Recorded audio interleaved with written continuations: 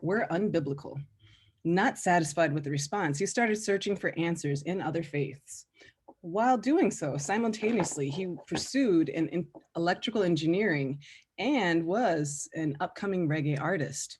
In 1983 and 86, in Lagos, Nigeria, His Holiness Bhakti Tirtha Swami initiated Maharaj. Later in 2005, he became the first sannyas disciple of His Holiness Bhakti Tirtha Swami by Jayapataka Swami. He has several disciples all over the world in Brazil, Mauritius, South Africa, and India.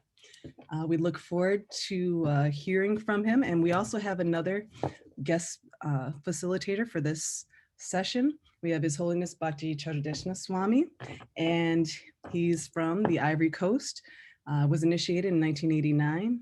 And yesterday he led us in a beautiful Nishringa Yagya, and we're very, very grateful with him. He has been traveling and preaching in different places such as Togo, Nigeria, Ghana, Benin, South Africa, all over the world. And he has recently become an initiating guru within ISKCON. So we are happy to hear that you both will be facilitating 90 minutes for the African devotees. Thank you very much, Maharajas.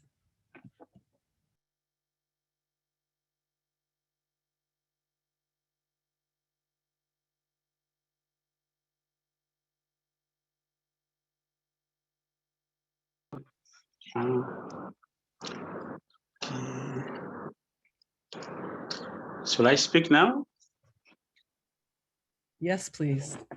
Thank you, Maharaj. Okay. And how many minutes I have?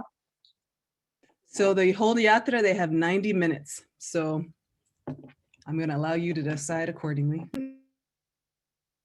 And we have Nigeria, we have Ghana, we have Ivory Coast, we have Togo, Benin Republic, and Liberia, Britain, all this for 90 minutes. Yes. Okay. Namo Vishnu Pariya Krishna Prasaya Bhutale Srimati Bhakti Tirtha Swami Jina. Now it says Krishna Padaya Prabhupada Shital Manishi Gaura Karuna Shakti Bhakti Tirtha Jina. Namo Vishnu Pariya Krishna Prasaya Bhutale Srimati Bhakti Vedanta Swami. We say Saraswati Devi. Gauravani Pracharin Indri Visesa Sanya Vadi Pastata Desatari. His Holiness Bhakti Tirtha Swami Maharaja Ki Jai. We want to heartily thank all the devotees for organizing this a beautiful, soul-enriching international Vyasa Puja for His Holiness Bhakti Tirtha Swami Maharaj. We are very, very grateful to you, and we are very confident that the Gurudev is very pleased with all of you, and he has his blessings. So saying we are very ready to speak, I will not take much of the time of others, so I will speak very little. And here in Nigeria, His Holiness Bhakti Tirtha Maharaj is spending most of his time here. And he did so many wonderful activities here. The Gurudev has a powerful ways of presenting Krishna consciousness in a very simple and direct way that everybody can easily connect with. So he preaches in newspapers, in magazines, in radios, in the television, and Harinam, and also preaching to different spiritual organizations, like here in West Africa, the Rosicrucian Order, Ekanka, Sufis, Muslim Sufis, Christians, meeting different personalities, the chiefs, the kings, and journalists, meeting with the journalists, with the doctors. So everywhere he goes, and people notice his or he feels his presence. Everyone feels his presence. And because of that, he's very, very popular, very popular. In fact, in Nigeria, in Port Harcourt, there is a particular program called the Guru. He's a guru. And because the Guru Gurudev is very prominent in this program where he will present Christian conscious philosophy. Very, very popular and very famous. And many people get to know him through this. And have a very, very wonderful experience from his preaching. I remember one past time I was just share with him. His Holiness Kavishamaral came. And Gurudev told him to go to the eastern part of Nigeria. But there is one college that he preaches regularly. So he can preach there. And here, the system of traveling, if you're going by air, sometimes you can purchase a ticket and have to get delayed. You may even cancel that ticket and buy another ticket to travel. So once I decided I will not buy such a ticket, I would just wait, because if you go directly to the airport earlier, you can get a ticket and travel instead of purchasing the ticket for some time before traveling. But I did not discuss it with anybody. I just planned it in my mind that I would do this. It could be also that Guru, they wanted to show me many ways or to increase my faith or something in him. And the process of Christian consciousness, you can understand it in different ways. So when it was 2 hours to the flight times, I told his friend Kavishama to have to go now to the airport. But he was attending to so many other things. And later on, he told me when it was just 1 hour to the time, we had to go and visit one prominent friend. I was very, very worried because I know by going there, we're going to go late to the airport and I will not purchase a ticket. And I didn't mention that to anybody. I was very restless. But I had to go with him to see this friend he was cultivating. So we went there, spent some time. By the time we go to the airport, I rushed the counter to go and get a ticket. They told me they closed. I was mad what to do. I didn't know what to do. I was completely bewildered. Because missing that flight means Maharaj is not going to go for that program. And he had already planned everything to go for the program. So I was completely bewildered and confused what to do. I was just still standing there. I cannot turn back because he was standing behind me. But other he was waiting for me to come and give him the ticket to travel. And this ticket is not there. They told me they have closed the counter. So after a while, he called me, Prabhu, Haribo, let's go. Then I turned back. As I turned back, I saw a very nice lady, nice dress, well-dressed lady. They said, Hare Krishna, where is your master? Somehow or other, as soon as he asked me like that, I told her, my master has traveled, but his brother he sent to come and represent him is here. I just here and he's going to interview for that program that you normally watch, but there's no flight. Immediately the lady said, tell him to come. So I called Maharaj, I called his son Kavishama, please come.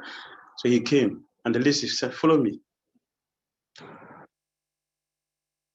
Maharaj followed her inside. I didn't know what happened, but he traveled. Why this lady did that, she said, that your master,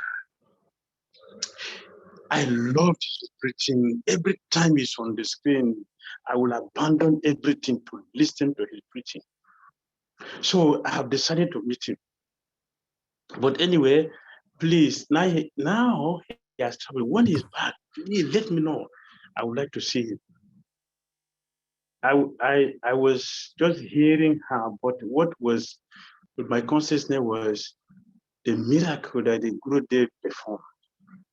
That His Holiness Kapshamra was able to travel that day to the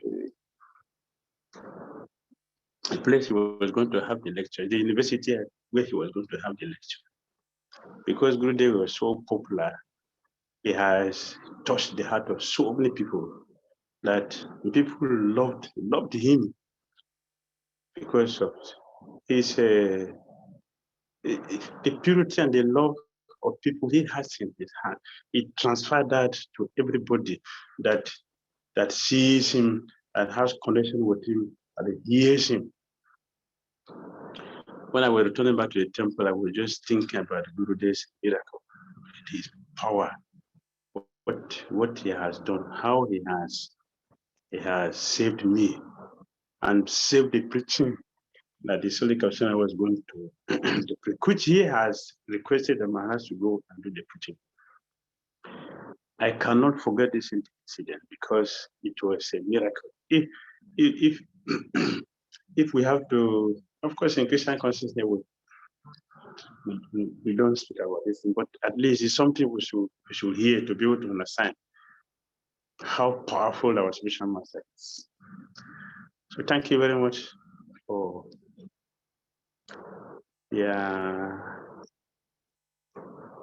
wonderful program for us to remember our spiritual master. He's on the Bhakti Tirtha Swami.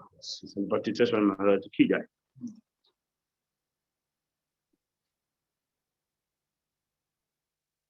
All right, I'm going to allow you to introduce the next speaker. Maybe Bhakti Tirtha Swami Maharaj can speak next on the Ivory Coast. Maharaj, Oh, yes. you could introduce him. Yes. Yesterday, he led a wonderful Nama Yagya, and we are very happy that he is going to present again. I think I just gave an introduction previously, and I'm going to pass it on over to Bhakti Tirtha Swami Maharaj. Thank you very much.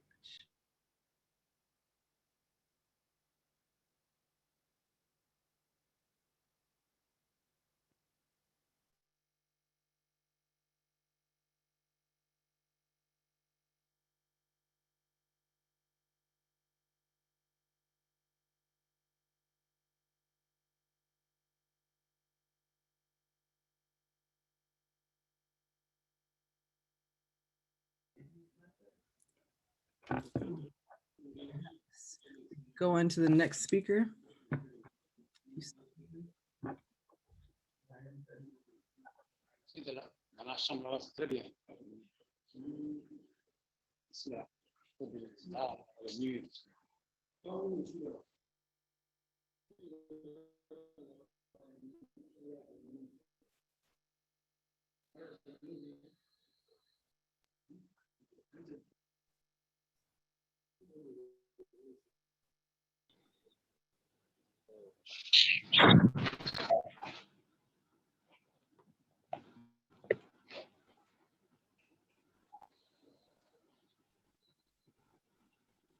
Hare Krishna.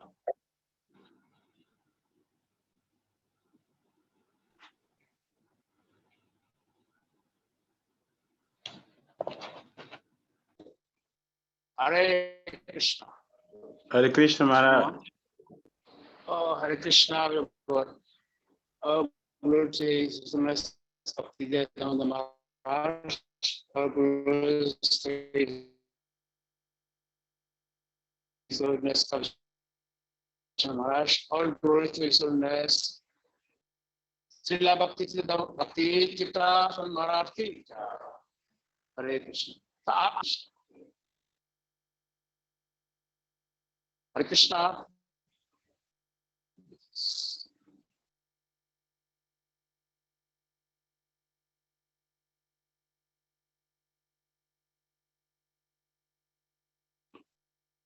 Hare Krishna. So I hope everyone hears me. Yes. Oh, okay. So Dhruva Prabhu, what should we do now? I speak myself and then introduce everyone later. Yes, Marge, if you could speak about the Ivory Coast first. Okay. Yeah, and then introduce others, after you, and we can carry on like that. We have an hour and 20 minutes. Okay, Yeah? okay. So 10 minutes each. Thank you so much, Marge. Thank you very much. Srila Bhakti Tirtha Swami Maharti. So as His Holiness Bhakti Tirtha Maharaj said, we like to really thank all the devotees, especially His Grace Dhruva Maharaj Prabhu, for organizing this wonderful program. We thought that because of COVID, we could not do anything this year, but it is even more interesting this year with Zoom. So we like to really thank him, Hare Krishna. Yes, so Gurudev was in GBC for West Africa and many other places. So for West Africa, he used to come every year in most of the countries, Nigeria, Ghana, Ivory Coast, Sierra Leone, like that. And the case of Ivory Coast, because it's a French country, so we have to do some translation when Gurudev speaks. And first, I remember when I joined ISKCON, I used to always remember this. When I joined ISKCON, we were having 2 pictures on the Vyasa song those days, 1987, when I joined ISKCON. So we used to have 2 pictures, Guru's pictures on the Vyasa song. That was the picture of Bhaktipa, then Bhaktipa, and of course Gurudev. So we're told that we have to choose one of them, one of those 2 gurus. So naturally, my choice went for Bhaktipa, the first impression I had. But later we heard that Bhaktipa Maharaj was no more coming to West Africa. So we only have one choice left, which is Gurudev Bhakti Maharaj. Yes, so we are waiting for him, for him to come. That was my first time to see a guru. I mean, hearing the name Guru in Indian films, but the first time to see a guru.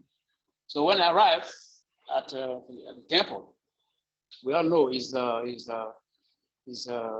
Shakti, smiling and very effulgent. So the first question he asked me is, do you parlez-vous français? Is the French mean, do you speak French? Then I said yes. And that was the first contact, like magnet. So I started serving him, and my parents heard that I was joining some Indian religion. So they were not very happy. So they sent my father and my mother to send my senior brother to come and tell me to go back home, because I was staying, I was doing some Indian yoga. I was going to be mad with that. So Gurudev asked me to call my junior brother, my senior brother, and he told him, look, your junior brother is in a good hand. That's Aham, his father, and at the same time, his mother. Yes, I was very shocked to hear this. How could they say such thing? Is my father and is my mother. Then later on, I realized why he said so. Because actually, Gurudev did a lot of things for me, sending me to India for the first time to study Bhakti Shastri, to come back. And when I come back, he said, okay, now you are fully charged. You have to travel and preach. And I remember one station, because we used to have a temple president. He's left the body now, Chaitanya Mahaprabhu. So he used to, translate when Gurudev gives the lectures, Bhagavad Gita lectures, Srimad Bhagavatam conferences. So this temple president left, stopped being temple president, and Gurudev appointed me to be temple president. So as usual, he came to visit, and after Guru Puja, there is class. Then I have to do my first translation from English to French. And Gurudev English is American English, very fast, not like the English you know here in Africa, Ghana or Nigeria or Sierra Leone. Very, very, very fast. Gurudev speaks very fast. So very difficult to pick his words. But I had to do my best, try my best to translate. So when Gurudev was chanting Jara Madhava, I was thinking, how am I going to do this translation today? The devotees are there and I must translate. But his English is so fast. What to do? Well, I was just praying. Like Gurudev knew what I was thinking. And he started keep on chanting Jara Radhamanava. Normally Jara Radhamanava is maybe 5 minutes, at most, maybe 7. But Gurudev went on chanting more than 30 minutes. So I could see he was trying to inject some power, some mystic power in me, just to make me capable of translating. Because Gurudev knew that I was thinking what to do. How am I going to be able to do this service? So Gurudev was chanting, and at the point he stopped.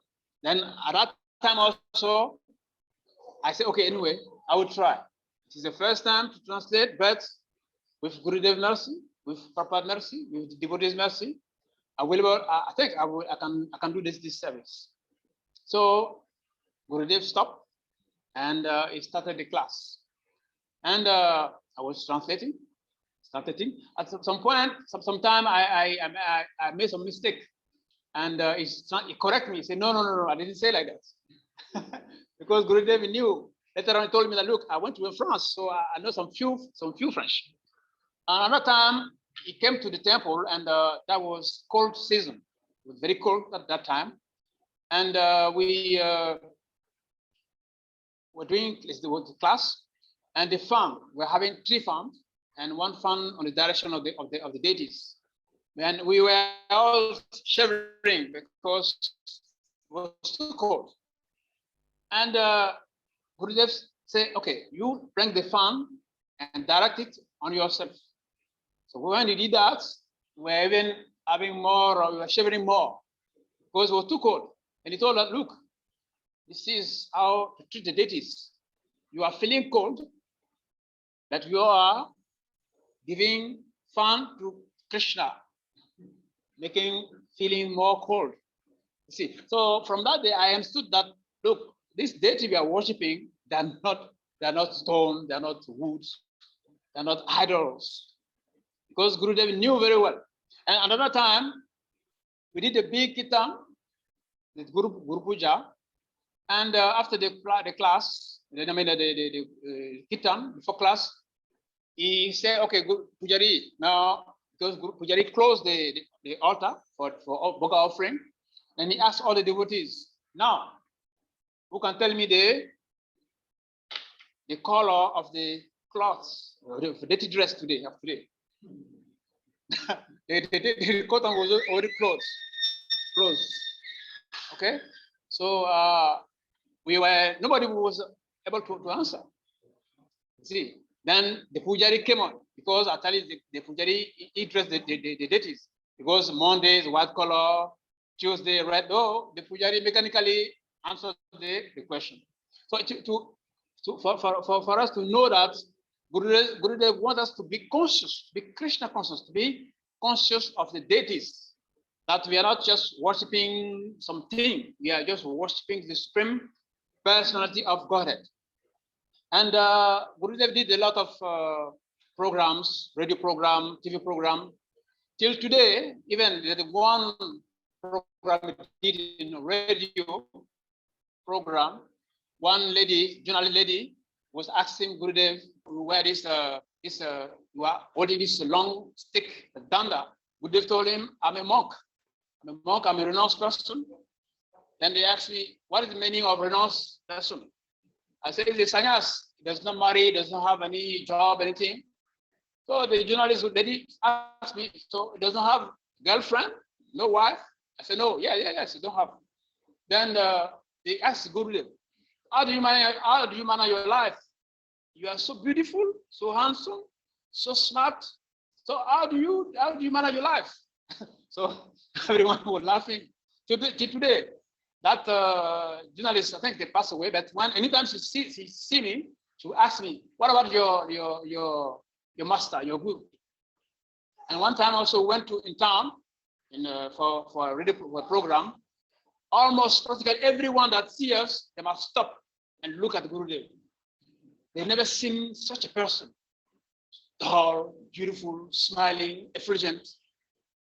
Yeah, so Gurudev was really, he really impacted our life, and we could not feel that we can look for another person who was our Diksha Guru or our Sisha Guru, because those days we didn't know anything about Diksha Guru, Sisha Guru. It was just our Guru, that's all. Our father, our protector, our everything for us. So I remember a lot of things from him, and we are very grateful to him. Because of him, we French don't also develop in terms of Krishna consciousness. And as we always say that when he said before leaving the planet that I'm going to be more present in the life of my well-wishers and my disciple, I think I can testify that yes, this is true.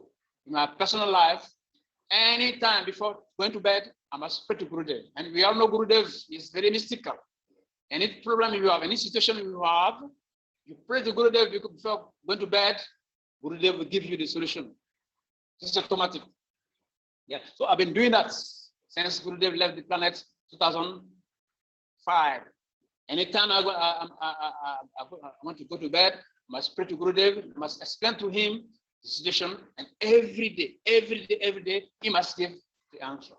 So we left us, but I think it's present in his book, it's present in his kirtans, it's present in the disciple. And what we are very grateful about is that when he was leaving the planet, at the same year, he appointed His Holiness Bhakti Tirtha Swami to be first sannyasi in West Africa. So we can see that yes, we don't feel his absence. Now we have powerful gurus, devotees like that's Vanacharya, many other senior devotees in West Africa. So we don't feel the absence of Gurudev. Hare Krishna. Thank you very much. Very good. So beautiful. Thank you. All right, Maharaj. Bhakti Tirtha Damodar Maharaj. Now you will introduce the next speaker. Pardon? Now you can introduce the next speaker. The next speaker. Oh my God. I'm sorry, I don't have the list. The next speaker should be Srivas Vanachari. Srivas Vanachari. If you can give me a little bio information about him.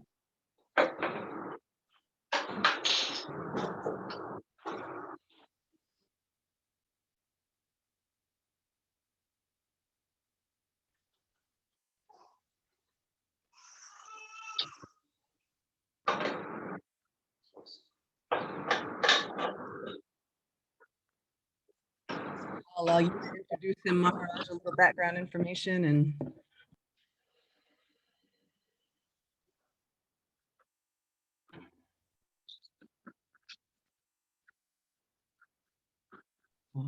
all right, Maharaj, I will allow you to introduce the next speaker and give a brief background information for the audience. Thank you. Okay.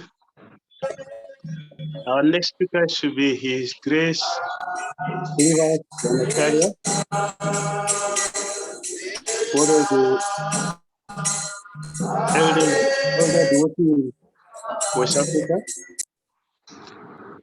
Actually, His Grace Srinivas Brahmacharya, Prabhu is by Siksha Guru. He is the first person who gave me chanting bead to chant Hare Krishna. So I met him in the temple when I came in. He has been leading a Christian conscious life and guiding so many devotees. I remember very well when ISKCON was not doing very well in Ghana, and Srinivas Prabhu was a temple president. He had managed so many temples in West Africa. And he managed Lagos, managed Ibadan, he managed Ivory Temple. And each of these temples he led, he managed. Everything was successful. Many devotees joined, many projects. And in each temple, you see that every time you see new things, which means his success, his progress in Krishna consciousness was manifesting in everywhere, in everything that he did. He is teaching Bhakti Shastri, Bhakti Vaibhava in the Vrindavan Institute of Higher Education and Mayapur Institute. He conducted a lot of seminars and workshops and all over the places he has been preaching. So he has a full respect from all the devotees in West Africa and now internationally. So we are very, very happy to have such a good brother with us. Hare Krishna.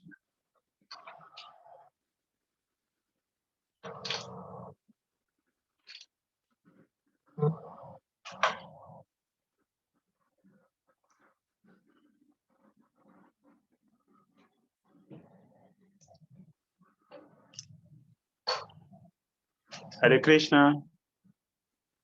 Is Shivas Prabhu there? If not, we can go on to the South African devotees, Mother Murti, if she's there.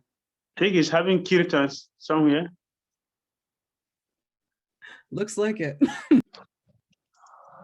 Yes, I'm seeing his kirtan somewhere and he's there.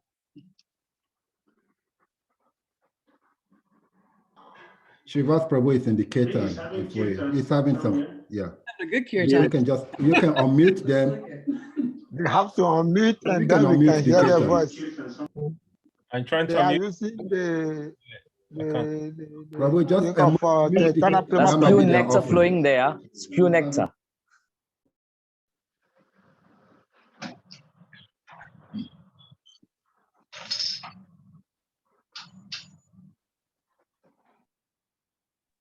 They have to unmute their micro and then we can hear them. If somebody can do it. I can't do it. I'm unmute them. but they need to do it themselves. I can't undo it for. Unfortunately, they need to do it.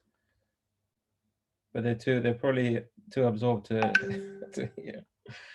I think that's about right. Maybe we'll move on to Mother Murti in South Africa. It really looks ecstatic. We have two people on. Thank you very much. Well, I think we're gonna move back to Srivas and Maharaj in just a little bit. And we're gonna go down to South Africa and Mother Murti will be introducing some of the South African devotees.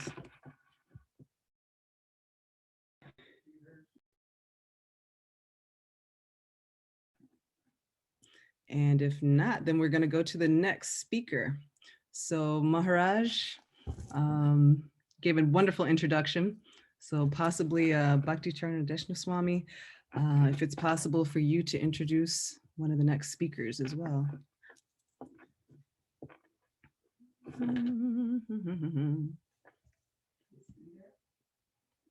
All right, I think we're going to go to South Africa.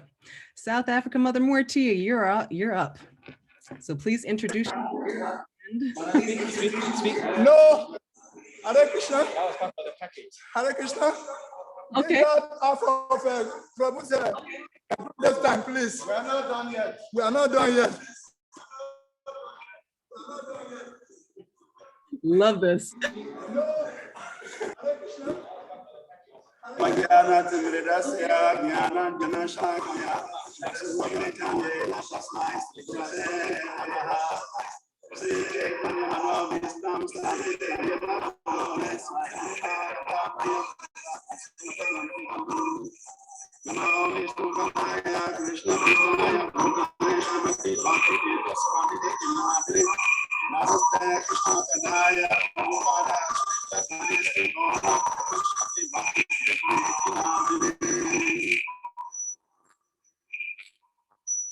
Hare Krishna. So we are very happy to be part of this global celebration of Bhakti Tirtha Swami Maharaj's Vyasa Puja. It is an opportunity for all the disciples all over the world to come together and remember our good day. We just had this short kirtan to remember some of his kirtan styles. This is one of his very favorite songs, very favorite tunes.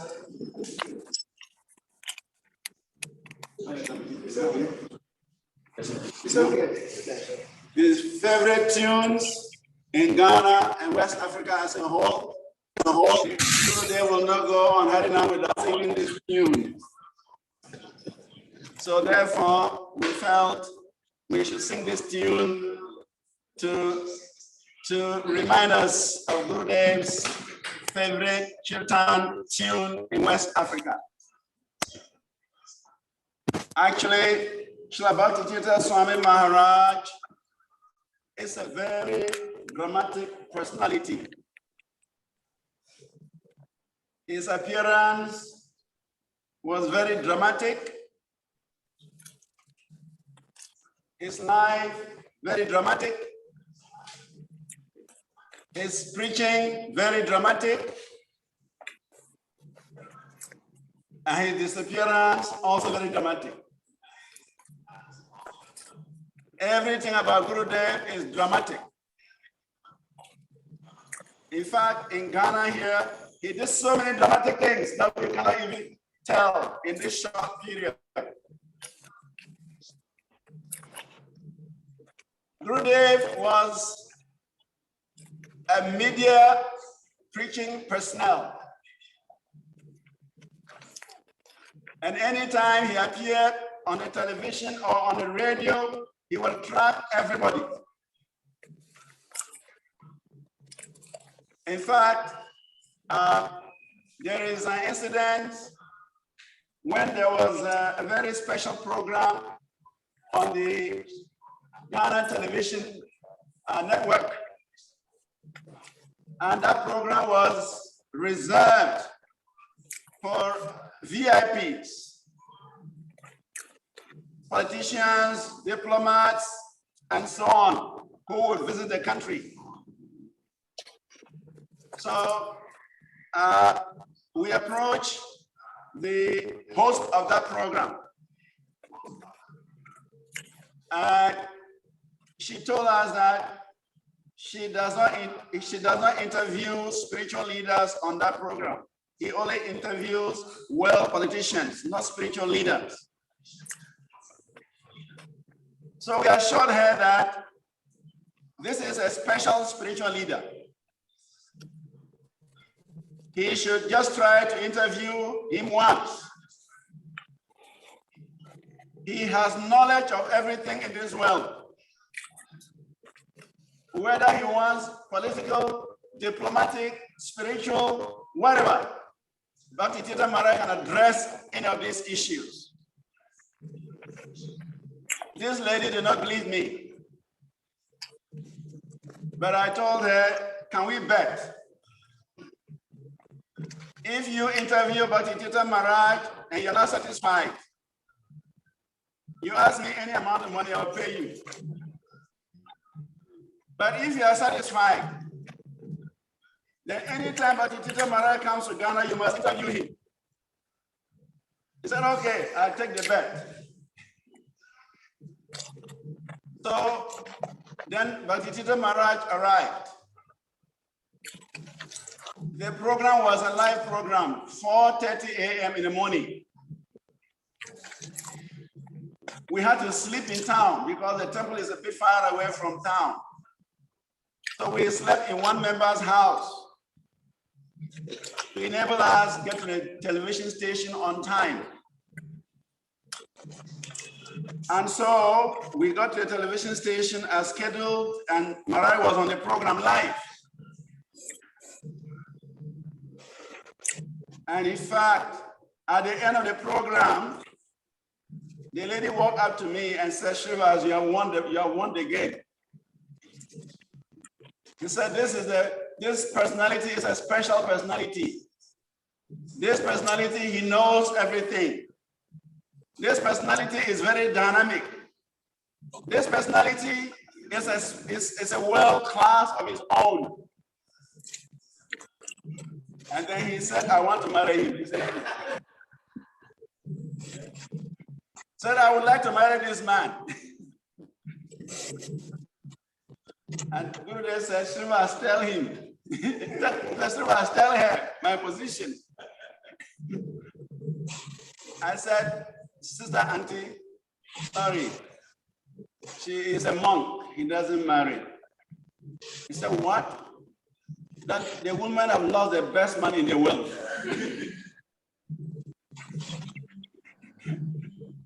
Then he said, but can we become friends? And Maharaj said, I'm a friend to everybody in the world. So we can become friends. And so that was it. Anytime Gurudev will come to Ghana, Sister Gifty will interview Guru Maharaj. And there are many, many other issues. Bhakti Tirtha Maharaj was on television. And the head of state of Ghana saw the program. He presented it in such a dynamic way, such a wonderful way that the head of state became attracted. And he watched the program. And he was so enticed by the presentation that the following week, the program was always on Saturdays.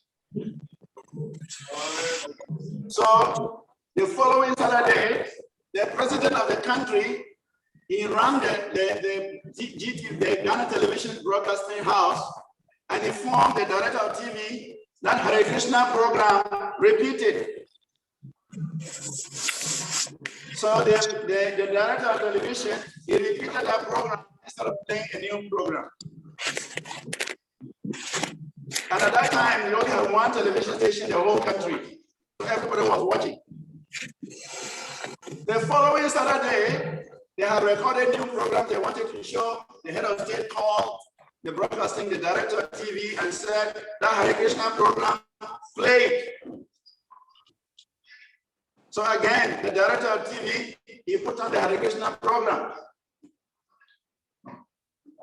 And then the Minister of Information, under which the Ghana Broadcasting operates, he called the director of TV and said, Mr. Director, what's wrong with you? Why are you repeating the Hare Krishna program again and again and again? Then he said, your boss instructed me. He said, who is my boss? He said, the president. And the telephone went silent because he cannot challenge the president. And based on Gurudev's presentation, the president sent a delegation to the temple to invite Gurudev to the castle. At the time they came to the temple, Bhakti Tirtha Maharaj had already left the country. And so we told the president that, send a message back that when he comes next time, we are ready. So when Bhakti Tirtha Maharaj came back to the country, the president was informed and they arranged a meeting. And as soon as I met Bhakti Tirtha Maharaj, he said, I have watched your programs and you are a very distinguished speaker. You are a very dynamic speaker. You captivated my mind. I wish to see you again and again speaking about Krishna consciousness. And then he said, I want you to become my special advisor. I've never come across a person as intelligent as you are, so I want you to become my personal advisor. And Bhakti Tirtha Maharaj said, well, I am the advisor to all the heads of states around the world. I cannot be tied down to you alone.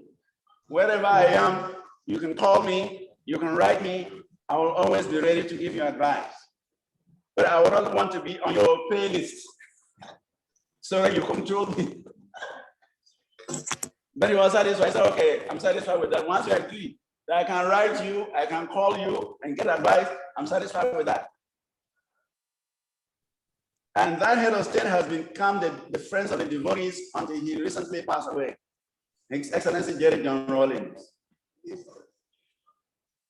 So Gurudev's preaching is very dynamic. He met very important people in Ghana. He met the IGP, Inspector General of Police. And he was like a disciple to Bhakti Tirtha Maharaj. He met the Director General of Prisons. And he accepted him as a spiritual master. He met the Ashanti Hini of Ashanti Kumasi. And he was so happy to meet him. In fact, the current Ashanti Hini he had a desire to meet Bhakti Tirtha Maharaj, but as soon as he mounted the throne, Maharaj disappeared from the planet. Because his uncle had told him about Bhakti Tirtha Maharaj. So, Gurudev is a very wonderful personality. He used to tell us that he could have taken birth in a white family. He could have been given a white body. But Krishna gave him the black body so that his preaching in Africa could be facilitated. And that is true. As soon as Bhakti Tirtha Maharaj arrived on the soils of Africa, the preaching became very wonderful. The preaching was going on all right, but as soon as Bhakti Tirtha Maharaj joined the team in West Africa, then the preaching it escalated. Temples opened up, devotees joined, because everything about him is very dynamic and very dramatic. His classes, very wonderful. His kirtan, out of the blues. His public lectures, Bhakti Tirtha Maharaj is so gifted that he speaks according to his audience. When Maharaj meets the police, he will speak their language. When he meets the military, he will speak their language. When he meets bankers, he will speak their language. When he meets doctors, pharmacists, he will speak their language. He meets the kings, he will speak their language. I was present when he met the Accra Regional Commander of Police. The commander he happened to be a senior in school. We attended the same high school. So when we got to know ourselves, then I started giving him books to read. And then when Gurudev was coming into the country, I told him that our spiritual leader was coming. Would he like to meet him? And he said, why not? What I'm reading from your books is worth hearing your spiritual leader. And I told him, it is not good for you alone to meet him. Bring all your district commanders to meet him, because he comes once a while. And if you just meet him alone, you take away the blessing alone. But if you bring all the commanders, he can share the blessing with all these commanders. He agreed. He brought all the commanders within Greater Accra to his head office. And Bhakti Tirtha Maharaj met all of them. And Maharaj spoke about security as if he was a security personnel. They were very impressed. He came from this, they started from the material angle and ended at a spiritual angle. And the commander, after Maharaj left, he said, this person is not part of this world. The commander of police, he said, Mr. Srivas, this your spiritual master is not from this world. His ideas, his way of doing things is just different. And they want something interesting to happen. After 3 days, the commander of police called me and said, Srivas, your spiritual master is great. I said, what happened? He said, I was supposed to be promoted 3 years ago to a deputy commissioner of police. And somebody was sitting on the promotion. But as soon as your spiritual master walked into my office, he crushed all those things into pieces. After 3 days, I was promoted to the deputy commander of police. So he said, your spiritual master is very powerful. He's not only very eloquent and very dynamic, he is also spiritually very powerful. All the demons and the evil forces, they run away from him when they see him. So, Bhakti Tirtha Maharaj left a great impact in Ghana, a great impact in West Africa, a great impact in Africa, and a great impact in the world. Because he is such a dynamic, dramatic personality sent by Krishna to come to assist the Prabhupada in preaching Krishna consciousness to the Africans or African descent. And so he was given a black body so that we can identify with him and then we can take Krishna consciousness from him. And he has finished his mission, he's gone. But he has left a great legacy behind. The great legacy are his books, his instructions, and his lifestyle. His love for the living entity, his smiles that captivates everybody, and his mood of service. What to speak about his kirtan. In 2003, he was crowned the king of kirtans in Gita Nagari because his dancing is incomparable. We can't compare it to anybody else. So the disciples were just trying to demonstrate that here, but we cannot actually come up to the standard of Bhakti Tirtha Maharaj. So on this most auspicious day of his appearance, we beg the mercy of Guru Maharaj that he should continue to bless us, continue to guide us, continue to empower us, so that we can at least carry his legacy forward for the future generations to benefit. Thank you very much. Hare Krishna.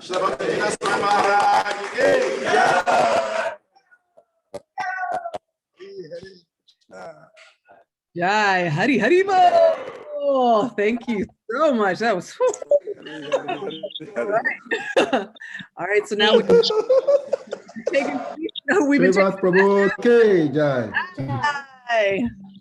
all right, now His Holiness Bhakti Tirtha Damodar is going to introduce Mother Murti. We have 40 minutes left in total for the rest of the African devotees before the Russian devotees hop on. So, all right, Hari Hari. I'm very sorry. I have not met Mother Murti before, so I would like to introduce her. I'm sorry. Okay.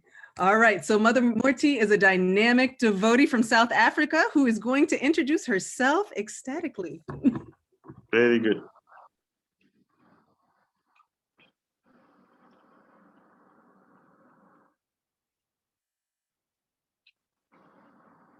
We are unable to hear you right now, Mother Murti.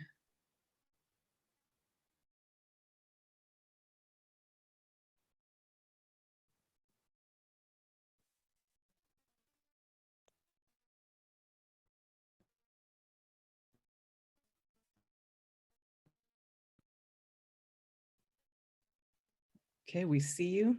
Are you able to speak?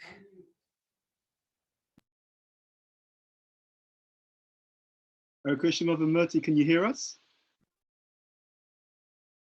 Okay, we can't hear your voice, Mother Murti.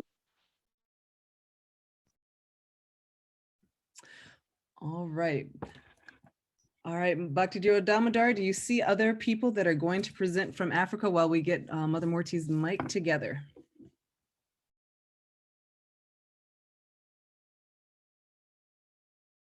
Sorry, His Great Chandrasekhar Prabhu could be the next person. Thank you for introducing. Chandrasekhar Prabhu, he is in fact, one of the first disciples in West Africa. When ISKCON started, when Gurudev came in, and there was no temple, there were no devotees that time. Chandrasekhar Prabhu was one of those persons who came close to Gurudev and started appreciating Krishna consciousness. He has been a devotee since that time. He's a world champion karate person.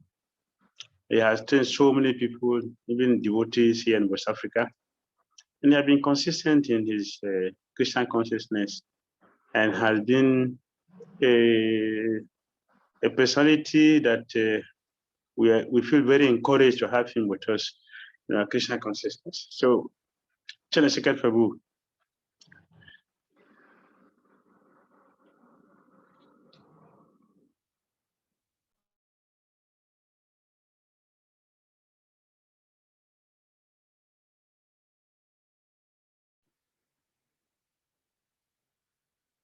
Is Chandrasekhar Prabhu there?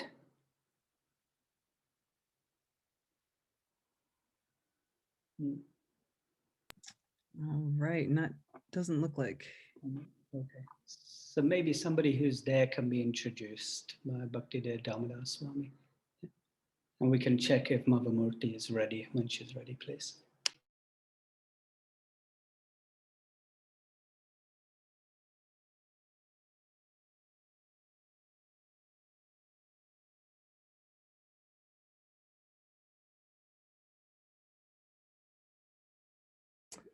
All right, Maharaj, is there another person on the list that is going to present that you see in the audience?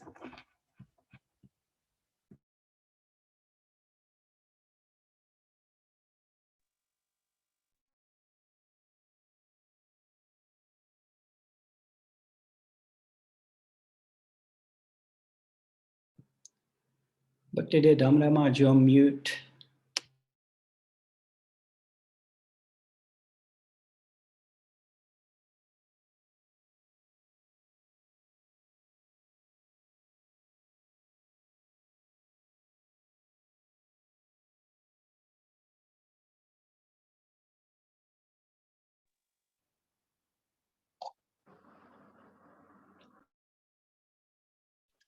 Yes, so the next person I'm thinking of is Brahma Samhita Mataji from Sierra Leone.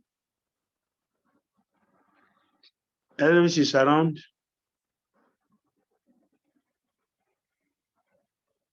Brahma Samhita.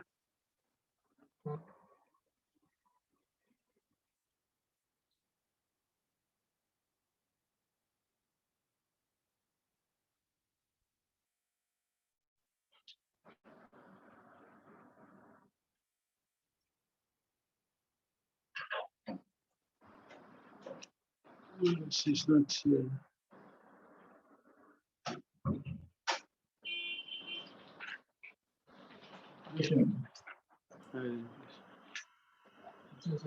I don't think Brahma Samhita is here. No, she's not here. I can see.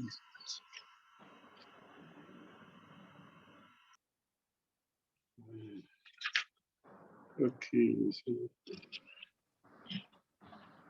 So the next person should be from Mauritius. His Grace Asika Sindhu Prabhu. Asika Sindhu Prabhu from Mauritius. Okay. Namo Vishnupadaya Krishna Krishna Bhutali, Shri Bhakti Tirtha Swami Tinamini, Namaste Krishna Prabhupada Shigor Krishna Bhakti Tirtha Tinamini. Hare Krishna, everyone. I'm really so happy today to be here among all of you. Actually, Mauritius is going through the second lockdown session, and the whole country is closed down.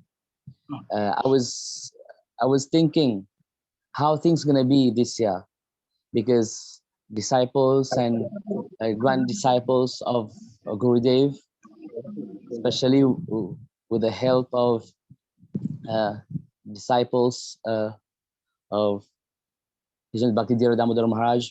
We are planning to have a good festival today. But with lockdown, I was thinking, what's going to happen? But Krishna arranged, and Dhruva Prabhu with all nice devotees. So here we are. My first experience with Gurudev goes around 1998, I think. I mean, 98. I was studying, I was doing my Bhakti Sadachara course. And then one devotee told us, like, you know, there's a program on the TV. There's one Hare Krishna guru who's there. So we rushed, and then I saw, for the first time I saw Gurudev was there. And I mean, it was so brief, like few seconds. And then they announced that you're going to be in a Rath Yatra the following day. And then we went there. It was ecstatic, you know.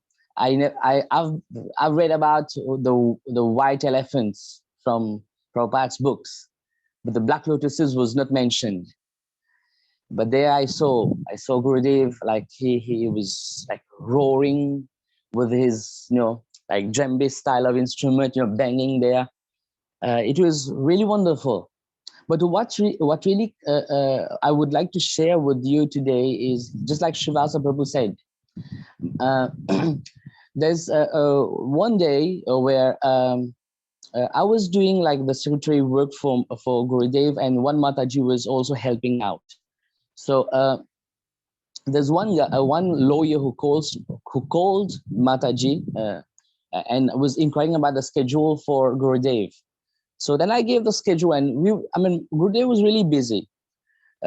So we told him, like, you know, that Gurudev wakes up early morning, then we have a Mangal Arati, then Tulsi Puja, and then Bhagavatam class, after which there is, there were TV gonna come for one recording. So first session, and then that person said, but I have to meet him. And then that Mataji, she came to me and said, you know, he's a lawyer. Say, okay, just tell him I'll ask Gurudev. So I went upstairs and asked Gurudev, you know, there's one lawyer. I didn't know who he was. So he wants to meet you. And he said, anytime. So Gurudev said, but before greetings, you can meet him. It's like, you know, 6 a.m. to 7 a.m. just before greetings. It was in Phoenix Temple. So I told him, like, you know, Mara said, if you can come early, he can give you some time. And then right away, I went to Gurudev. I told him, you know, I don't think he's gonna come. But the following day, it was amazing. Then I saw a big car coming, and here comes.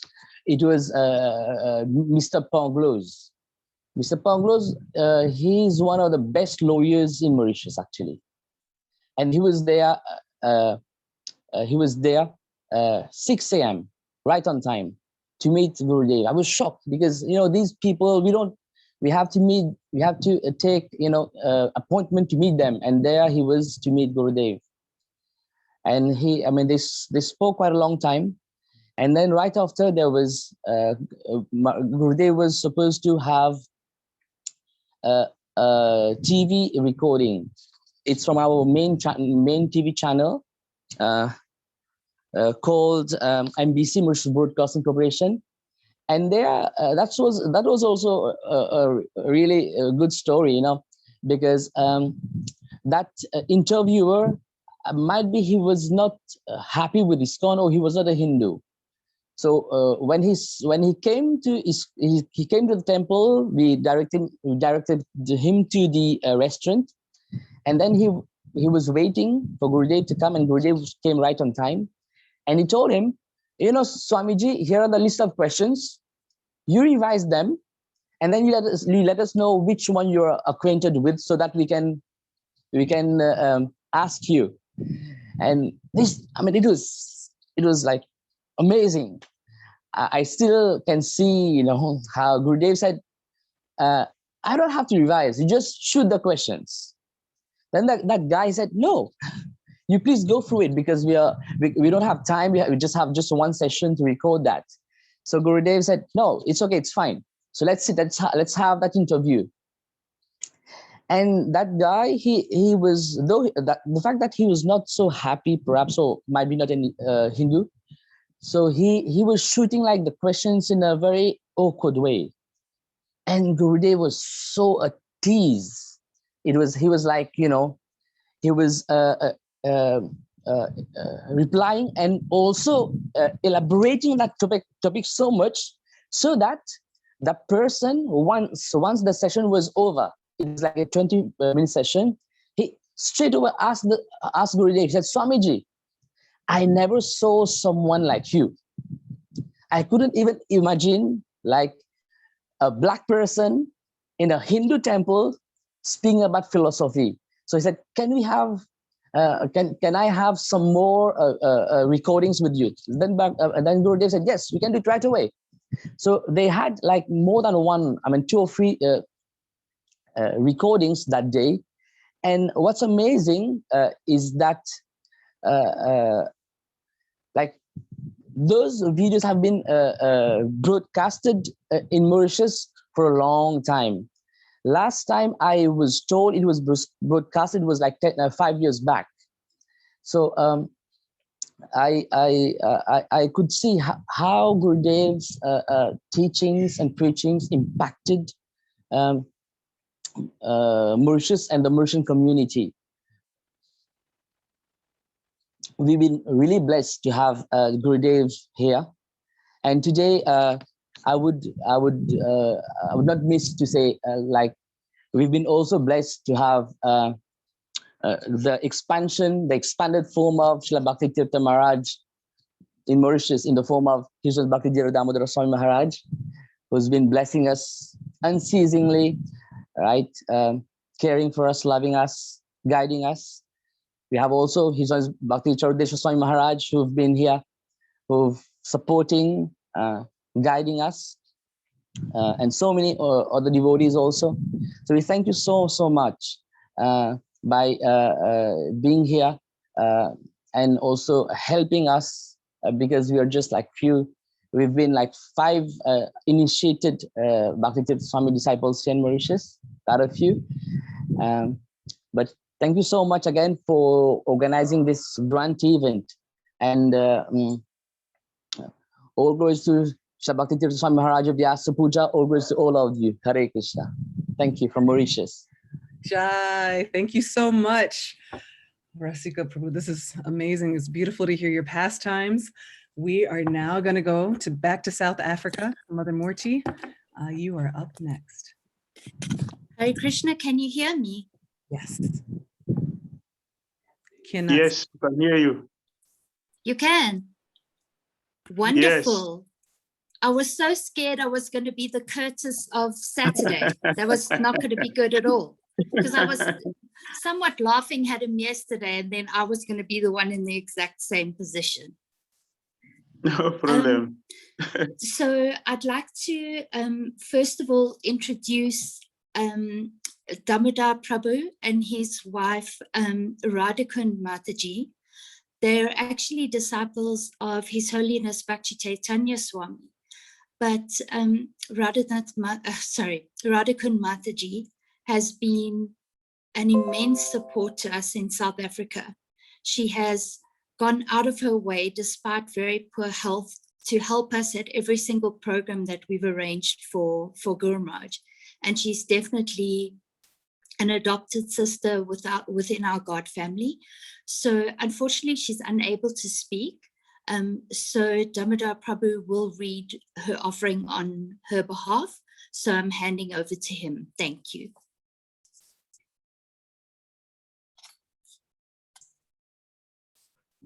Hare Krishna. Thank you for the opportunity. Om Jnanatimirandasya Gnananjana Shalakaya Chakshurun Militam Yena Tasmai Shri Guruve Namaha. I'm reading Radhakund Devi Dasi's offering. Dearest Maharaj, Hare Krishna. On this auspicious day of your Vyasa Puja, please accept my most humble obeisances. All glories to Sri Sri Nitai Gaura Hari. All glories to Srila Prabhupada. All glories to you, dear Maharaj.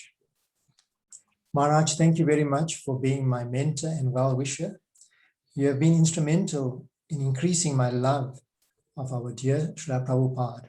Even though you have departed from the material planet, you continue to guide me and inspire me through your most profound teachings. Through your guidance, I have learned not only more about Krishna consciousness and Srila Prabhupada, but even about relationships and navigating through this material world and the many challenges that unfold in life. I recall in 2003, during your visit to the Leone Temple, when my husband Damodar and I were assisting with fundraising for the Leone Temple expansion project, you personally walked through what was still a construction site in the temple room, giving advice. Even as you were departing, you gave your final advice to Damodar. Mahadevi is very strong.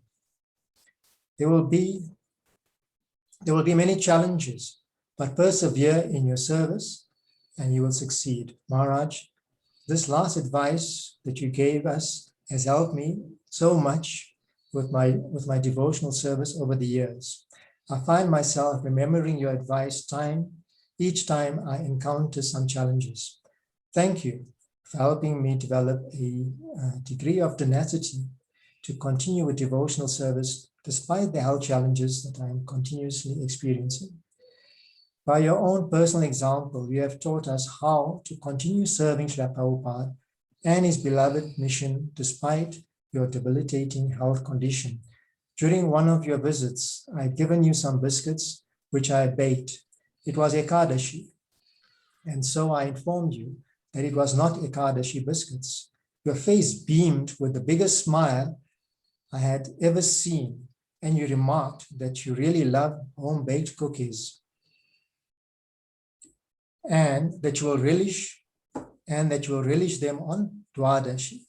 Maharaj, I was so touched that you even noticed the little red ribbon and bow I had used to tie the biscuit package. You made me feel as if I had just given you the most precious gift.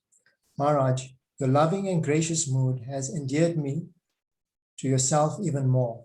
Actually, you spoke often about the importance of loving relationships and always being mindful of how we deal with people. Once you had voiced your concern about how wheelchair-bound people could navigate themselves into the temple room so as to take darshan of their lordships. Maharaj, I thank you.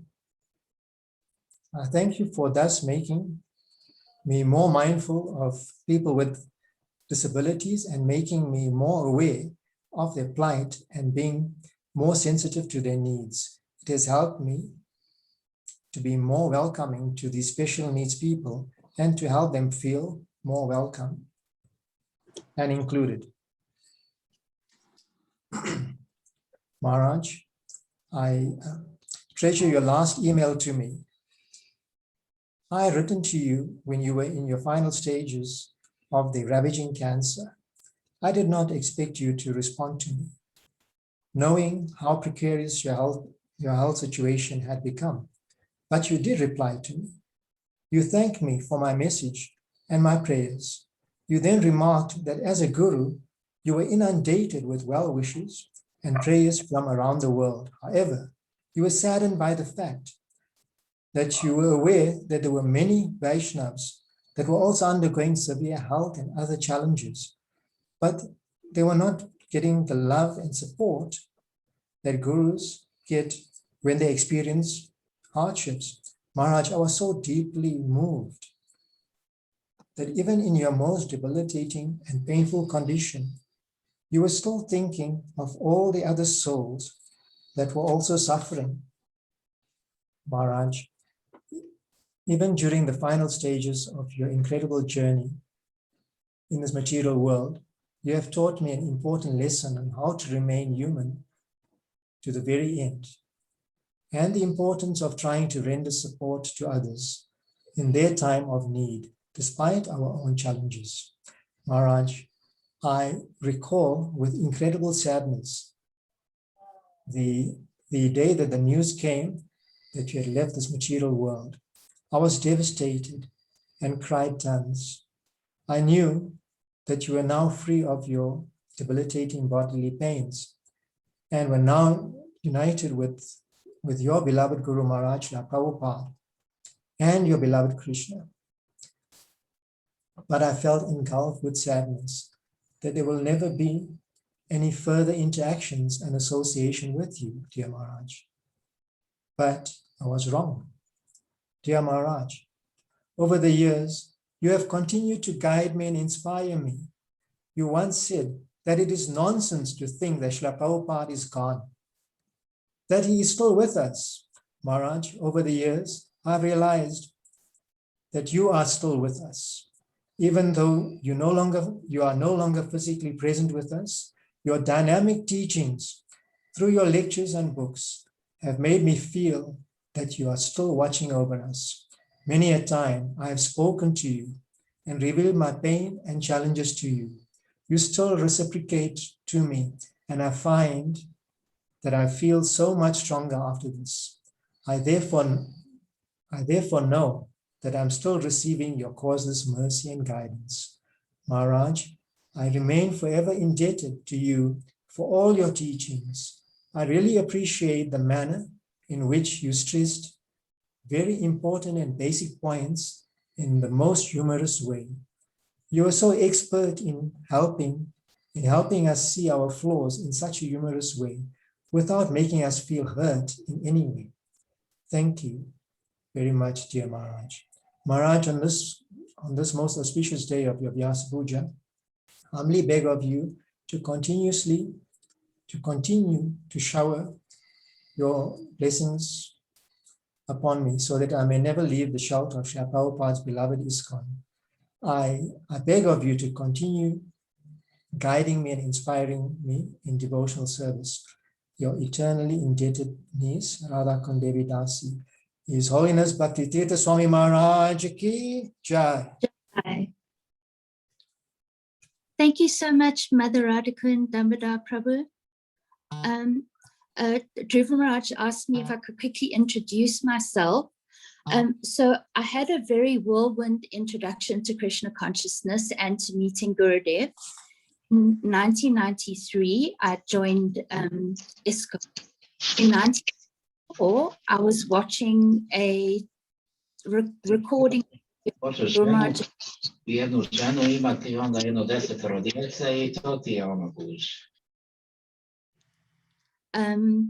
called Common Ground. And I announced to everybody in the room that without a shadow of a doubt, this is my spiritual master.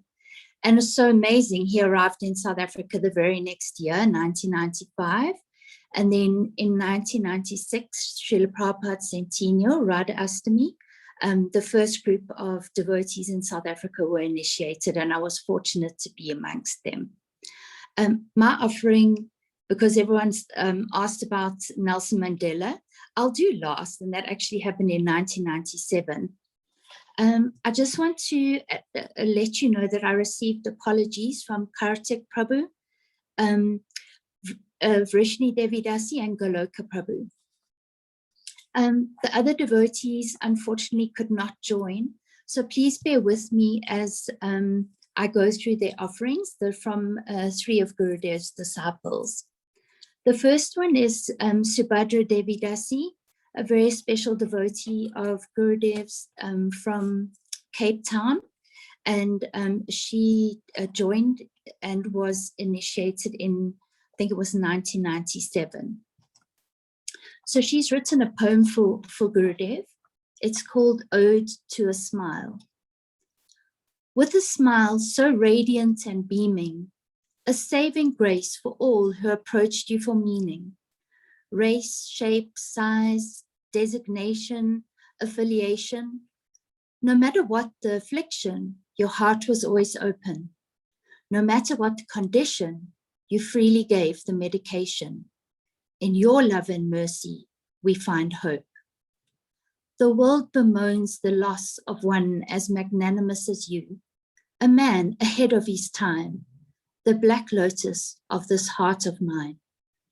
Remain with us, I beg. Let us see your sparkling eyes. Let us feel your warm presence that always did beguile. Whatever you desire, take us to those skies. Beloved spiritual master of mine, indeed, there shall never be another so fine. Heart, soul, life, and existence. My all belongs to you without resistance. May you eternally be remembered, honored. Most importantly, may we see you again and again, with our hearts eternally leaning to your smile, so radiant and beaming.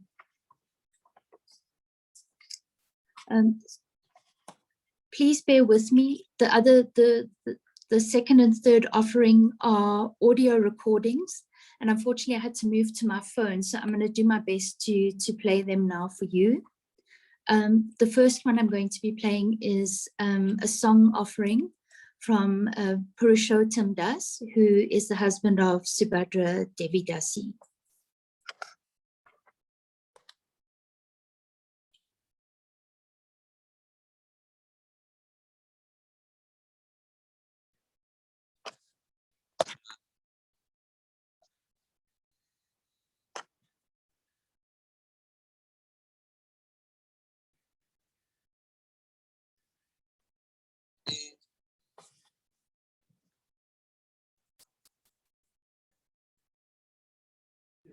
We are unable to hear if you're playing it right now. Okay. Okay, I'm going to, then I will try Kamsa Prabhu's offering. Kamsa Mahan Prabhu was the last disciple from South Africa to get initiated. He was very young at the time, and he also submitted a audio offering. I'm going to do my best. Hopefully this one can play. Thank you for your patience.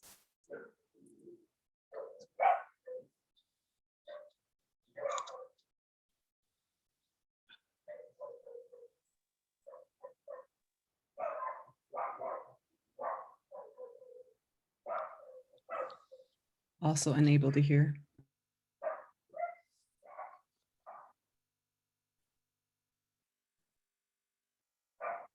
Krishna, here now? No. I will enable you to share your screen. Okay, somebody. All right. No, not able to hear. Okay, then what I will do is I'll just give my offering, and then I will leave and try and organize those two audios. They are short, but somebody else can carry on while I try and, because I was going to play it loud from my phone onto the PC. So I'll try and maybe organize. Share your screen, possibly. I don't know if you share your screen, you may be able to hear it. Or if you can send it to me, I can play it from my side as well. Wonderful. So as soon as I've finished, WhatsApp. I'll do that. Okay. So I mentioned the festival, or I mentioned the year 1997. We were obviously all very new, and the temple in Durban, through Kapila Prabhu, had decided to put on the Children's Festival of the Rainbow Nation. So it was extremely early in our democracy. Our first democratic vote happened in 1994. And one of the main dignitaries that Kapila Prabhu wanted to have there was our Guru Maharaj, because he felt that it was super appropriate for him to be there, as Nelson Mandela was going to be there.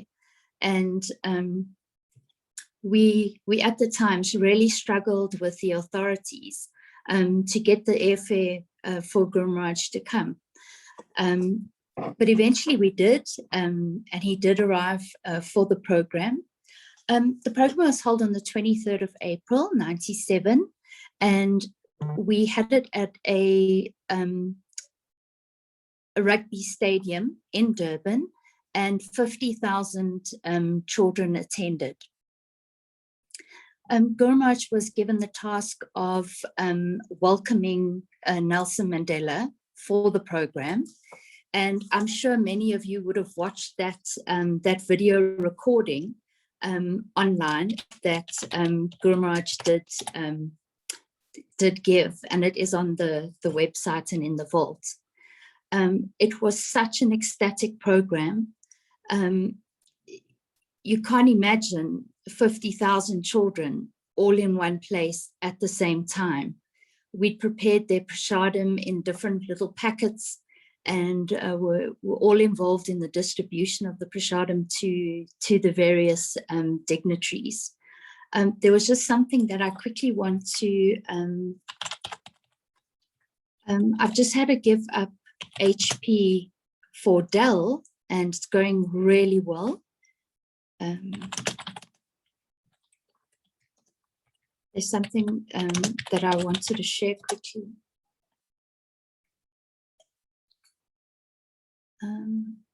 Okay, so essentially what Nelson Mandela was speaking about in his speech was the fact that family is the most important thing. And I think that is a theme that has arisen throughout the Vyasa Puja today, is that how important family is. And I thought it was very interesting that in his in the speech he gave, he spoke about the government building a house in which the whole of South Africa could live. And I thought there was quite an interesting parallel to what we do believe in ISKCON. So the program was really amazing. And I'm really sorry that the Prabhus couldn't join today, because obviously they would have been right with Guru Maharaj to give more details in terms of the conversations that were had, etc. But I thought I would share quite an amusing incident that actually happened following the festival, when Nelson Mandela came to speak at the temple. So he was relating the stories, and Guru Maharaj was obviously on the stage. He'd introduced him and so forth. Nelson Mandela was recalling some of his childhood times, where he had grown up as interestingly a cowherd boy in the Eastern Cape in South Africa, and that he was used to living a very basic lifestyle. They ate with their hands, they never wore shoes, they had makeshift clothing. And then he was relating when he was an older teenager, he had met a girl that he really liked, and the parents had invited him over for a meal, and he arrived there and they had their meal at a dining room table, which he'd never had before. And in front of him, he saw a plate and a knife and fork, but he began to panic because he'd never used a knife and fork before, having always grown up eating with his hands. And he then went on to tell us that the meal was chicken. Now we're at the temple. You can imagine what we all got thinking about. That the parents had served him a nice piece of chicken, and he was trying to do his best, put his best foot forward. And he picked up the cutlery and he went to put the fork into the piece of chicken, and the chicken flew right out of his plate right across the dining room table. Now we were all horrified, thinking, what is Guru Maharaj going to say, do, react? But he didn't even bat an eyelid. And it just shows me, and it shows everyone, Guru Maharaj was a man for all situations, for all people. And it didn't matter whether you were the head of state or the lowliest beggar, as they were mentioning earlier in the program, to receive a special garland. And I think that is how his love and his magnanimity, sorry, I can't say the word now, I'm too nervous, has spread to all of us across the world. And I just feel that it's so wonderful for us to have the family that we do have, and to be blessed by such a wonderful, loving, and special father. I'm going to try and email Nanda Sunu now. His Holiness Bhakti Tirtha Swami Maharaj Ki Jai.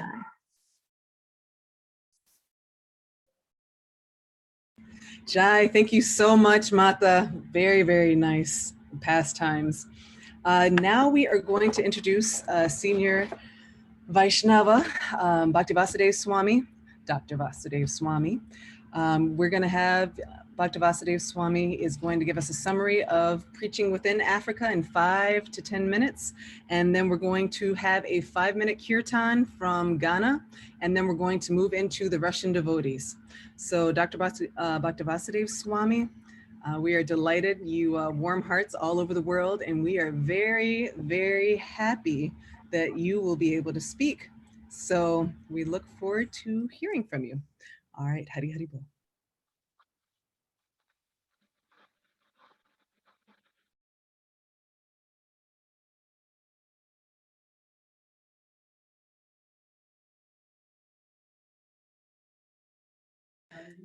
All right, Bhakti Damodar, I think you could give a better introduction, but that's if Maharaj is available right now.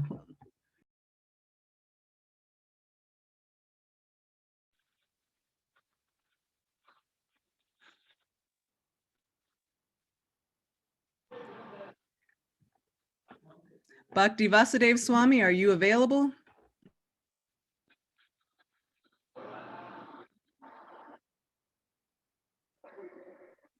All right.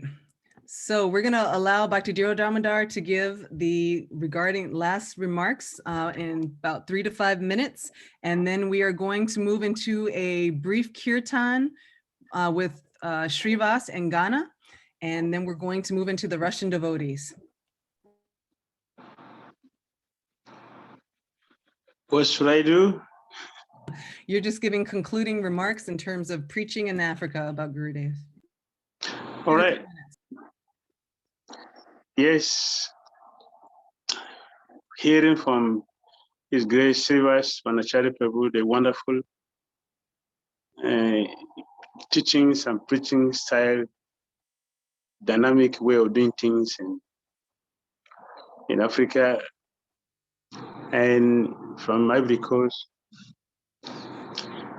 he heard from His Holiness Bhakti Tirtha Swami Maharaj how Gurudev is very, very dynamic in his preaching, although he doesn't speak French, but when he was translating for him, Gurudev can easily understand. He didn't understand what he said, and he was giving something else. He was able to correct it. And how Gurudev is so wonderful that he is able to communicate with everybody very easily, very, very sweet, very fatherly, and he has imparted that mood and the nature to most of his disciples. And we also have from Nigeria, but the wonderful preaching activities Gurudev does here that attracted everybody. He's very good with the kings, with the lawyers, with the doctors, with every person, a different style of his preaching activities. He's everywhere. And in that he has, like, he fulfilled the purpose and the mood of his spiritual master, Prabhupada, who wanted us to devise many ways to present the Christian consciousness. I think His Holiness Bhakti has done that statement to Prabhupada very perfectly, and everybody can see that, can identify with that. And he has established a lot of wonderful activities in West Africa, which is a heritage, is something that is maintaining every devotee in West Africa and is keeping us together, even though he has physically left here. So we are very, very grateful and indebted to His Holiness Bhakti Tirtha Swami Maharaj for his wonderful, wonderful spiritual life he led, and also making it available for us that we are living on today. Hare Krishna. Thank you very much, Maharaj. Thank you for the wonderful tour. We have actually, before we get to Kirtan, we have 2 offerings from South Africa that we're going to present right now. And then the Ghanaians, Srivas Maharaj, we're going to have Kirtan in about 2 minutes for 5 minutes. Okay.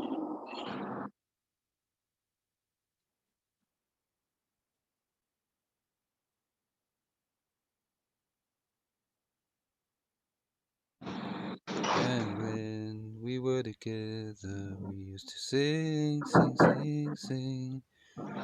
Your books have taught us so much, and as to how we may apply it as such, you taught us by your exemplary way, and that is more than we can say for ourselves. Your laugh, your smile, they were intoxicating. And when we were together, we used to sing, sing, sing, sing. Your laugh, your smile, they were intoxicating. And when we were together, we used to sing, sing, sing, sing. Hare Krishna. Please accept my humble obeisances. All glories to Srila Prabhupada. All glories to our beloved Gurudev, Srila Bhakti Tirtha Swami Maharaj. My name is Kamsa Mohadas, and I'm from Durban, South Africa. I was actually amongst the last batch of disciples to take initiation. And prior to that, I was also very unfortunate in the sense that I also did not get a lot of Gurudev's personal association due to the fact that I came in contact with Gurudev very late and also only started aspiring from 2001. I cherish very much the few years that I got to serve Gurudev when he visited Durban, South Africa. It was always a week filled with excitement and out-of-this-world experiences, whether it was a workout in one of those fired-up kirtans or the dynamic preaching opportunities that I was very privileged to watch Gurudev work his magic. During one of those visits to Durban, I got to witness Gurudev's relentless determination to preach. It was a Saturday afternoon and almost Gurudev's lunchtime. As we got ready to serve him lunch, at the time he only used to take 1 meal a day, we received a call from one of the devotees to find out if Gurudev will give a short talk at City Hall. It was like for 5 minutes or so, as ISKCON was given a slot to do something on stage at a government function with some high-ranking officials.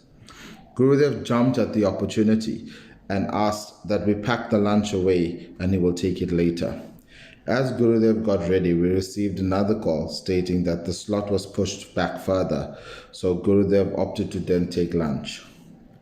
It took us a while to set up, and not even 3 spoons into his lunch, they called to ask if Gurudev can be there in 45 minutes. Gurudev asked how long it would take to get there, and I replied 30 minutes depending on traffic. Gurudev stopped his lunch immediately and asked if I have a car to driving there. Being the young idiot that I was at that time, I froze completely. As that time I was in my early 20s and drove a sports type car with lowered suspension, and I could not imagine driving Gurudev in that car. Then one of the other devotees quickly volunteered to drive Gurudev. When we got to the car park, I was kind of upset with myself, as the car that Gurudev was going in was fairly old and not what I expected. But Gurudev, without flinching, just hopped in the car and was ready to go.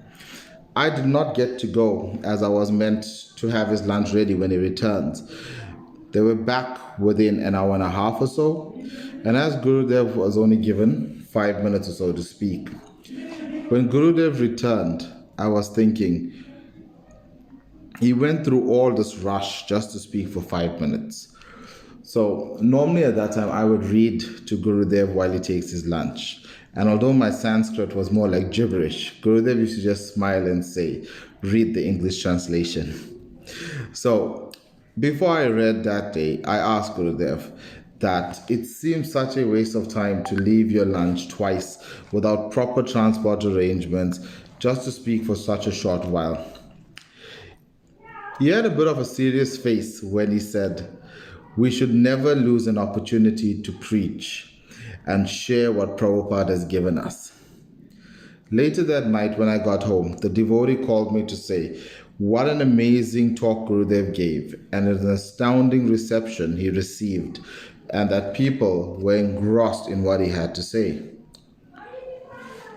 For me, I only pray for Gurudev's mercy that one day I can contribute even a small percentage of what he has done for Srila Prabhupada's movement and an attempt actually to make him proud.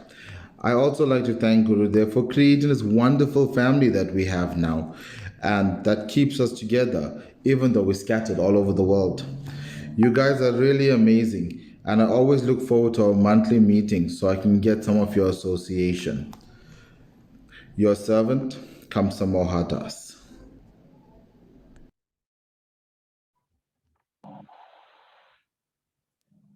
All right, thank you very, very much. Beautiful offerings. Is Yogeshwar there? All right, so now what we're going to do, if permitted, is to go to Ghana, where we would like to hear at least 5 minutes of beautiful kirtan. Srivas, are you there? And are the devotees ready? And are they there and able to serve in that beautiful way? Dun, dun, dun, dun. Inquiring minds want to know. All right. I don't know. I don't think they got my message. All right. So.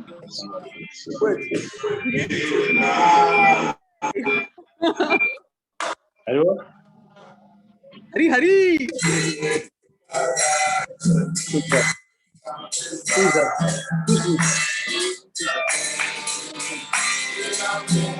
I'm busy the whole day, please.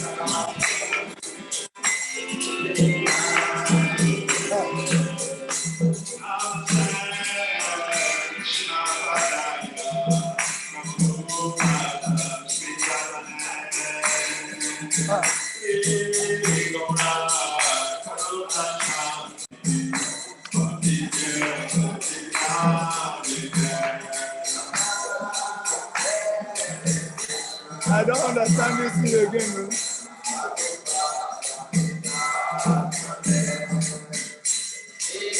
I don't know what is happening. It's coming.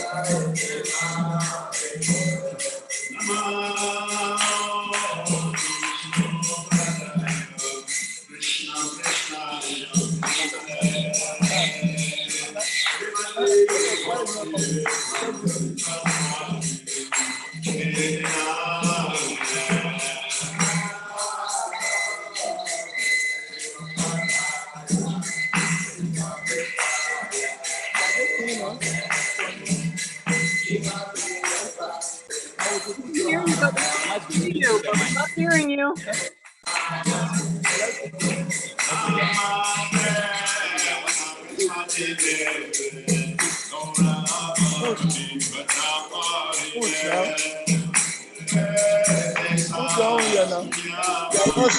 Hare Krishna Maharaj. Hare Krishna Maharaj. At the mic, the phone we are using is having problem. Maybe you can change it to Eka Stringa. They're using Eka Stringa phone.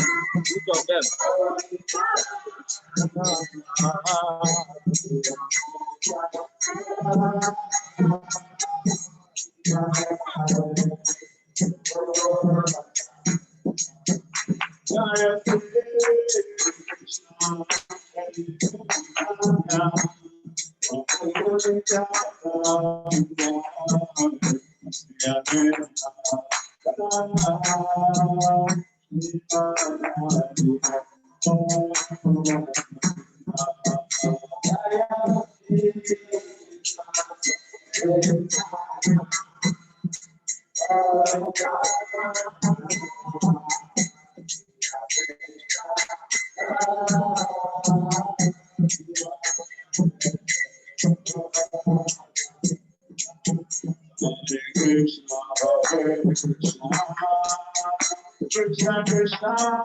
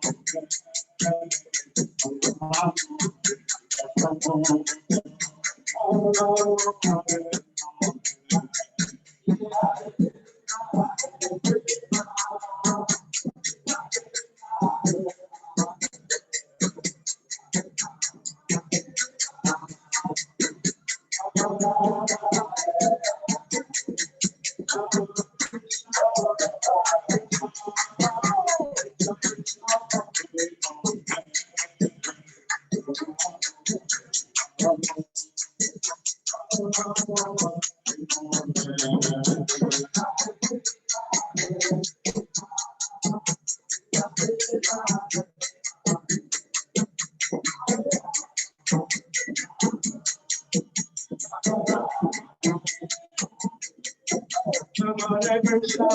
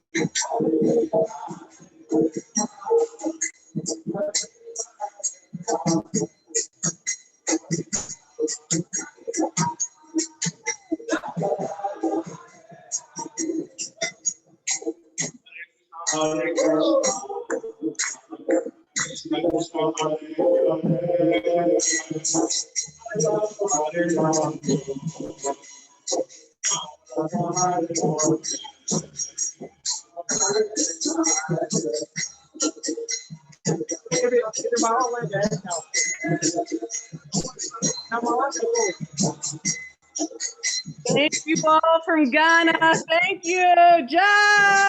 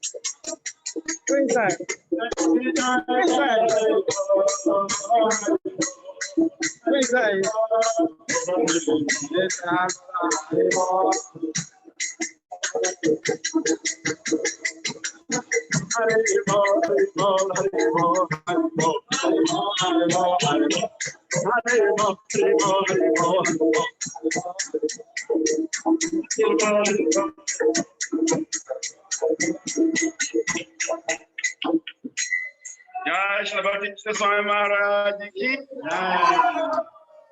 Jnana Yatra ki Hi. Hari, Hari Bol. Thank you all so much. Thank you for sharing that West African nectar with the world. We totally appreciate it. And oh my goodness, every time I see that picture, I just want to hit the drum. Jai Guru Dev. Thank you so much. Thank you all. Jai. That was a beautiful way to conclude the West African tour. Well, no, not West. It was all over Africa. Thank you so much, devotees. We are now going to move on to Russia, where we're going to have wonderful speakers introduced by Sati Devidasi. And she is absorbed in nectar at home, where she is constantly listening to Krishna Katha. So we are looking forward to hearing from the Russian devotees. Welcome, Sati Devidasi. Hare Krishna, Krishna Shakti, Prabhu. I'm so happy to be part of this event. And on behalf of all Russian devotees, I would like to offer our most humble and От лица loving всех русских преданных я предлагаю всем obeisances to поклоны. our wonderful extended family. It is so wonderful to be part of your family. You know that Gurudeva hasn't been coming for many years to Russia, so we didn't have much time with him. But seeing you, so wonderful, so inspiring, and so much like him, it just filled our hearts with joy. Thank you so, so much. And thank you for inviting us to be part of this. You know, I feel like very humble, because I feel like it is amazing to have so many, you know, like elder brothers and sisters like you. And I wish I'm not gonna cry, but if I do, please forgive me. It is just amazing. And I know that we are on the time is ticking, and I would like to invite our first speaker. His name is Krishna Tattva. He's a very dear God brother of mine and all of us. You know, we have a very, you know, like kind of small family here in Russia, in Moscow. There are some devotees, our God brothers and sisters. You know, they are all over the country. Russia is huge. And in Moscow, we have this small, cozy family of about 15 or 20 disciples that are still gathering from time to time. So I would like to introduce Krishna Tattva Prabhu.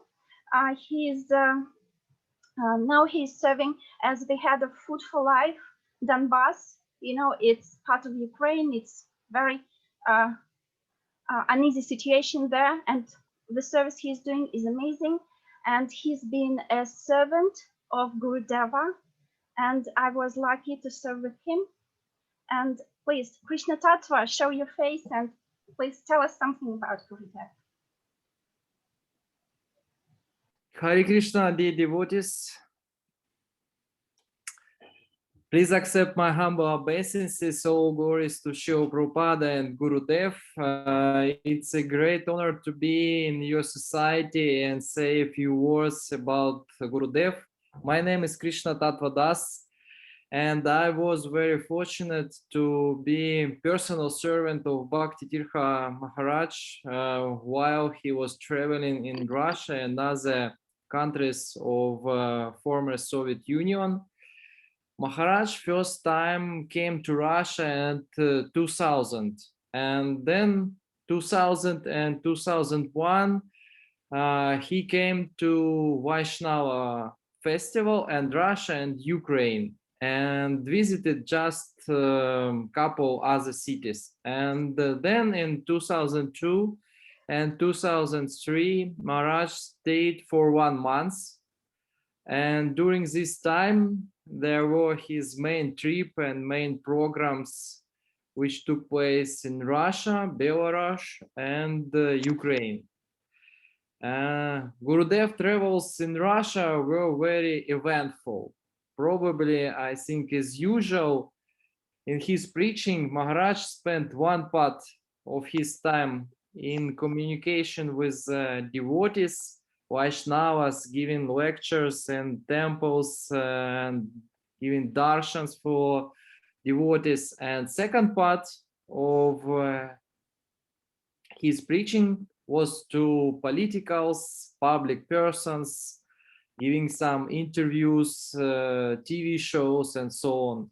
And of course, second part, he spent a huge part of his daytime to answering the letters. And my English was not best level as now, so I couldn't write answers for letters by under dictation, and I would print all of letters on paper and give them to Maharaj, and he would write by himself, by pen, answers next to each letter, and then I type text on computer. I think it was not best organization service from me, but Maharaj was so kind for us. He never told us that he was uncomfortable with this. Of course, there is so many stories related to Gurudev, and with your permission, I tell you a couple. Maybe about his preaching. Maharaj has participated a large number of television shows and programs, as you know, and in different countries, and of course in Russia we tried to make for him opportunities to be on some TV, on interviews, TV shows, and almost all of them began with a stupid question, like, you are the king, what kind of palace do you have? What kind of slippers do you have in your palace? How many wives do you have? And so on. Sometimes it was very, very crazy questions and very, very stupid. And I think it's 90% of them were very banal and like in a cheap press, or like this. At this time, we were always standing behind the scene of these TV shows, and there were two of us. There also was a translator, but he was living with Maharaj for TV shows. And we stayed in the behind. the TV show. It was me and our driver was a disciple of Maharaj. His name is Yugo Kishore Prabhu. He was very tall and strong, and he was always in black suit and always carried Maharaj iron briefcase. I think everybody knows about this Maharaj iron briefcase. So people always think that he is a bodyguard because he was very, very tall and with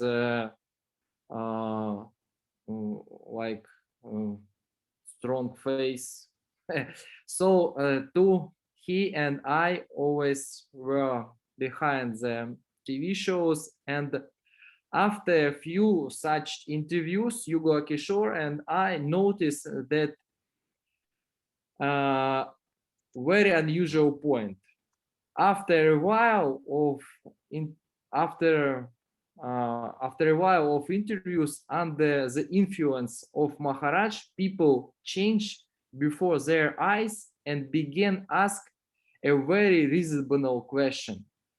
Even sometimes at the end of the TV shows or interviews, they began to ask about their personal lives and ask Maharaj for some advice, some instructions. And it was amazing for us. Once we were on some TV program in Russia. It's called What a Woman Wants. And the TV presenter of this TV shows, very famous actress in Russia. And it started with the same strange and stupid questions about kings, about how many women in your life, and so on. But after the end of these TV shows, she cried. She cried and said that she never met a man like Maharaj in entire her life. And sometimes we even began to wonder at what point this transformation would take place. It was like a game for us. We are looking at what time these people changed. It was very exciting to watch this transcendental power of Maharaj and how people change and transform before your eyes. Sometimes transforms completely. Of course, I don't know what happened after in their life, but at that time where they were before Maharaj, they change really.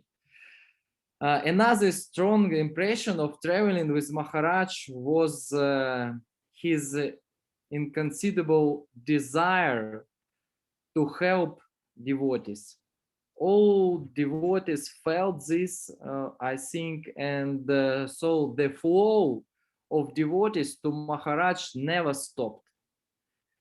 There were endless darshans. The devotees told to Maharaj about their problems, and he very sincerely tried to help them with his advice and instructions. And the people who were with Maharaj, servants, including me, of course, didn't have so much loving heart. And after a while, it became very difficult to see so many people. But Maharaj even scolded us when we tried to limit the flow of devotee to him. He really have very, very loving heart and can speak with devotees sometimes all day. And of course, Maharaj was very personal. It's my special samskara about traveling with Maharaj. He always asking devotees about their lives. For example, when we got on plane together and sometimes had the long flight to Maharaj and I, Maharaj always asked me about my family, about my study in university, about my friends, and so on. And the same situation was with other devotee. Nobody left him without his attention.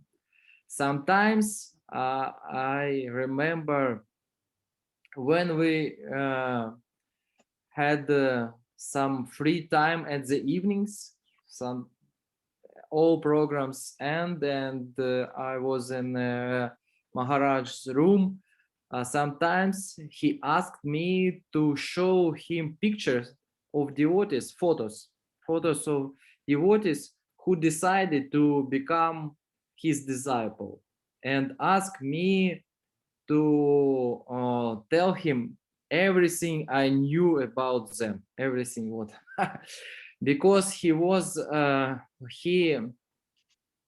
tried to understand every person who come to his life, and especially their devotees who want to become his disciple. And I think it's one of the best memories in my life, how Maharaj was so personal, so big heart to everybody who he meets in his life. So, dear devotees, it's my small personal experience about traveling with Maharaj and Russia. I think we don't have a lot of times, and we have other speakers from Russia, other God brothers, God sisters. So it's my end. Thank you very much for being with you and share some memories of Gurudev. Hare Krishna. Yeah, dear Krishna Tattva Prabhu, thank you so much. I just wanted to add that, he's working on this project, Food for Life Donbass, and Donbass is a place in Ukraine which is still a civil war zone. And he and his team are doing their best to bring prasadam and to help and take care of these people. So please give him some blessings to continue this wonderful service. Thank you, Krishna Tattva. And I would like to introduce the next speaker, Anakha Prabhu. He's a disciple of Rahini Sutta Prabhu, but during Gurudeva's visits to Russia for 3 years, he was serving him as a personal servant also. And he says that one time he even traveled with him to one city and served fully as his personal servant and translator. And he always has so many stories about Gurudev. So please welcome Anakha Prabhu. Are you there? Please show your face. We would like to hear from you. Yes, I'm here. Thank you very much, Mataji. Thank you very much for the opportunity to speak a little bit about His Holiness Bhakti Tirtha Swami Maharaj. Bhakti Tirtha Swami Maharaj ki jai. First of all, I would like to express my gratitude towards all your devotees and Maharajas. I'm very thankful for this opportunity. Yes, I am disciple of Rohini Sutta Prabhu, but His Holiness Bhakti Tirtha Maharaj was very, very kind to me, and therefore devotees were thinking that I am his disciple. And actually, it was amazing that I had opportunity to serve him every year. about 5-6 days when he was on Vaishnava festival. And for me, very difficult just to stop to speak about him. It is not possible because he is amazing person, amazing personality. Very difficult to glorify him completely. But still, I'm trying, and I try to choose some stories to speak about him. I was translator of his darshans. And very often different devotees approach to Maharaj to ask some questions about life, about different situations. And I was fortunate to translate. And as Maharaj told that even I have 3 servants, I can engage them completely. If you know one his disciple Kumar Prabhu from Lithuania, he was occupied like somebody who translates letters from email, because every day Maharaj got 1,000, maybe 1,000 or 2,000 letters every day.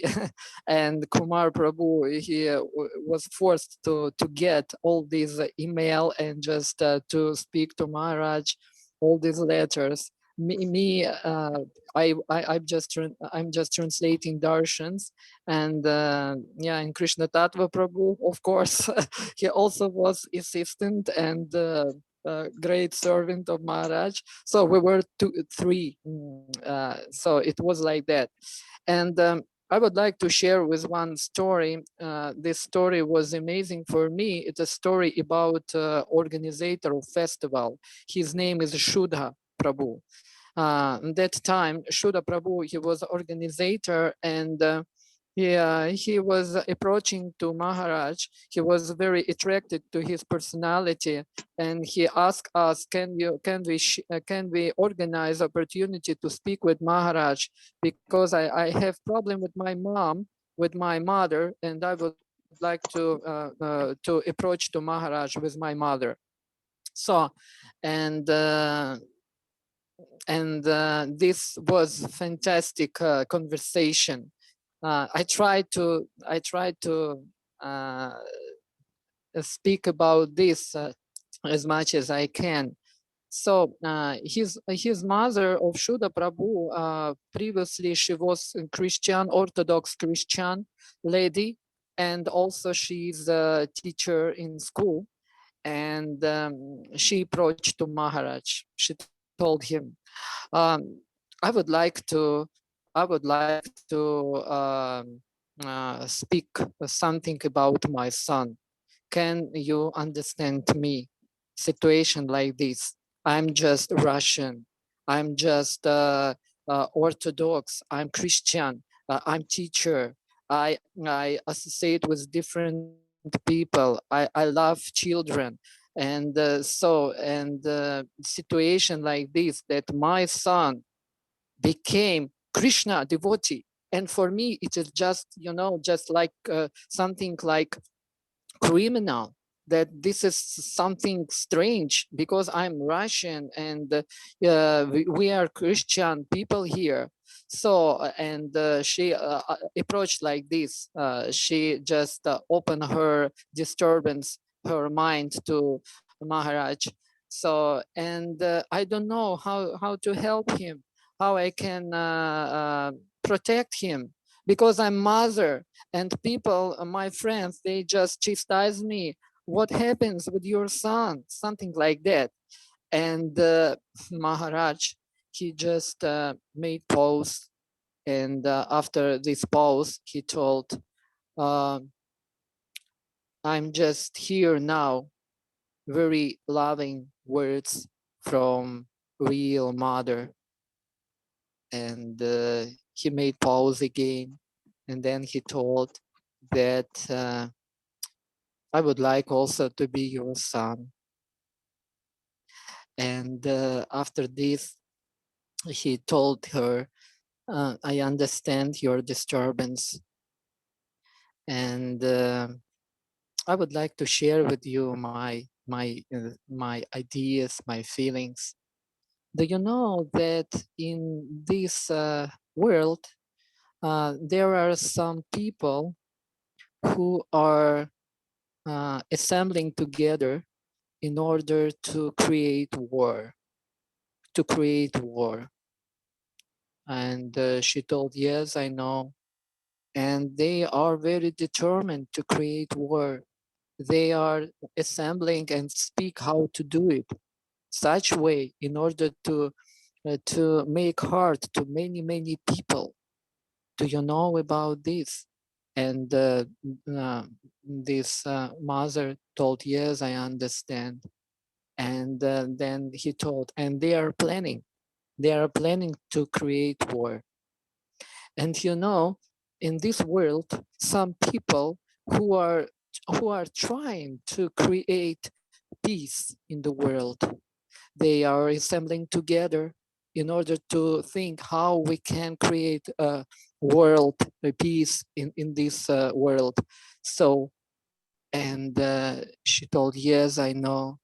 And do you know that one of these persons who are trying to make efforts in this direction is your son? Your son, he doesn't think only about himself. He thinks how to create peace in all world. He invited so many people here, even me. He just forced me to come. He told me, you should come. I came because he called me. He started to explain like this. And your son just invited me, and I came here in order to study from him how to create peace in the world. And this is your son. And it was amazing. If you could see her face, tears are starting manifesting from her eyes, and it was fantastic. And she was so thankful to him, and she became devotee. She started to chant Hare Krishna Maha Mantra every day, and she accepted Krishna consciousness very seriously. And even now, she is continuing to chant. She has spiritual master, and she just continues her service with his husband. They are very wonderful persons, and yeah, it was 20 years ago, something like that. It is one story. And second story, I would like to share, if I can, just maybe a few minutes, because I was translating many darshan. Sometimes every day was, I don't know exactly, maybe 30, 40, 50 devotees. They were staying in line in order to speak with him. And I was a translator. So one lady came to him, and she started to speak about her problems. And she started to explain. I was trying to translate, and then Maharaj told, don't translate. And I told him, how you can understand without translation? No, don't translate. So, and he just listened to her, and then he told, I feel so disturbance in your heart. I feel how you are suffering, and I would like to pray for you. And you know, Krishna is always with you, and he supports all your life. And despite on different difficulties, spiritual master is always here. So please take this nice prasadam bowl, sweet bowl, and I will pray for you. And it was fantastic. She was in ecstasy. She just got up and she was very happy. And she just came out from room. And then second devotee came, and he started to speak about his problems, situations. Maharaj told him, do you know, I have only 3 minutes, because many people, they would like to speak with me. So, but this 3 minutes you have with me are very important. I'm completely with you. And Maharaj was totally absorbed in the person.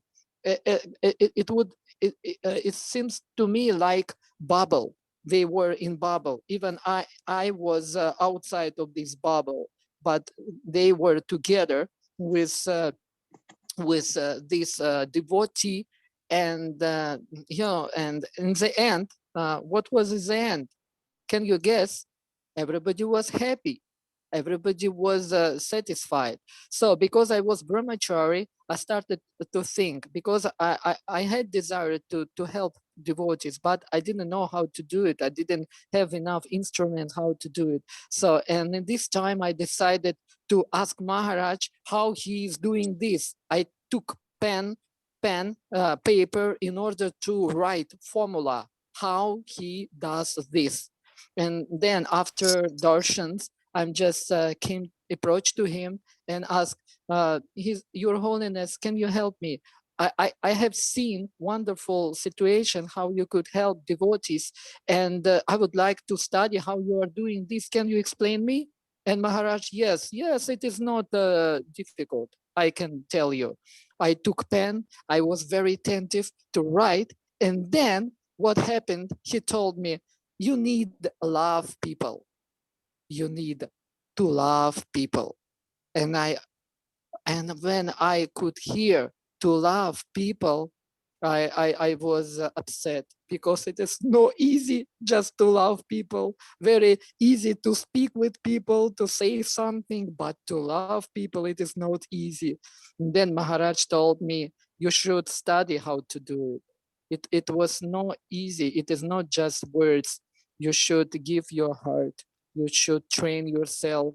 You should overcome some difficulties. You should pray to Krishna how to do it. So it was amazing. And I got inspiration from him to start to help devotees and people by different instruments and help them. So it was my experience, just two stories. Thank you very much. I'm sorry for my English, but I was trying to give something to you. Thank you very much. Hare Krishna. Hare Krishna. Hare Krishna, Naka Prabhu. Thank you so much. You are always wonderful. Hare Krishna. So sweet. And I would like to introduce our next speaker. And she has been my friend in Krishna consciousness for many years before we became God sisters. Her name is Pt2 Devidasi, and she is a mentor to Vaishnavis. She is a Sankirtana devotee, and she worships at home her Gauri deities. And she's just a wonderful, lovely person and our God sister. Pt2, please.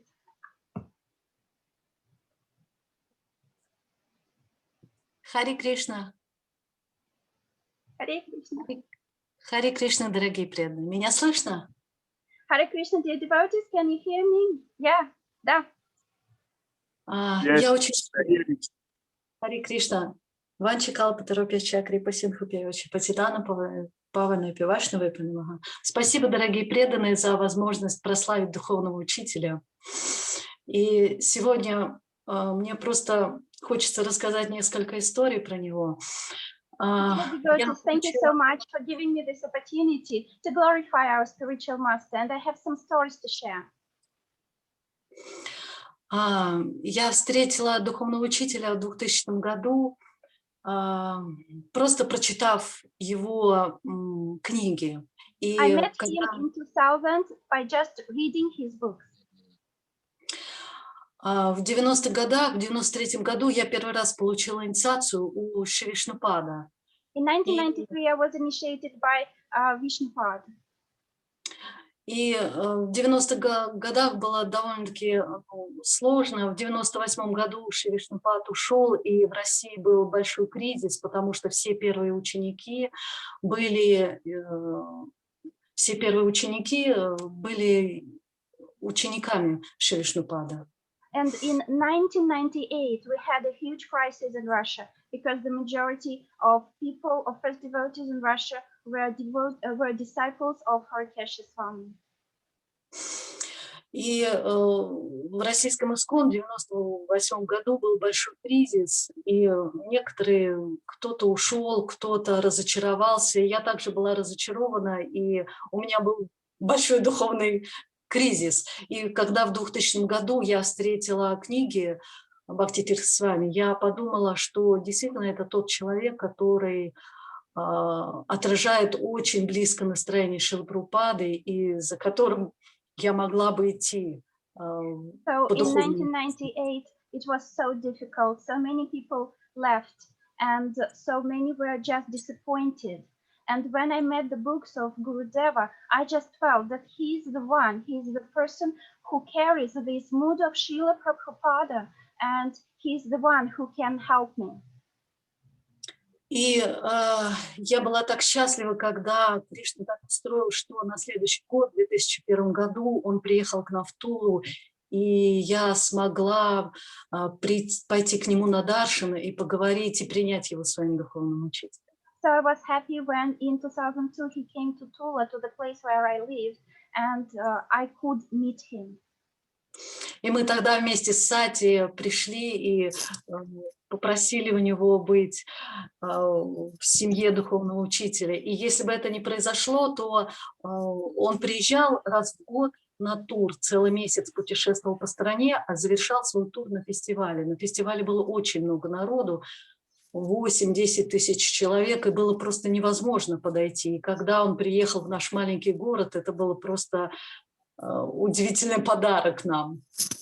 So, you know, each year he would come for a month to Russia and make a tour, and he would finish his tour at a huge Russian festival, Sakhusanga, and it was also very difficult to approach him during this festival because there were so many devotees. That is why this opportunity to talk to him, to approach him while he's in my city was amazing. И, знаете, когда я первый раз его встретила, я действительно почувствовала, что это моя семья. И он, когда я пошла на даршан, я просто не могла говорить и сидела 10 минут, плакала. И он просто слушал, и он просто смотрел на меня и улыбался. И уже после того, как я успокоилась, он начал мне задавать вопросы, и у него было такое личностное отношение, у которого я не могла потом нигде увидеть, потому что мой первый духовный учитель, он никогда не давал даршанов, я никогда ему не писала, и я его видела только один раз на момент инициации. А Бхакти Tirtha Swami, он был настолько личностный, настолько внимательный, и он спрашивал, и настолько у него было открытое сердце, что он просто находясь рядом с ним, все сознание преображалось. And when I saw him, I felt that he was my family. And I got a darshan with him. And when I came to the darshan, I couldn't speak. I couldn't say a word. I was crying for 10 minutes. And he was patiently waiting while I would cry and pour my heart out. And only after I came back to collected myself, he started asking me questions. And he was so personal, so heartful, and it was something else, because my previous spiritual master never had this. We never had the opportunity to really talk to him or be with him or anything. И вот он был настолько личностный, что он всегда говорил, он давал даршаны, он говорил: пишите мне, рассказывайте все обо мне.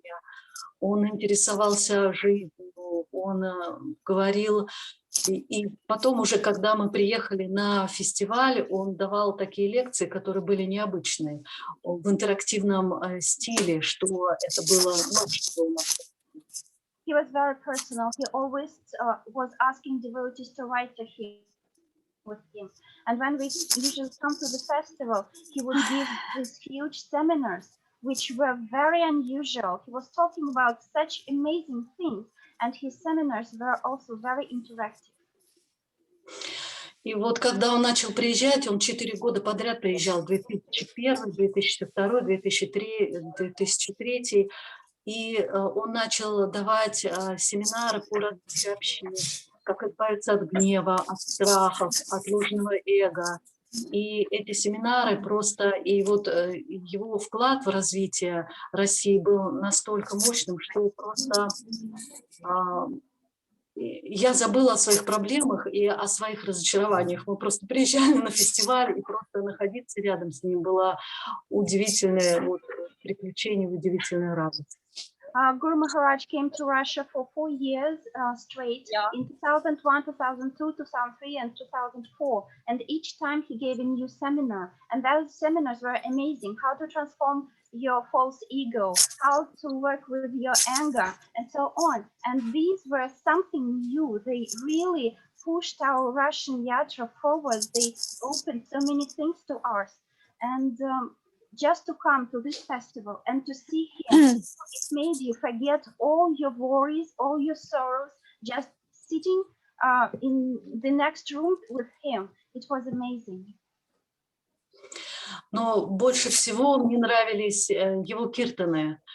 И это было настолько необычные, энергичные танцы. Я помню, в 2001 году мы приехали, и все махараджи устроили соревнования, кто лучше будет танцевать. Обычно они стояли на сцене, а тут они спустились в зал и вместе с нами танцевали.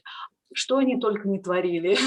И они танцевали соревнования, и после этого они давали имена, кто как танцует. Вот, и они назвали, Радханатха Махарадж танцевал как Господь Чайтанья, Шичинанда с вами танцевал как Господь Нитьянанда, Джайапата Махарадж танцевал как Гара Меру, Пурначандра Махарадж танцевал как Гопи, Бхакти Tirtha Swami танцевал как... Вот первое слово не помню, как Тхакур, один из спутников Господа Чайтаньи. Yeah, the most amazing thing, of course, seminars were wonderful, but the most amazing things were kirtan.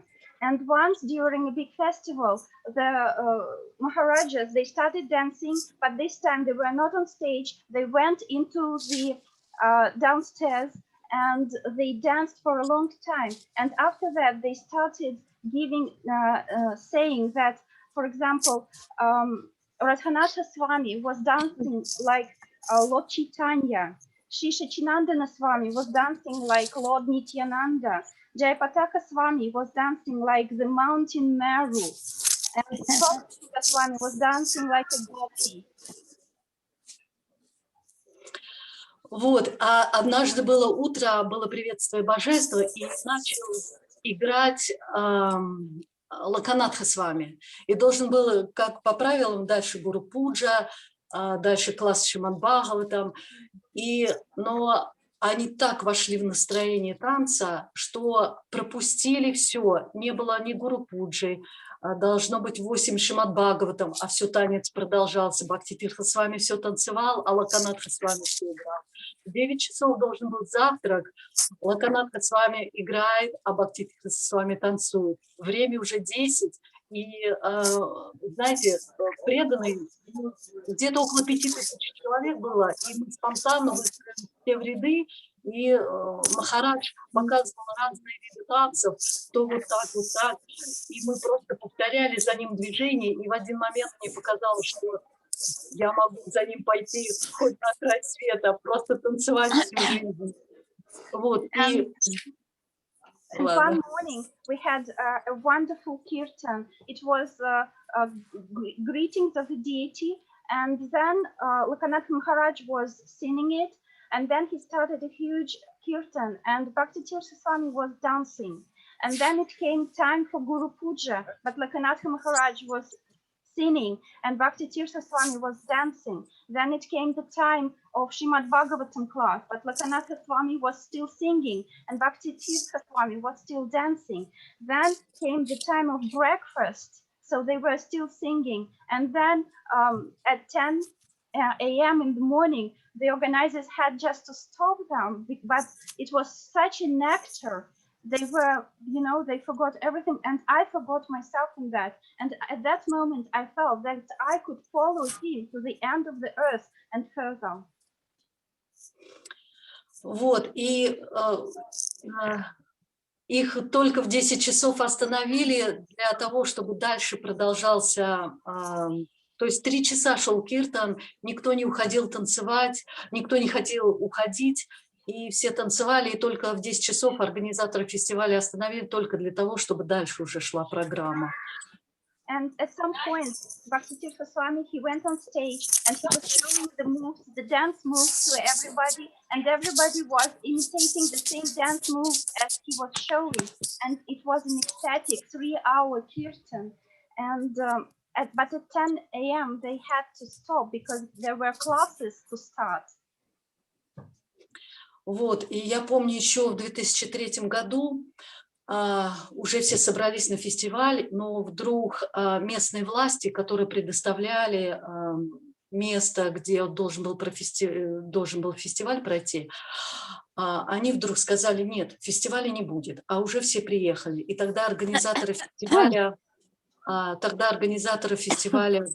организовали встречу Бхакти Tirtha Swami, когда он просто совсем немного, он поговорил с местными властями, и проблема вся решилась, и все были настолько счастливы, просто общаясь с Махараджем, и, естественно, разрешили проводить фестиваль.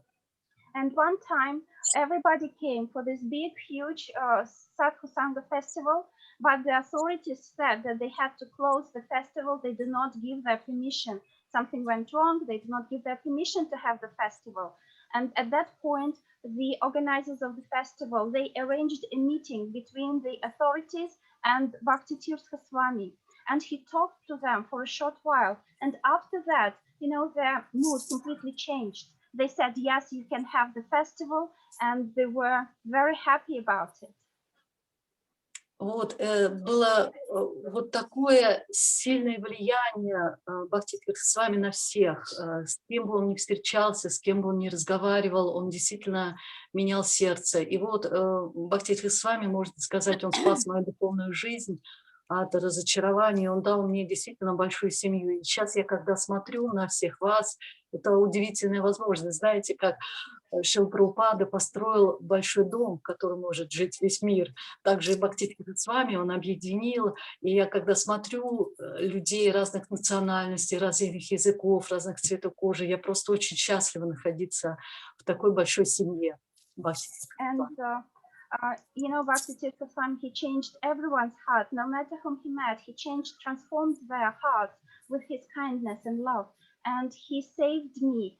He saved me from despair and disappointment in my spiritual life. And it is just amazing.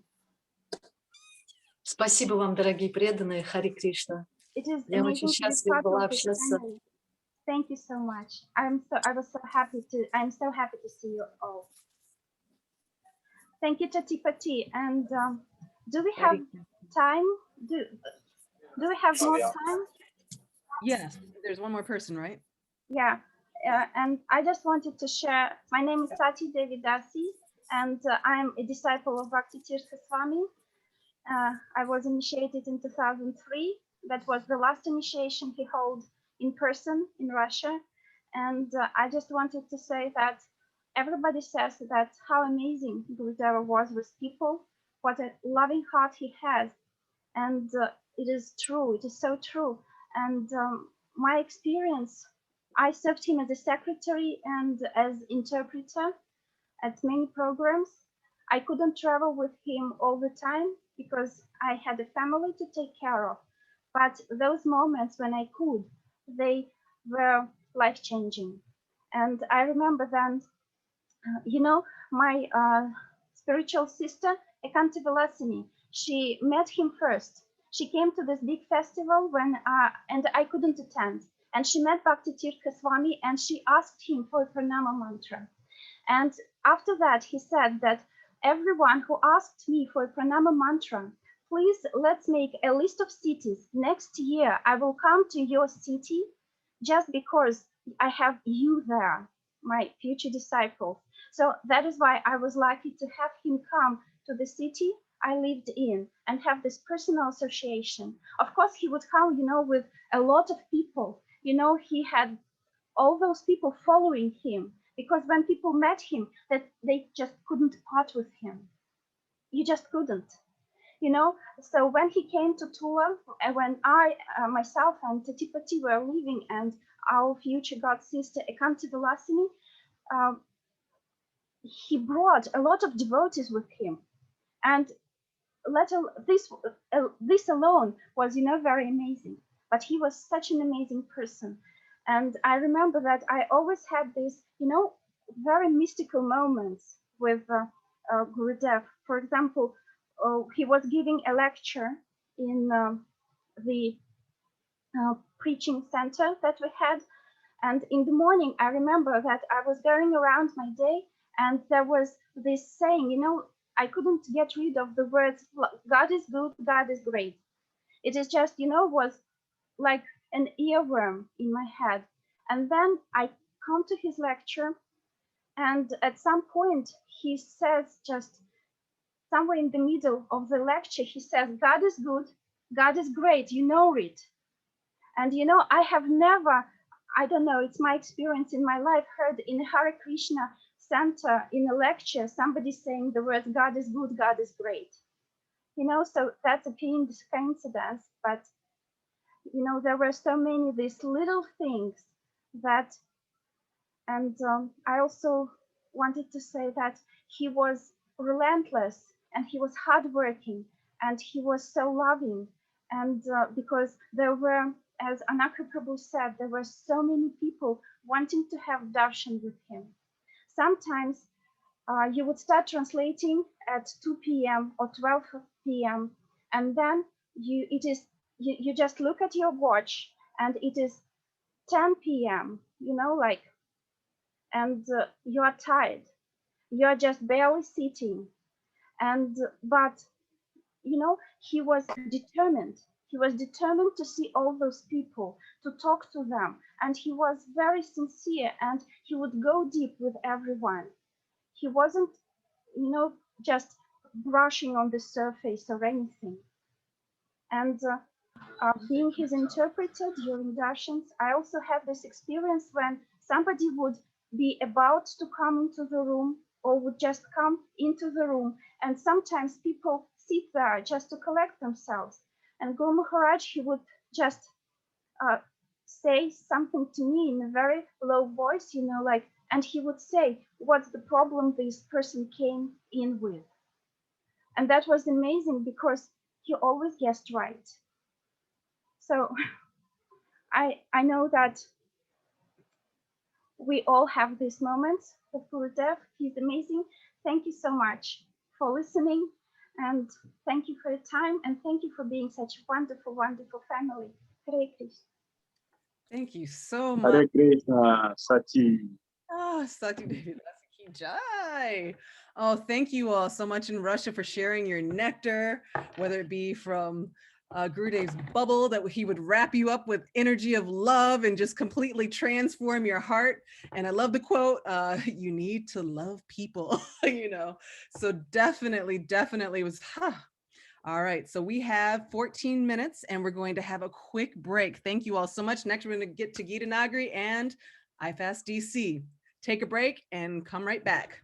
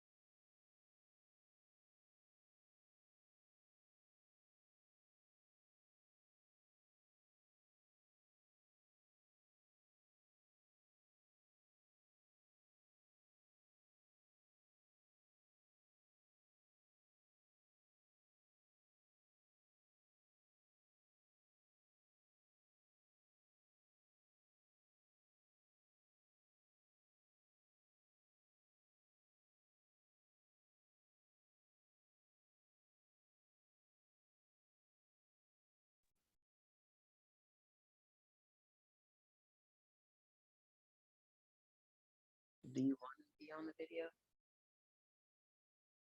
Not really. I just want to. But if you the video start, it shows.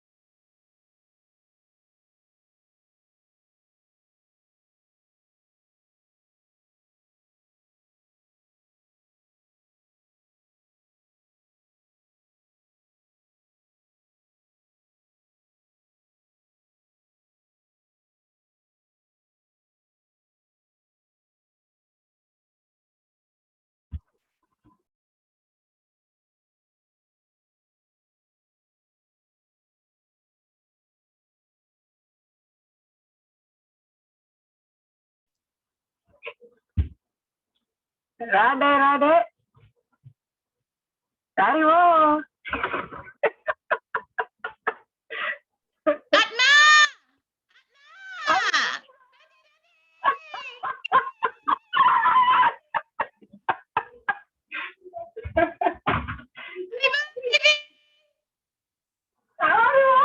Where are you? You finally showed your face, your beautiful face. You have this beautiful face, the living one, and then you have that beautiful one in the picture. Oh my goodness. Oh, you. Oh, it's so nice. So nice.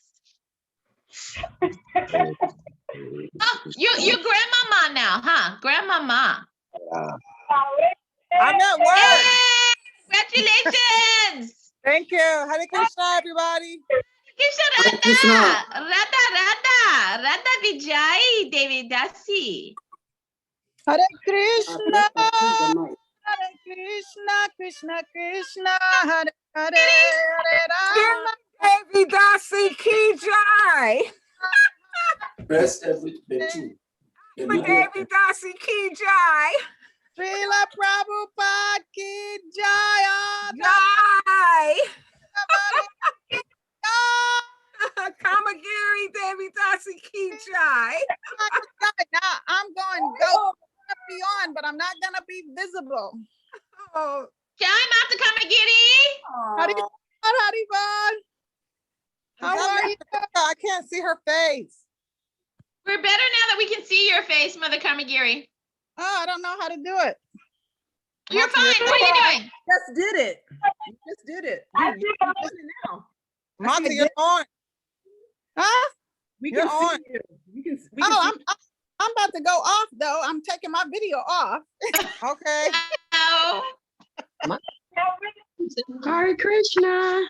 Hare Krishna. Radha Vijay, you and your mommy look just alike. Look at the twins. You can see yourself. Beautiful. They will see you. My goodness. Haribo. Hare Krishna. Haribo. Mother Rasa got on. Jai. Jai. Did you get on by yourself? No, I didn't. Oh, glad to see you. So glad to see you, Mother Rasa. You did it. Yeah, I didn't do it. My daughter did it. Oh, good. Uh-oh. Okay. I couldn't figure it out. Okay, I'm turning my camera off, but I'll be on. I'll be on also. We will miss you. Jai Radha. Hare Krishna. Hare Krishna Prabhu. Hare Krishna, Mataji. Hare Krishna. Atmadi, Haribo. Haribo.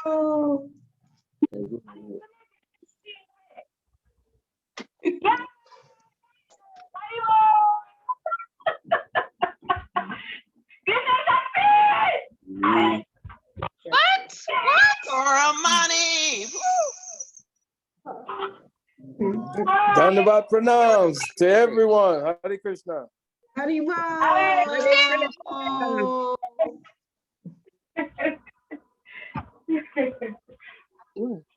Krishna. Haribo. Are we just on here and the program is over? We have one more minute, but you know what? I think you guys are so enthusiastic. I just want you all to just wave your hands. Hari Hari Bol! Hare Krishna. Hare Krishna. Hare Krishna. Hare Krishna. Krishna Krishna. Hare Hare. Krishna Shakti. Yes. For your service, honey. Krishna Shakti. No, they are there. They are there. Yeah, Put your hands in the air like you don't care.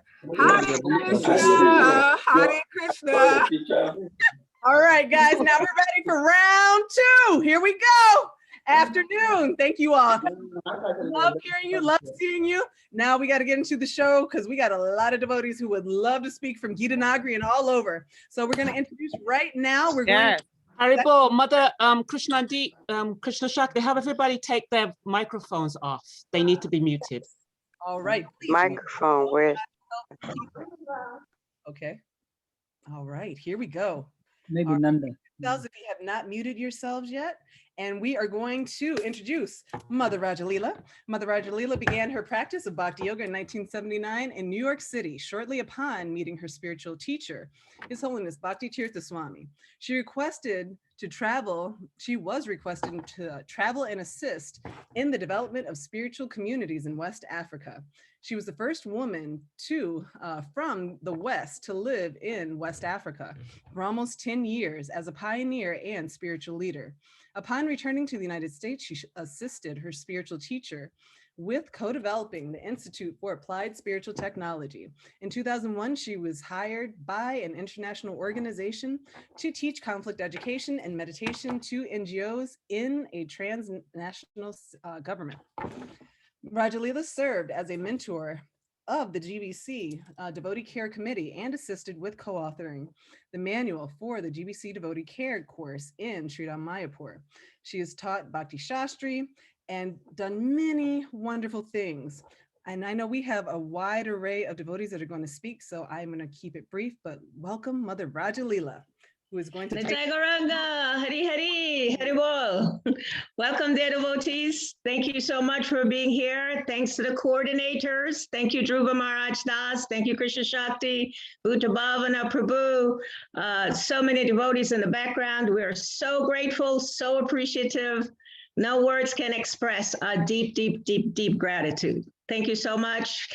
His Holiness Bhakti Tirtha Maharaj Ki Jai. This is the Vyasa Puja celebration for Bhakti Tirtha Swami. So we want to keep everybody remembering that.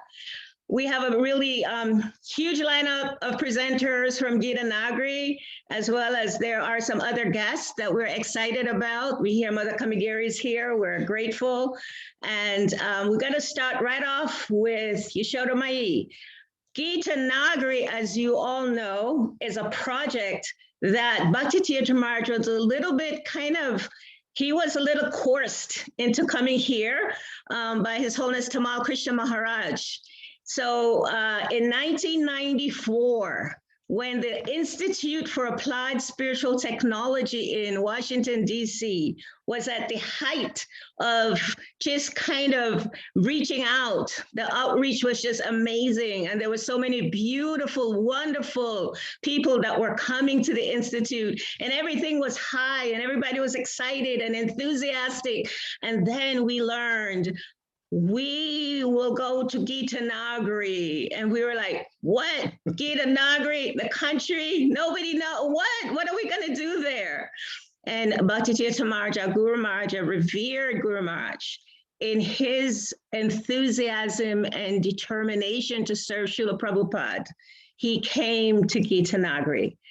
Henceforth, Gita Nagari has gone through many different wonderful, wonderful transitions, and we that are fortunate to live here, we're so very grateful.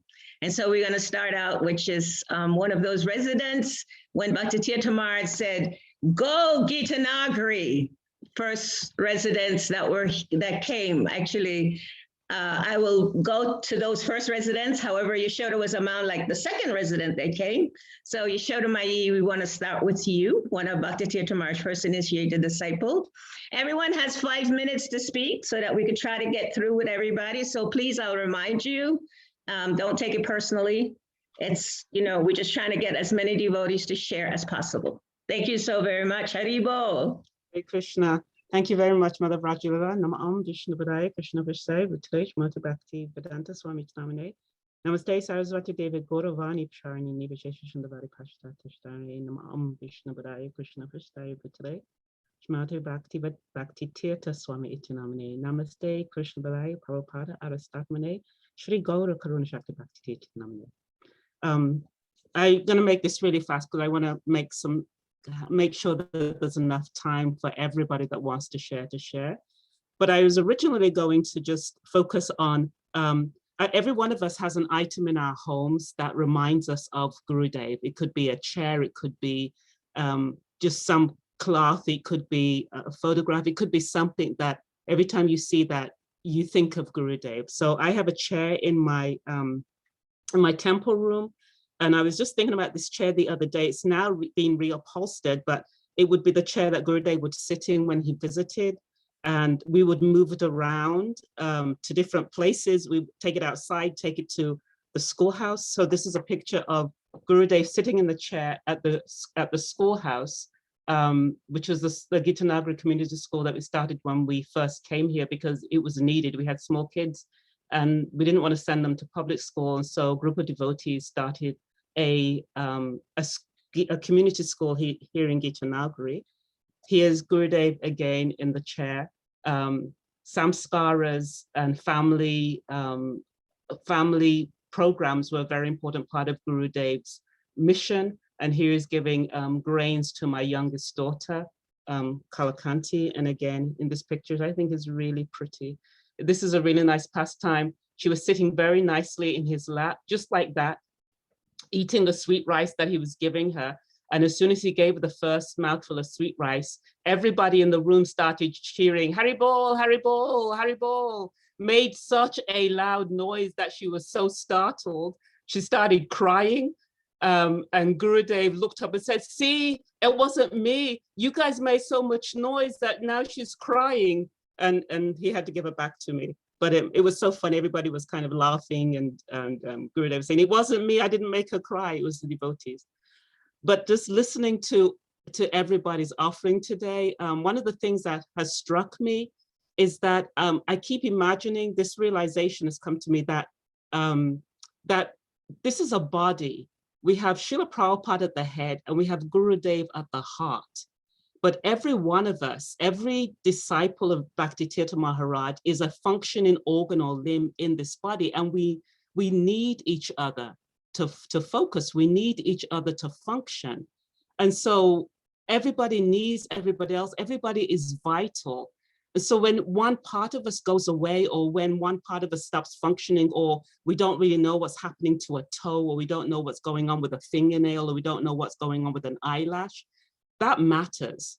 So I was just feeling that, you know, times like this, we're all enjoying each other's company so much. We should always remember, if we know any of our God family that is struggling, that is not coming around, that we haven't had much contact with, we should take this time to think about them, to not just send loving energy to them, but reach out to them, try to see how they're doing. Maybe they don't want to come back into the fold. Maybe they don't really want to be, you know, so much engaged, but just to let them know that we love them, that we're thinking about them, that we care about them. If that's the only thing that we can offer to them, let's just make sure that we're all doing that. Everybody, every one of us knows maybe a devotee that we haven't seen for a while. We kind of, oh, what's happening with such and such?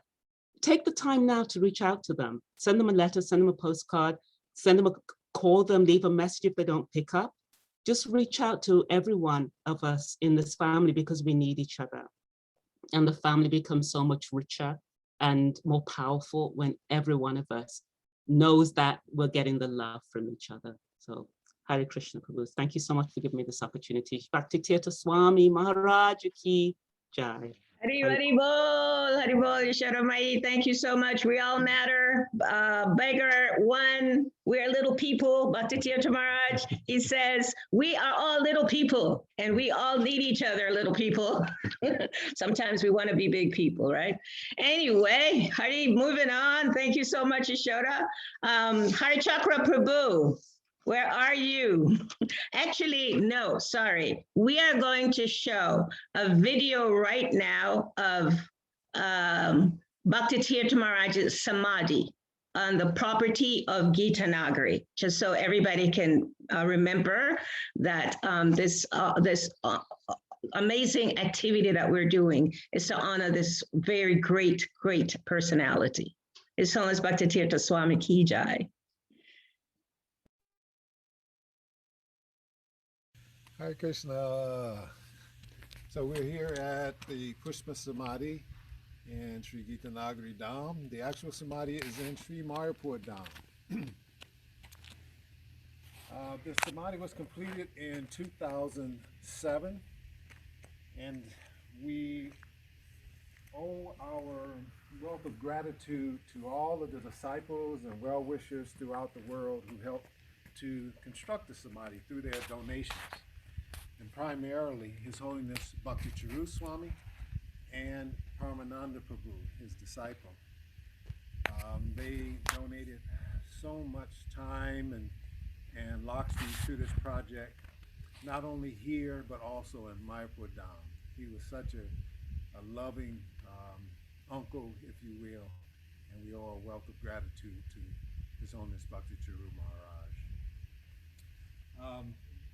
Bhakti Tirtha Swami had the opportunity to have a Samadhi here or off the property at the Institute in Gita Nagari. And he preferred that the Samadhi would be placed here on ISKCON property. And that was mainly to emphasize the importance of Srila Prabhupada's institution of ISKCON, and then also to emphasize the importance of farm projects. And then he also specifically mentioned that Srila Prabhupada indicated that all of his temples are the holy dhams. And so therefore, he wanted people to understand and appreciate the projects as such. So we give you a brief darshan of Maharaj.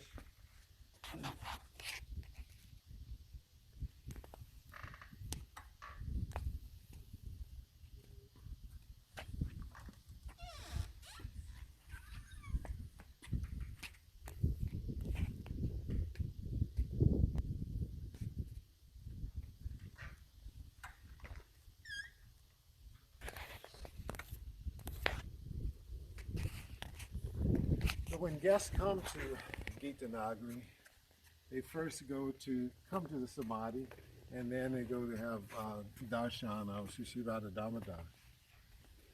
And when they come to the Samadhi, they express how much they experience the loving warmth and loving embrace of Maharaj, His Holiness Bhakti Tirtha Swami. And that's one of the reasons, again, why he wanted the Samadhi to be here, so that he could extend his darshan to everyone that comes here and encourage the devotees when they go back to different parts, the different services throughout the world, to engage in Srila Prabhupada's mission, encouraging people to chant the holy names and serve other devotees and Vaishnavas and those other jivas in the world with enthusiasm.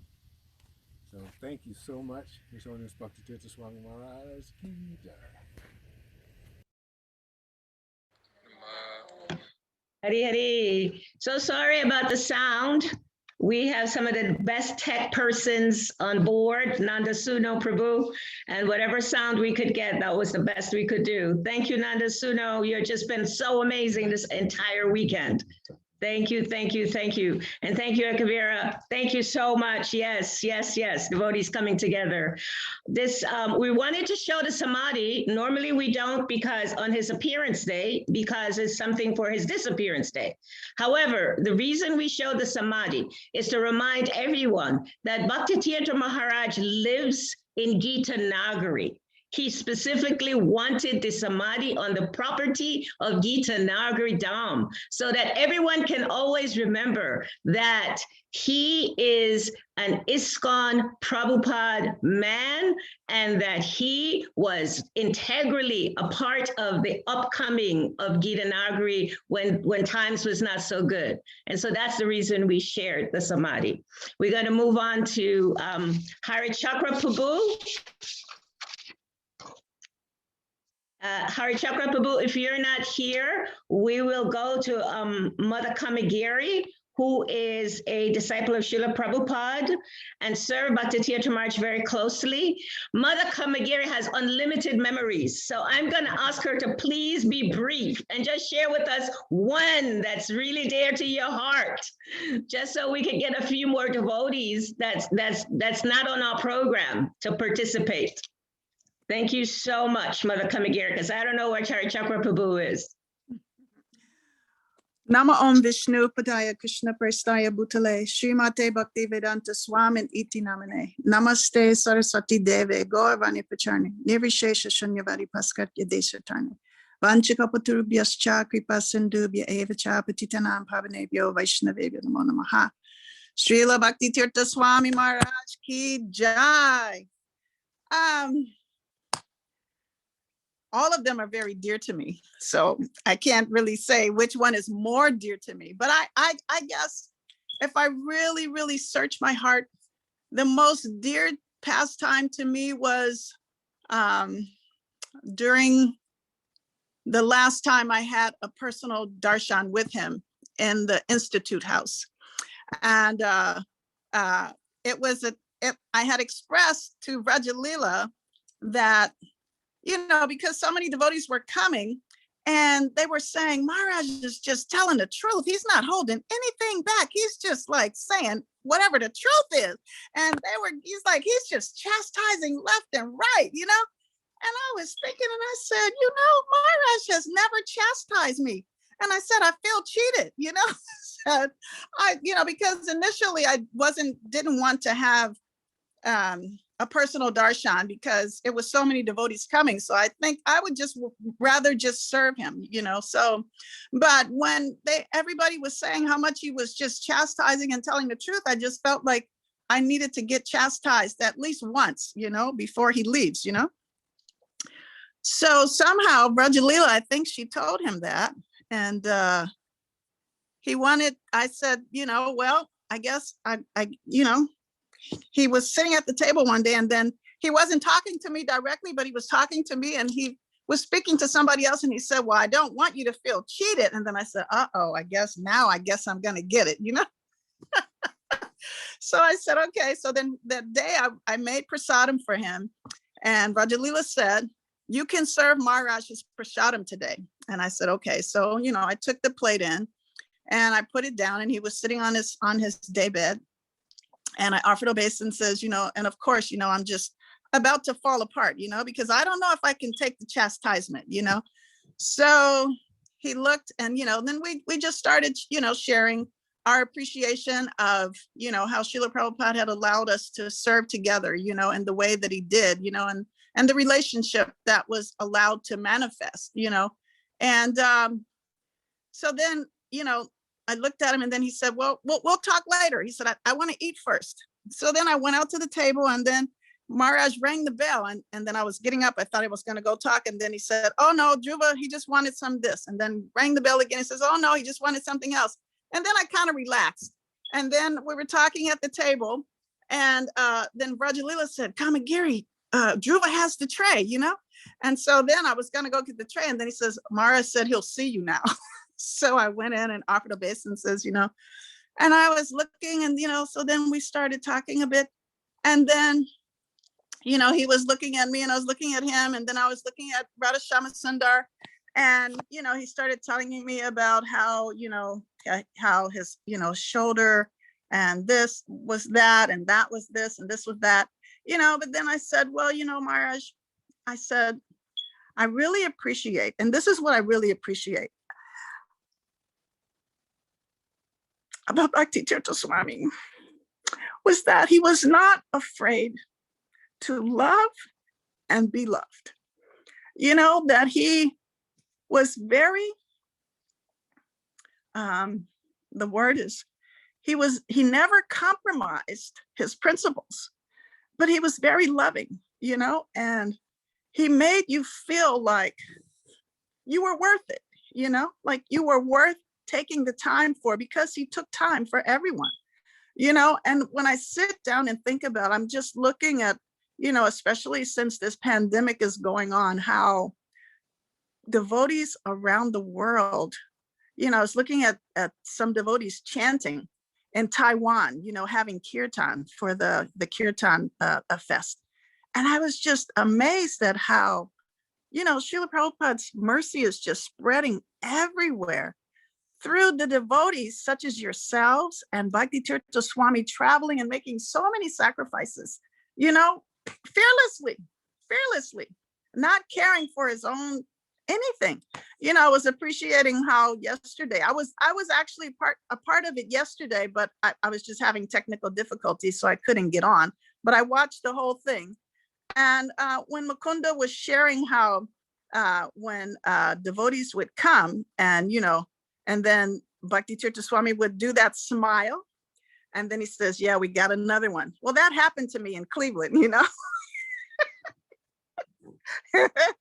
He did that smile, and he wanted me to do something and I didn't want to do it. But when he smiled that smile, I agreed to do it, but, I just love him so much, and I miss him dearly, but I miss him, but I don't, because the reason I don't miss him is because of all of you. When I'm in your association, I get to be around Bhakti Tirtha Swami so much because of all of you. And I appreciate you all so much. And thank you for representing Srila Bhakti Tirtha Swami so nicely and encouraging me to go on another day. And I'm going to stop at that because, it'll just be too much. Hare Krishna, Bhakti Tirtha Swami Maharaj ki jai. Thank you, Mother Kamagiri. You're so loved. You're so loved. You're so loved. And thank you for being an example for Srila Prabhupada. Thank you, thank you, thank you. Hari Hari. So we're going to move right along. What we're doing in Gita Nagari is trying to bring our family together from outside of Gita Nagari, because this was supposed to be the time for Gita Nagari. However, there's so many devotees outside of Gita Nagari. So I'm going to be calling in between some devotees that do not live in Gita Nagari.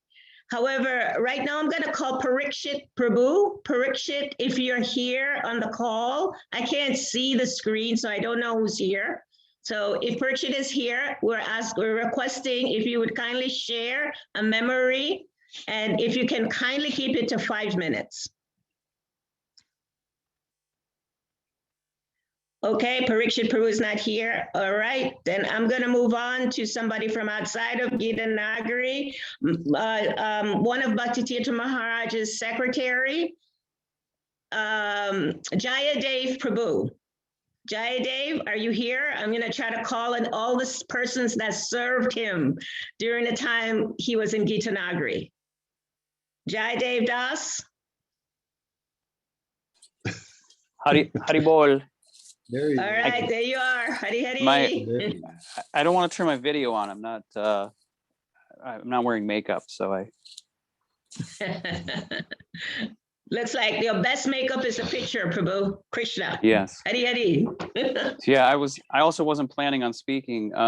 Jagannath Pandit Prabhu actually had asked me if I wanted to speak a bit about just the work we've been doing for some of the new books of Gurudev that we have in the works, kind of trying to revive Harinam Press a little bit. And so, yeah, I wasn't really planning on speaking, but so yeah, I'm not really sure what to say. That's, it's hard to kind of, what's that? 5 minutes. You served Guru Maharaj for some years. So 5 minutes of a favorite memory. You write books about him. One favorite memory. Yeah, well, that's what I was saying. It's kind of hard to always kind of pinpoint the one thing to share.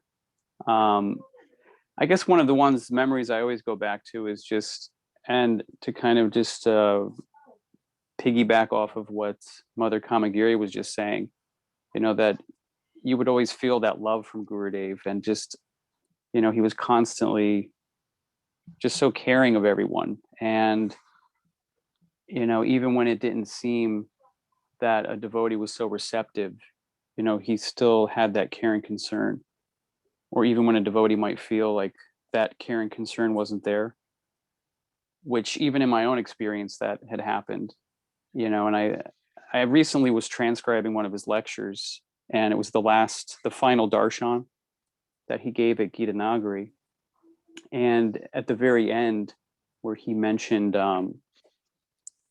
he mentioned about the secretaries, and that it might have been interpreted that, he was speaking about love and caring, but then the secretaries might have felt like, or the personal servants might also feel, well, but I didn't feel that, or, it was maybe like some sort of double standard. But, and he said at the end of that lecture that, it wasn't that he was being uncaring, but he was pushing his servants and his secretaries because he saw them as extensions of himself, in the sense of that, he was doing his service for Srila Prabhupada and, pushing us to also come to that level. And so in that way, lovingly pushing us.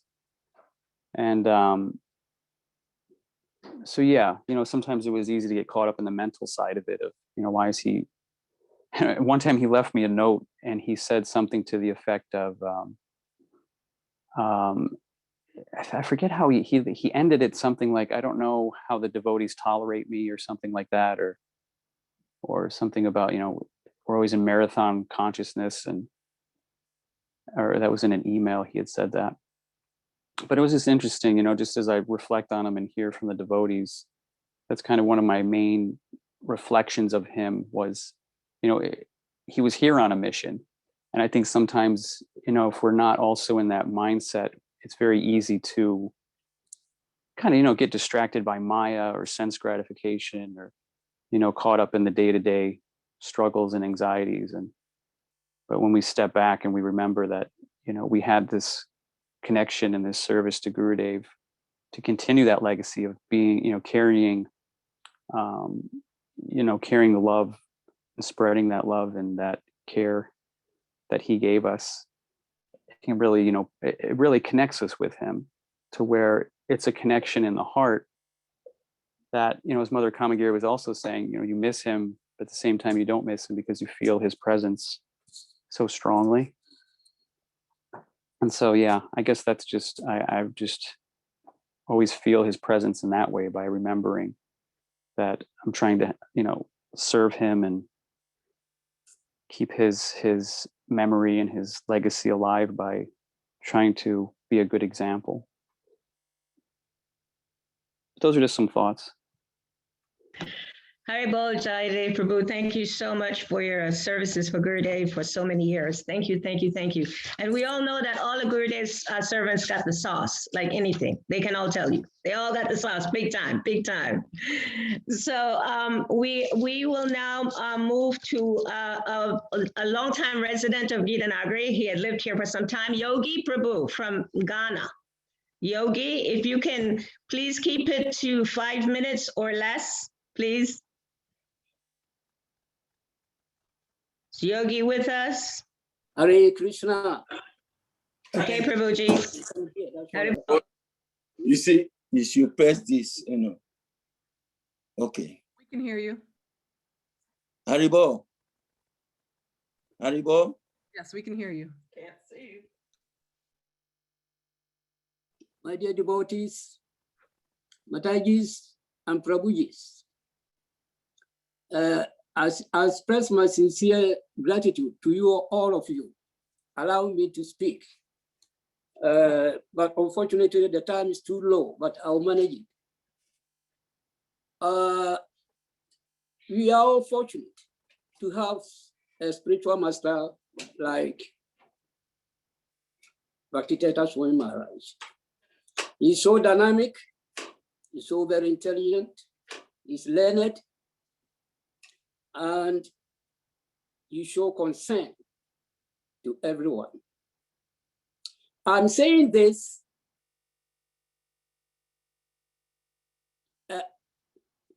just because I heard from devotees.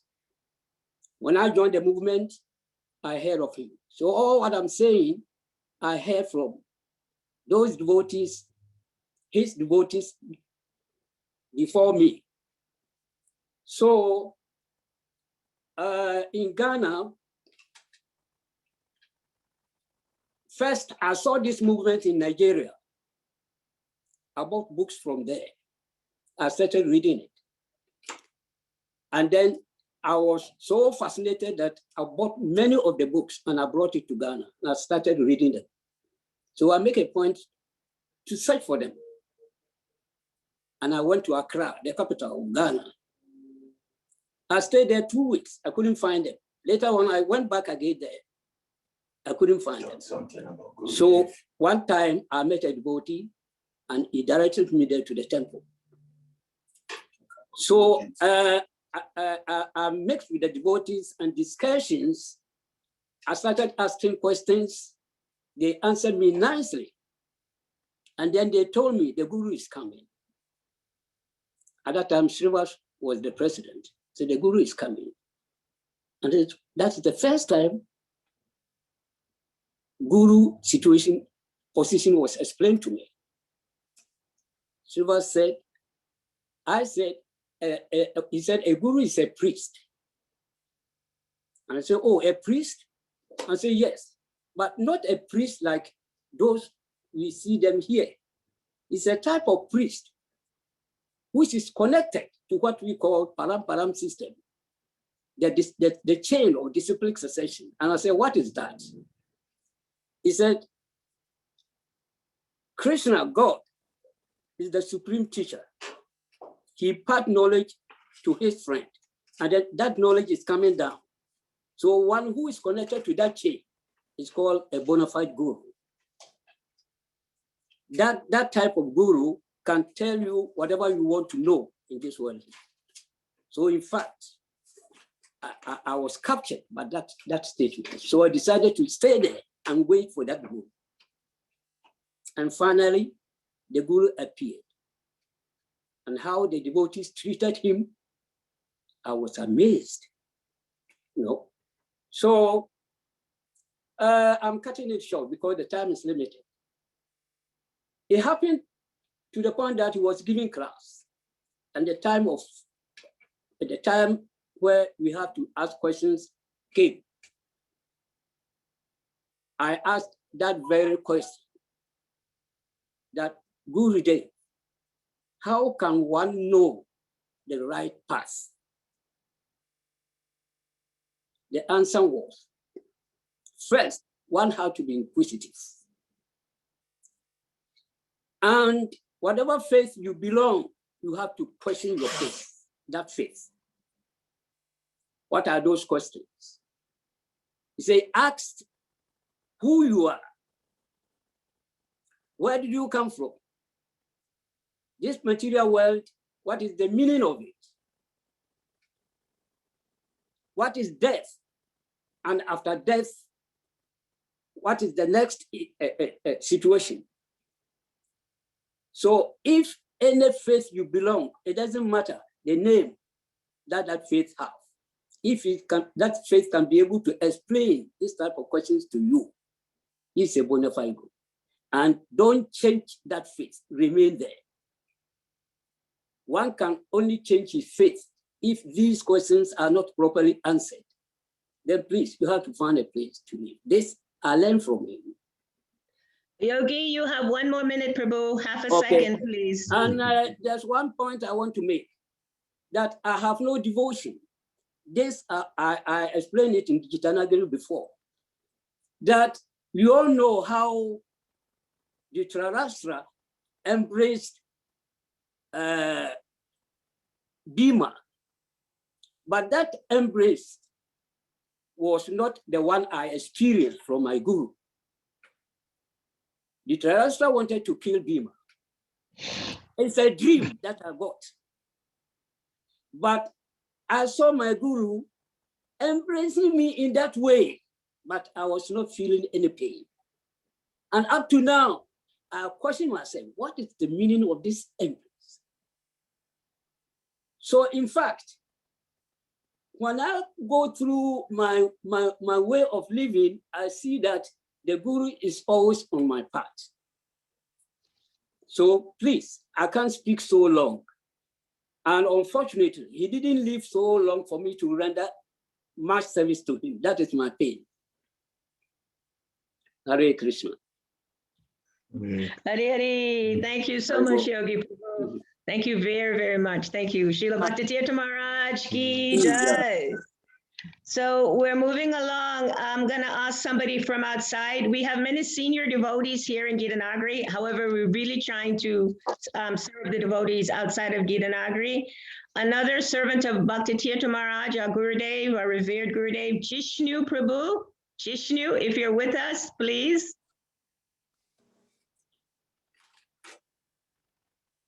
Jishnu, okay. Not here. Okay, good. Okay, so I'll go to a senior devotee in Gita Nagari then. Mother Jambavati.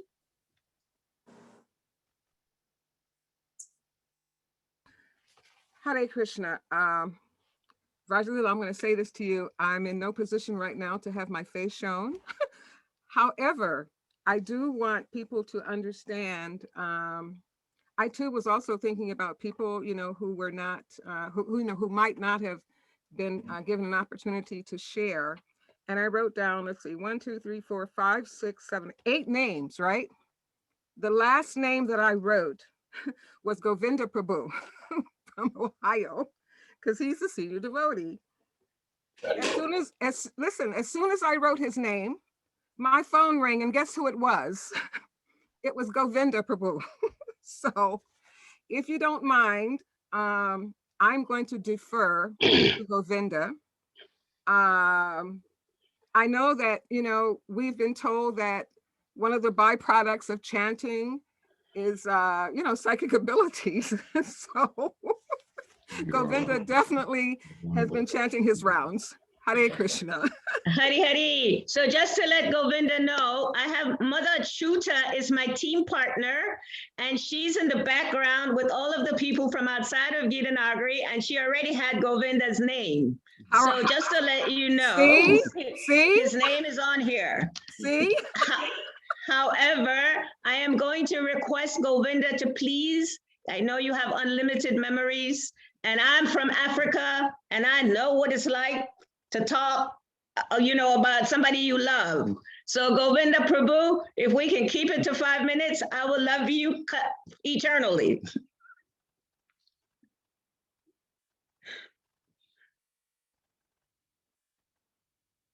You need to unmute, Prabhu. Unmute.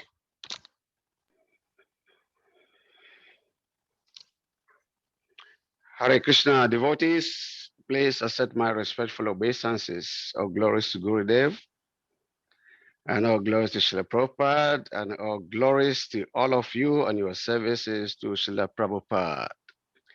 Hare Krishna. Hare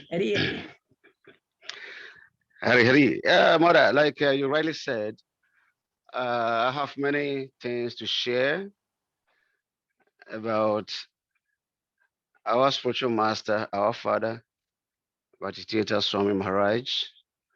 But time is very limited, and so I don't know exactly which one to say. But I can only say that we are all very, very fortunate. Why am I saying this? I'm saying this because it's a Yasha Prashadam Bhagava Prashadam. By the mercy of Krishna, one get Guru, and by the mercy of Guru, one get Krishna. And so it is very rare for one to have a connection with a bona fide Guru. For a living entity, after living Krishna for many millions of lifetimes, finally get in touch with a bona fide Guru like Bhakti Tirtha Swami Maharaj, it's a very huge blessing that one can never ascertain what he did to be able to get a connection of this nature. And so we are all very fortunate. And so we should keep to our fortune that we have and never to drop it. We all know Bhakti Tirtha Swami Maharaj, and those who did not even had his personal association have heard his wonderful activities. Bhakti Tirtha Swami Maharaj was a personification of love. He spoke of love and he demonstrated love. He spoke of concern and he showed us what is concerned. He was so concerned for each and every individual who approached him. He was everywhere, both physically and also spiritually. In fact, the very first time that I saw him was those first days in my devotional service that he has come to Ghana with Gita Nagari Swami Maharaj. And as soon as I saw him, I knew this is my guru, this is my spiritual master. And he could tell what I was thinking. And he spoke my mind when he was giving Bhagavatam class. But Tirtha Maharaj was not an ordinary human being. He only assumed Krishna sent him to come and reclaim us. I happened to be one of his servants. And so I had many encounters with him. He always asks me whenever I'm massaging him to sleep, putting him to sleep, he asks me, do you see me always? That means he comes to me always in my dreaming state. He comes to give directions. And sometimes I say, yes, Maharaj, I see you sometimes. Then he will ask me, okay, you see me, how do you see me? What was I doing? And then I will tell him. And then he said, yes, I always come to you. But whenever you are and you want to wake up, don't just get up. Open your eye, relax in bed for some time, and you can remember everything. So I believe he come to all of us. He visit all his disciples.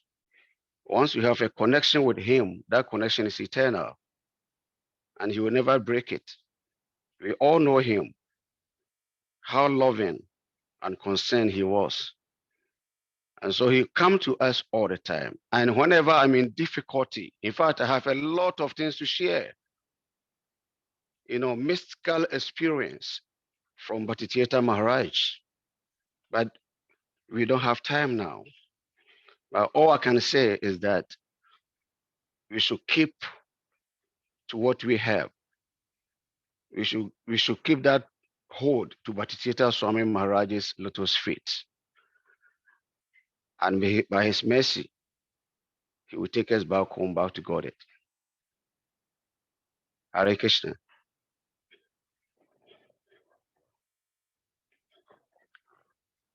Sorry. Govinda, you did it. Haribo, you did it. I know you're shocking yourself. Hare Krishna. Mother Sunita, do you want to share something? Quickly. She ran. She ran away. Ran away. All right. What about Rasa Leela, since we got this household right here? And since Govinda was so good. Rasa Leela. Ras is coming. Okay.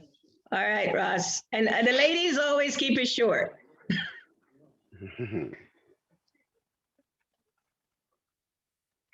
Thank you, Prabhu. Thank you for amazing sharing of Guru Maharaj.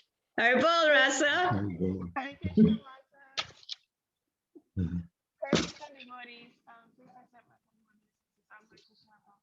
Louder, louder. The mic is behind you. Mike. Yeah, there you go. All glories to His Holiness Bhakti Tirtha Swami Maharaj Ki Jai. Jai. I just wanted to share really briefly. I've been listening to a lot of devotees mention the qualities of Bhakti Tirtha Swami Maharaj, and one thing that's consistent is how personal he is. And even though I am not a direct disciple of Maharaj, I am indirectly connected to him through my father and my mother also. And I wanted to share really quickly my personal experience of how personal he was. This was years ago when I was confused about who to take as my spiritual master. And I was, being someone from Ghana, naturally was Bhakti Tirtha Maharaj then, but then he had unfortunately passed away from this planet painfully. And so one night I meditated and I felt really bad for not being able to serve him. as I grew up, because I knew him then. In Ghana, when I was a little girl, I would always see how wonderful he would interact with devotees and how personal and really caring for. Even if devotees have where he would visit the temple, he would ask about those, like, why is this person not here? Let's go call him or her. Let's bring that person together. And so he came to me in a dream, and I was crying. I said, Maharaj, you know, it's not fair that you left just when I was getting to know you and just when I grew up. It's not fair that you left, but now I want to, you know, take initiation, but you're not here. And so His Holiness Radhanath Swami Maharaj stepped in then in the dream, and then they merged together. So then he said that just know that Maharaj and I were the same. And whenever you want to speak with me, whenever you want to connect with me, just know that I'm here also. So about a year later, my parents approached His Holiness Radhanath Swami Maharaj to please give us initiation. And he said, of course. So to me, like I said, being born by my parents, I am directly and indirectly connected to Bhakti Tirtha Swami Maharaj. And yes, he is personal. You know, he's not the kind of person that when you go to speak about your problems, he will say, no, you can't talk about it. He'll ask you. You know, I know a devotee who actually told me that she had come about with her menstrual cycle, and Maharaj asked, you know, do you have the necessary accessories to use for your cycle? And that's embarrassing, but he's also a father, right? He's not just a spiritual master, he's not just a guru, but he's also a father. So I wanted to share that quickly, and thank you all so much for representing him. Thank you all so much for embodying his personality and that caring nature of connecting everyone, because in connecting with everyone, we connect with him also. So thank you all so much. Hare Krishna. Hari, thank you, thank you, thank you. Thank you, Rasa. Thank you so much. Thank you for the opportunity. Hare Krishna. Haribol. My team partner, Achyuta Devi, is in the background and she's letting me know about the time. And we do want to do this thing in the Institute House. So okay, so Chintamani and Jagannath, if you would kindly share something quickly, and then we're going to move to Sahadev, and then one more person we're going to ask is Agni Vaish from Chicago. So if we can do all three of you in a few minutes. Okay, Mother Rajalila, Chintamani, on behalf of our family, will speak. And Raj, I'm gonna do this in 1 minute. Okay. Thank you, Rasalia. That was so beautiful. I want to take this opportunity to thank His Holiness Bhakti Tirtha Maharaj for his impact on families, his impact on the world family, Srila Prabhupada's family, and individual families. It's because of those pictures that Yashoda Mai showed of him having a baby on his lap. All of us know him, serving at weddings, him doing samskars, him at picnics, him being personally involved, that shows all of us that whatever your body you're in, if you're in a woman's body, in a child's body, if you're in the Grihastha ashram, that you're valuable. So many things that devotees in ISKCON struggle with in terms of, is it okay for me to be in my ashram? Every single person he interacted with, he showed them that you're loved and you're valuable.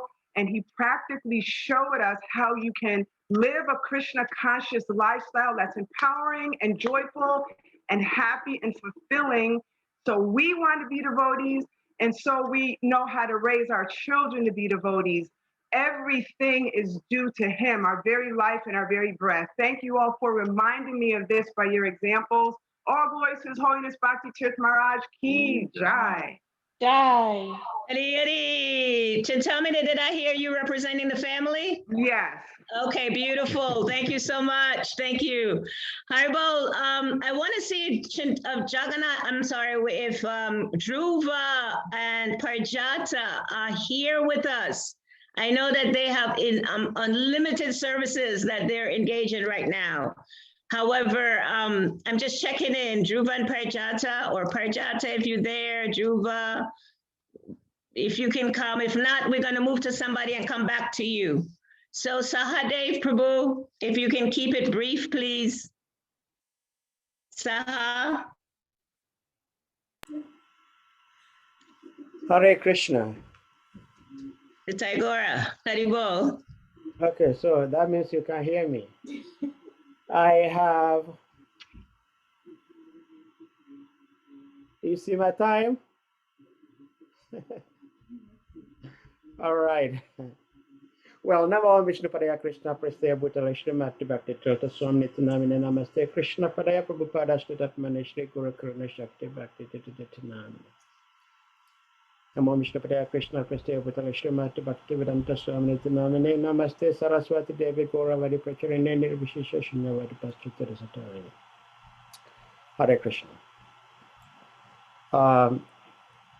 Thank you all for giving me the opportunity to say something about Gurudev. Being an African and coming from Africa, when we talk of someone being a spiritual person, what to speak of a spiritual leader, means that that person must have mystical powers. If you don't have mystical powers, it means you are not spiritual enough.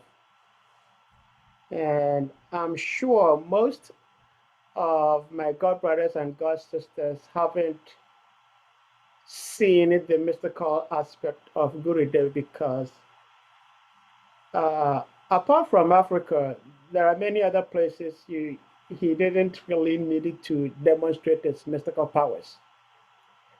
He wasn't demonstrating his mystical powers just to bluff, but to prove that the process we're practicing is very potent.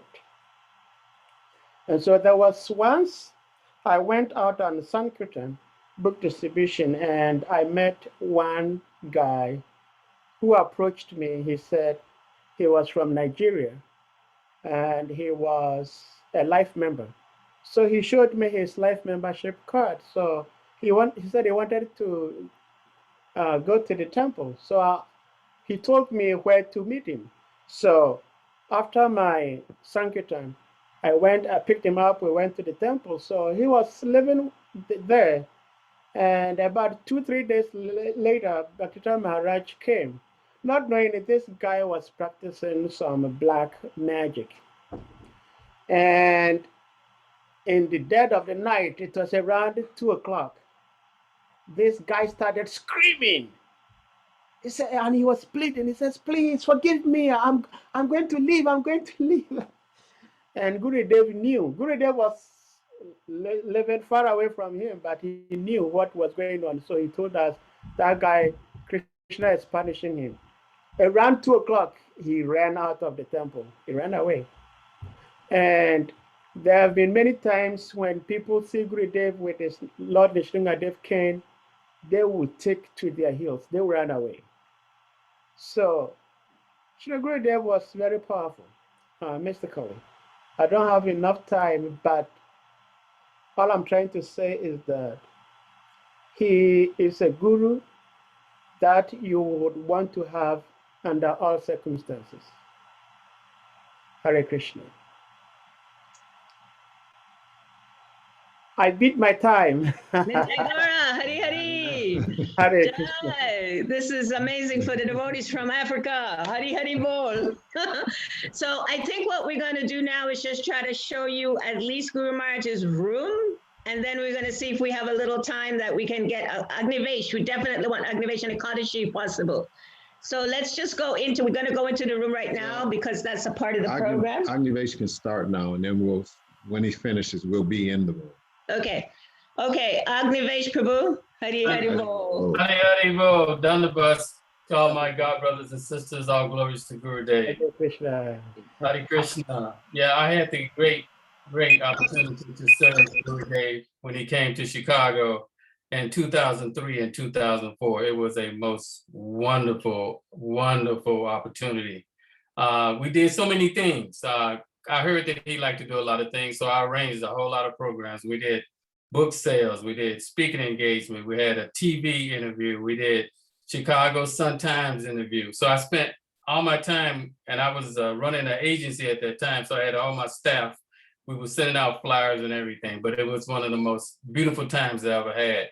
And we had a lot of experiences, and there was a lot of things I could share, but I will defer due to the time. The best thing that ever happened to me, I was taking him back. We was going to get ready to go to the airport, and he said to me, he said, you know, we got a few hours. Why don't we stop by your house? I was like, wow. So luckily I had my altar, had his picture. I hadn't expected him to come by the house. So he came by the house. And so when he came in, I said, Gurudev, are you hungry? He said, yeah. So I was able to cook him a meal. And that was the greatest day of my life. And I was able to eat all the remnants. So it's a beautiful day. So those are one of my, some of my most cherished moments. So I wish everyone Hare Krishna, Jaya Srila Bhakti Tirtha Swami Maharaj. Hi, Haribol. And so we're in the room of Bhakti Guru Maharaj, a revered Guru Maharaj right now. Thank you, Agnivesh Prabhu. Thank you so very much. We want to just show you just the room really quickly. Kabir Prabhu is going to start. We're starting at the bed. This is the bed where he left his body. This is a bed he slept in before he left his body. He really loved being in this room. This is a gift that was given to him by Mother Sonia from Maryland.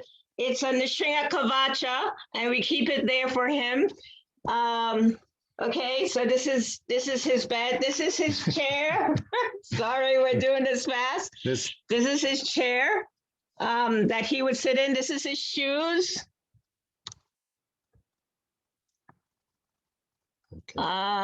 Okay.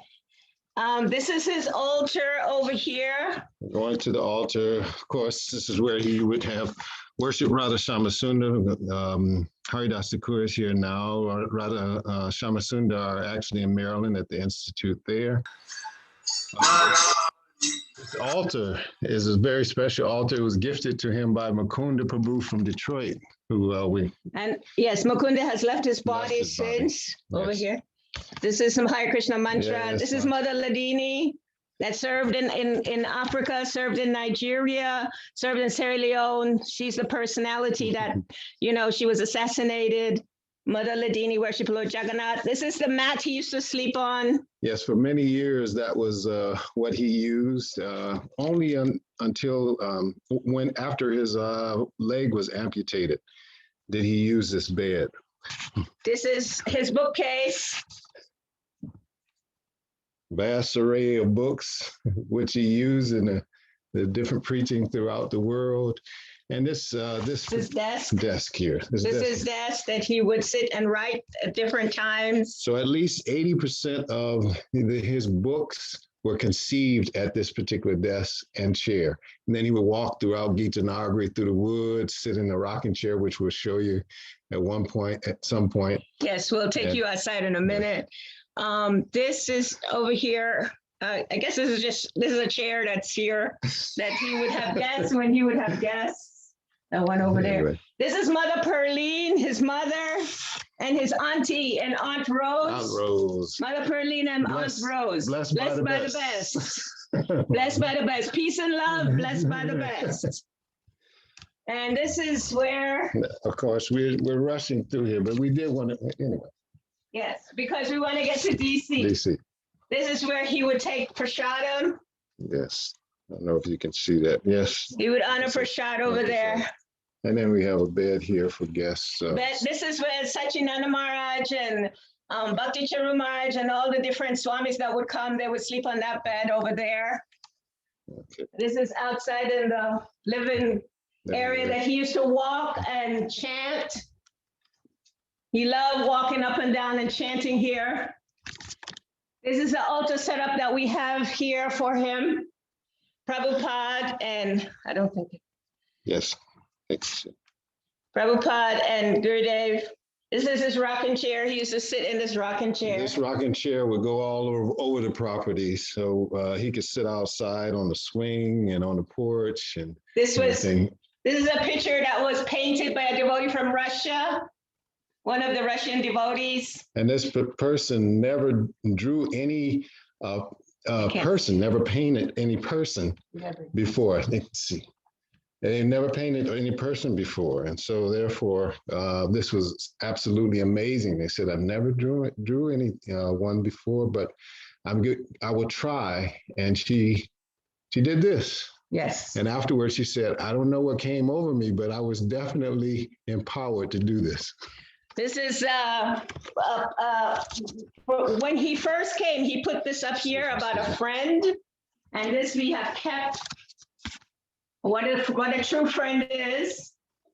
I don't know if you can see that. It's backwards.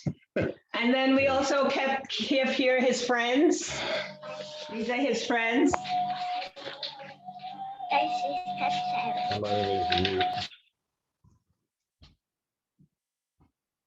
Where we lost him, Herbo. His friends, of course, at a wedding in Potomac, Maryland. Rasamrita and Sham Kashur Prabhu. This is our altar. We worshiped Giriraj Maharaj, which was in the hand of Guru Maharaj when he left his body. Giriraj Maharaj Ki Jai. So. We're going to quickly take you downstairs. This is a bookcase here.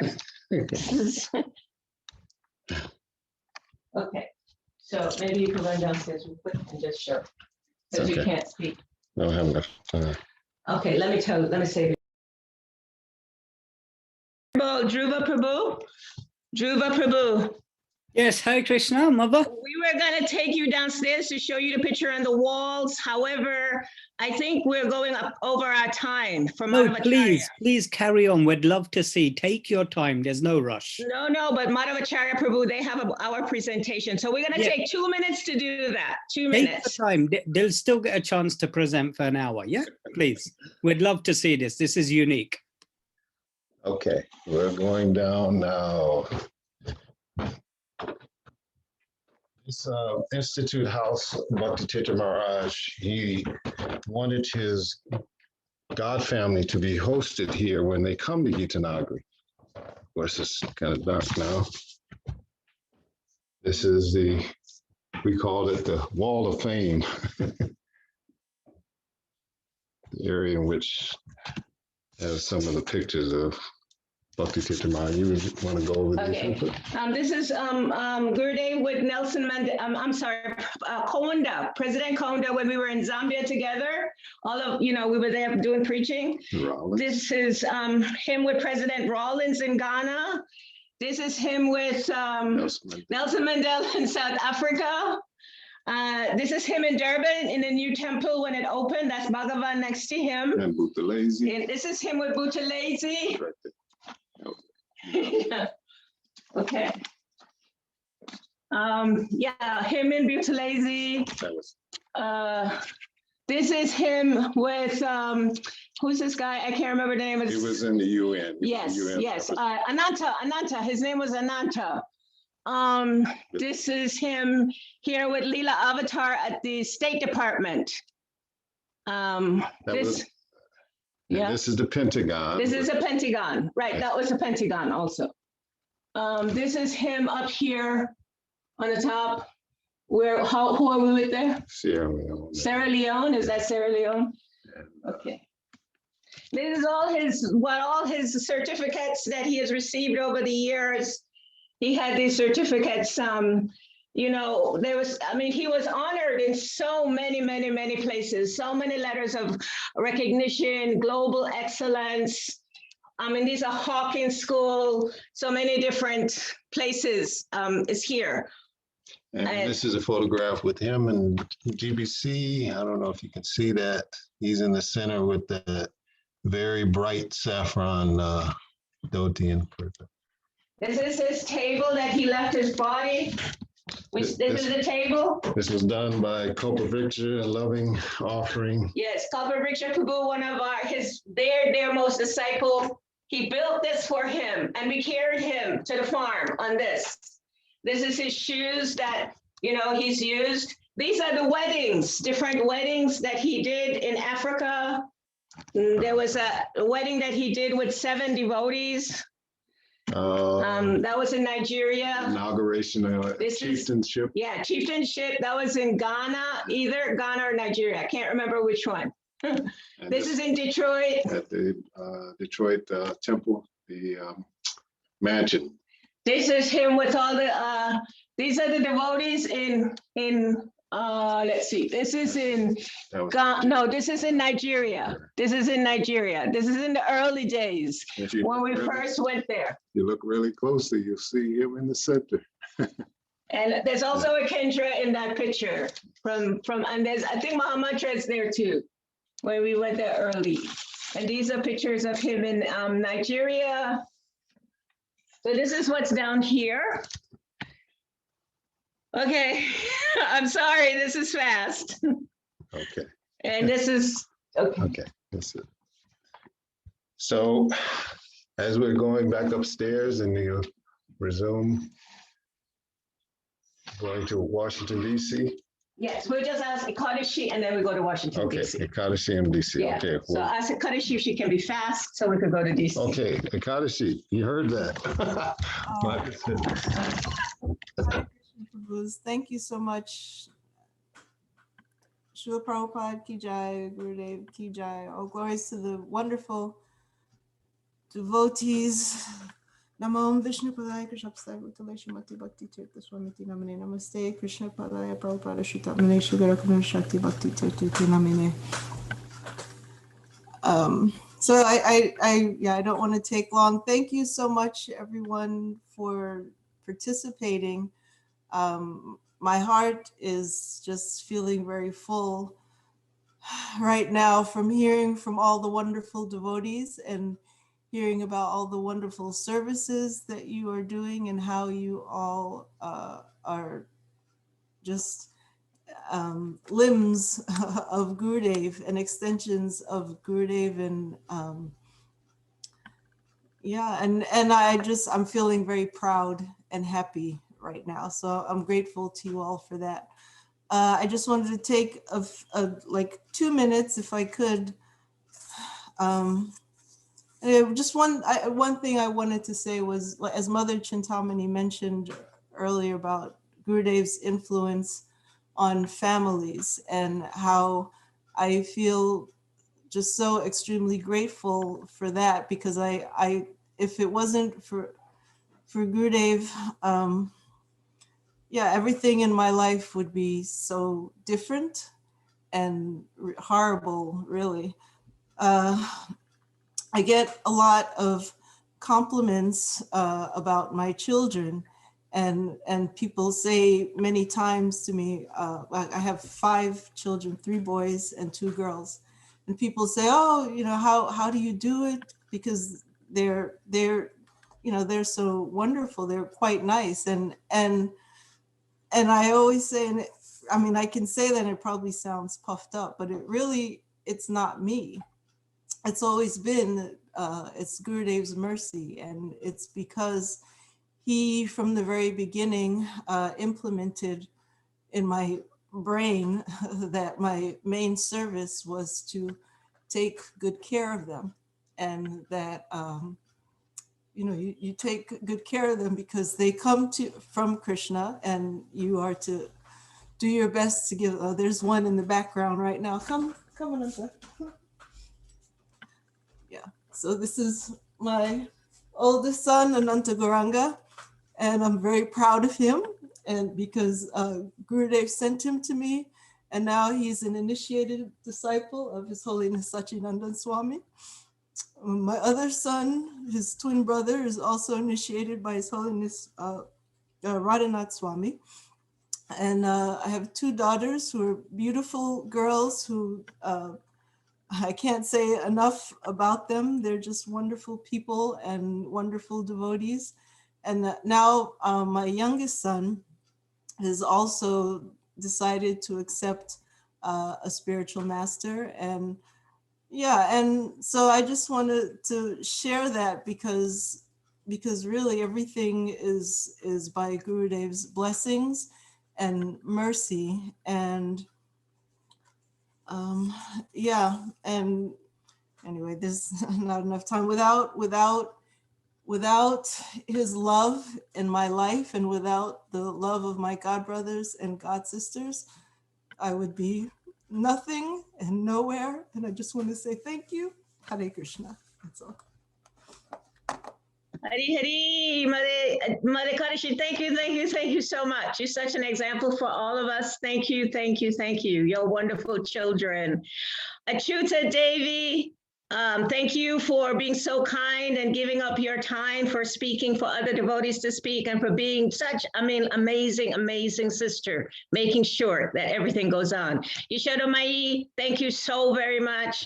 Kavira Prabhu, all those people, everyone that got together to make this happen with us. Thank you so very much. Madhavacharya, we love you. So sorry. We took 10 more minutes. Thank you very much, Mother Rajalila. Thank you for showing us the home. Thank you for giving us a tour. I think the beginning, what Mother Yashoda was saying about seeing each disciple as a functioning organ of Gurudev's body is really something we all need to think about and make sure that we're all reaching out. Thank you all for that nectar. Now we have Madhavacharya Prabhu, who was initiated in 1991, who is one of the first groups to be initiated in America. He is a physician and on the board of directors for IFAST. He and his wife, Kunti Devidasi, has been caretakers of the Institute House in Maryland since 1994. He was one of the primary caregivers of our spiritual master during his last days. IFAST continues its 30-year service of offering a variety of classes, speakers, and workshops. Madhavacharya Prabhu ki jai. Om Megyan Savrandasha Ganagana Shalakaya Shakshung Vitamina Tasmai Shri Guru Namaha Mancha Kalpa Trubhischa Kripa Sindhove Vicha Patitanam Pavnebhyo Vaishnavebhyo Namo Namaha. Hare Krishna. The Kadashi, you melted my heart. Oh my Lord, it's so beautiful. Your video is off, Madhva Prabhu. I'm trying to save you.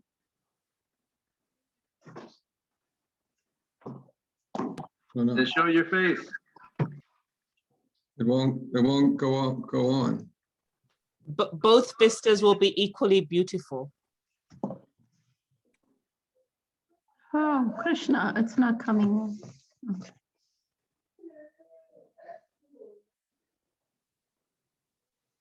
Okay, just use your voice for now. For some reason, it's not coming on. Should I just talk? I'll just talk. I'm sorry. So, Raj Nekavir, I wish I was there with you, man. It was so nice. I'm going to talk about IFAST for a moment, Institute for Applied Spiritual Technology. You have to take that away. Yeah, no, she wants to. Yeah, bring that here. I'm sorry.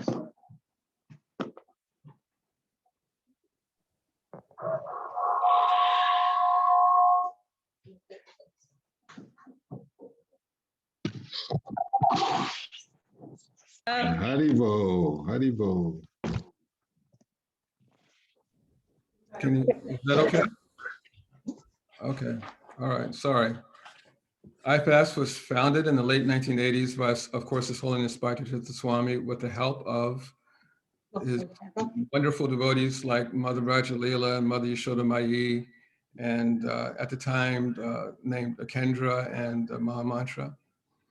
It was focused on urban preaching in a predominantly African-American city. The message, the environment, Guru's clothes, the whole experience was compassionately crafted to deliver the principles of bhakti in a way that was palatable and digestible for the people who were, the target audience. Many of those people would have found introduction to these same principles in a traditional temple quite difficult. So this approach was bold, creative, and quite frankly, genius, and was wildly successful. It attracted a large group of pious, diverse, and extremely talented people, present company excluded, many of whom are today reflecting Guru's boldness and compassion in projects all over the world. Today, IFAST is still a vibrant, close, diverse, loving family, striving to represent the mood and priorities of Gurudev in our lives, in our community, and in how we impact the world.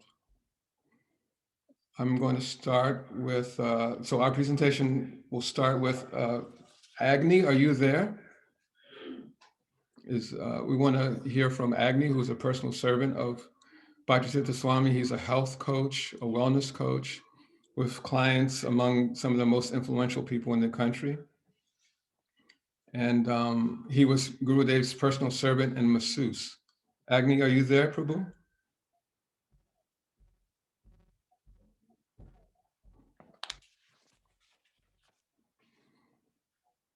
Okay, well, maybe we can get back to him. So I'm just going to introduce a video. We have a video presentation. The video starts with a tour of the Institute House here in Maryland with the deities Radha Gopinath that were installed by Bhakti Tirtha Swami, I believe in 1992, and with his personal deities, Radha Shyama-Sundar. And then we will have a presentation of the devotees in the area. And what they're going to do is, just so you understand what's happening, is we take the word community and we assign a word to each letter. For instance, community starts with C. So someone will talk about compassion and how that relates to Gurudev, and then O, and on down the line. So that's how it's set up. So I hope you enjoy this offering. And if you could start the video, please.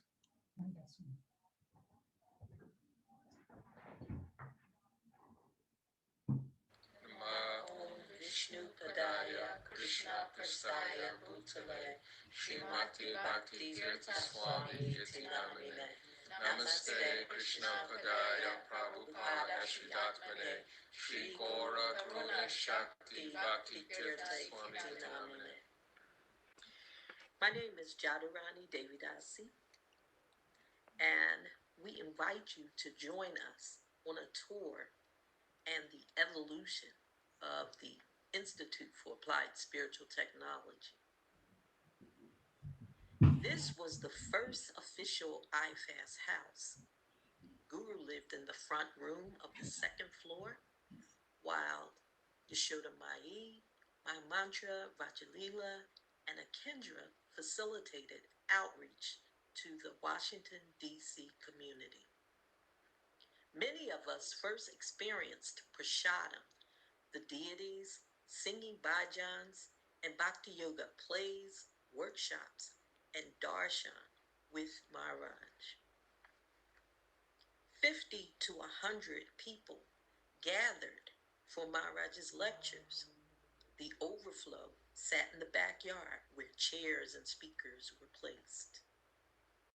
The second IFAST house was situated on Capitol Hill, Washington, D.C., and was easily accessible to everyone who came every day, especially on weekends, to chant, attend Mangal Arti, participate in classes, and engage in service.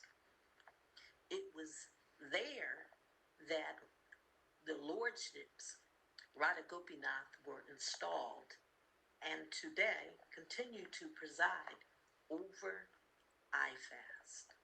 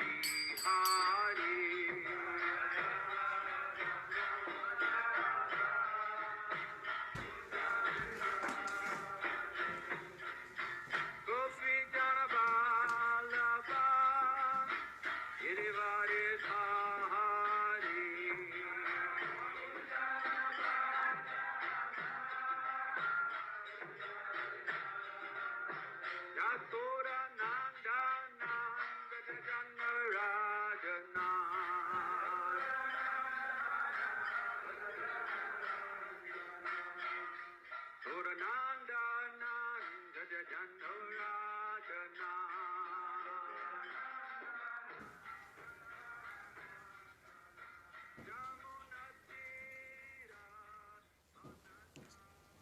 we are in the temple room. This is the Institute House, the Institute for Applied Spiritual Technology. This is its latest iteration. We are in the temple room with Gaura Nitai and Sri Sri Krishna Balaram. At their feet is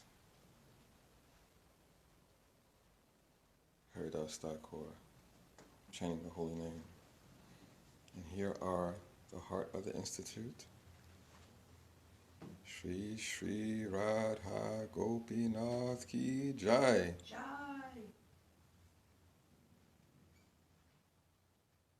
Beautifully attended to by their Pujari, Mother Kunti Devi Dasi. And there attending them is the most wonderful Madhavendra Puri with Gopal.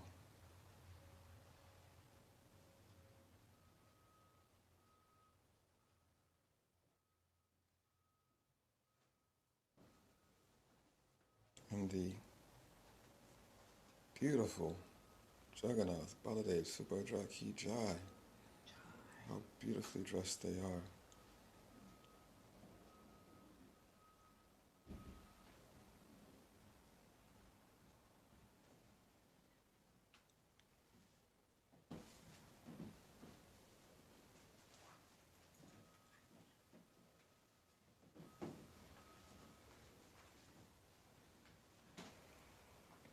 Leaving the temple room, Guru would then, of course, go upstairs to his room.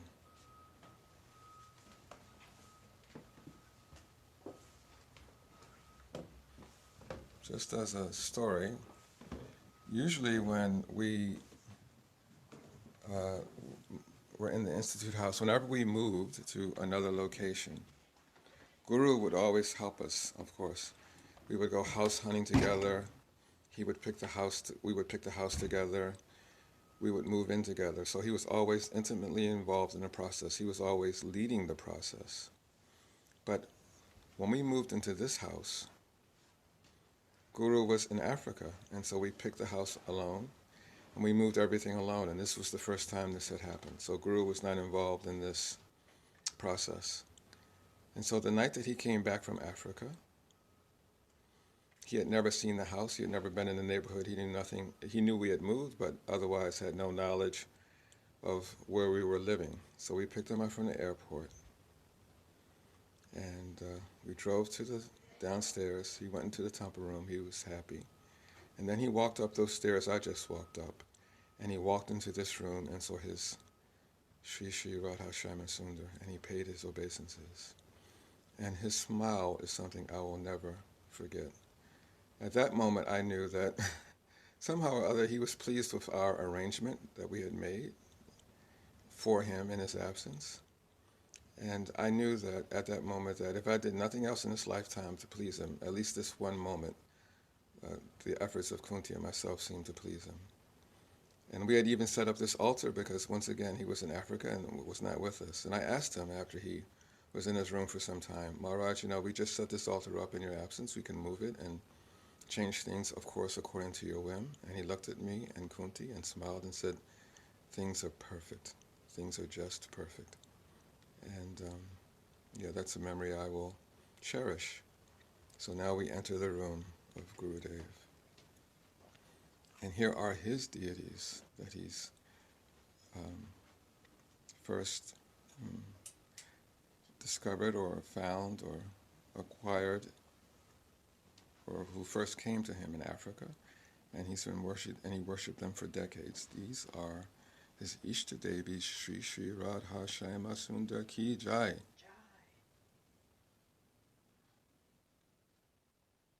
Srila Prabhupada. These are all Guru's deities.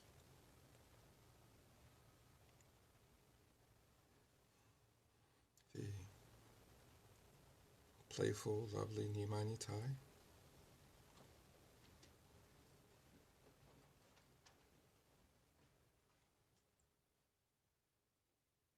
And on his altar, the only of his god brothers or god sisters on his altar, Mother Ladini with her Jagannath.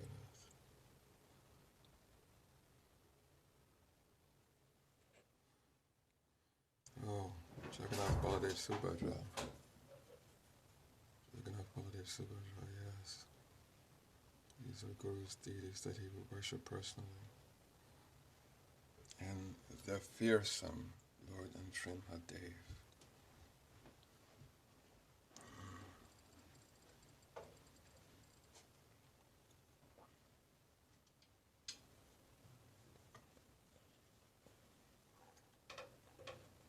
And then once again,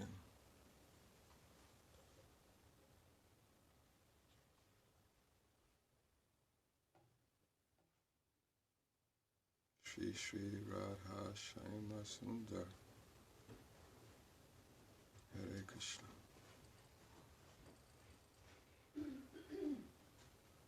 Now let's just take a tour of Guru's room, having paid obeisances to the deities.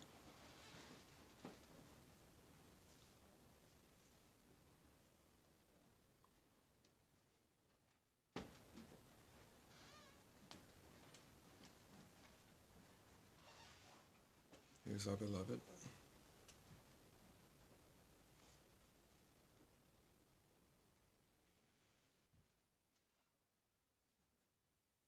And his eternal friend.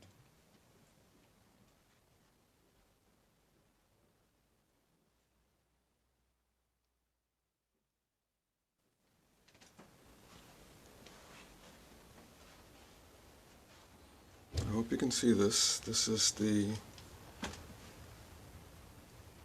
when Maharaj was given his own day, His Holiness Bhakti Tirtha Swami Krishna Pad Day in Washington, D.C. This was awarded him by the mayor of Washington, D.C. at the time for his service and his humanitarian and spiritual contributions to the community of Washington, D.C. Awarded by the mayor. Wonderful.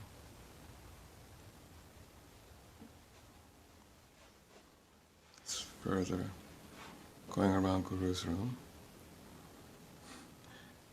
And of course you know what this is. His famous drum. Yes. You can hear him and see him pounding and dancing with this now, can't you?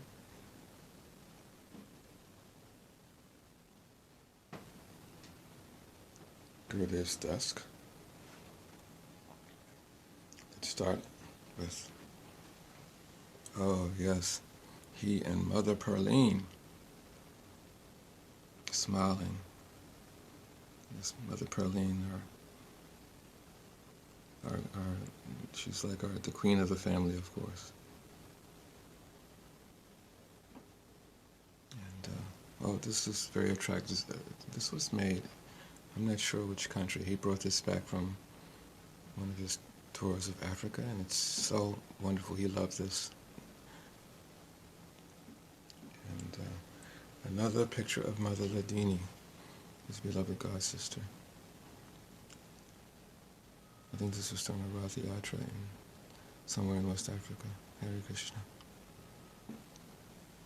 Gurudev's desk. And just above him, of course, this is his smiling spiritual master. I love this picture.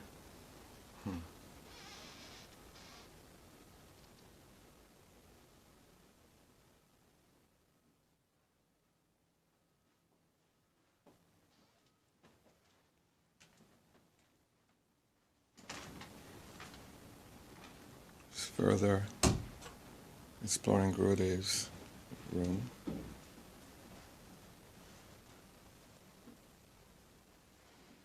The bedroom area. We'll come back to this. I'll just briefly show his bathroom.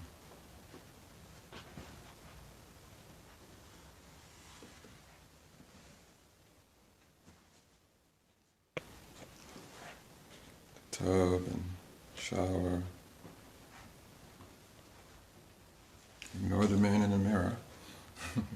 Ignore the man behind the curtain.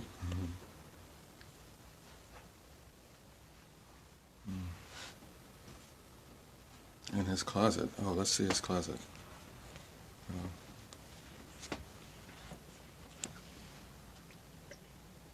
We'll go into his closet. You see the bead bags, Maharaj's bead bags, collection of his bead bags here. This was the walker that he used after his amputation.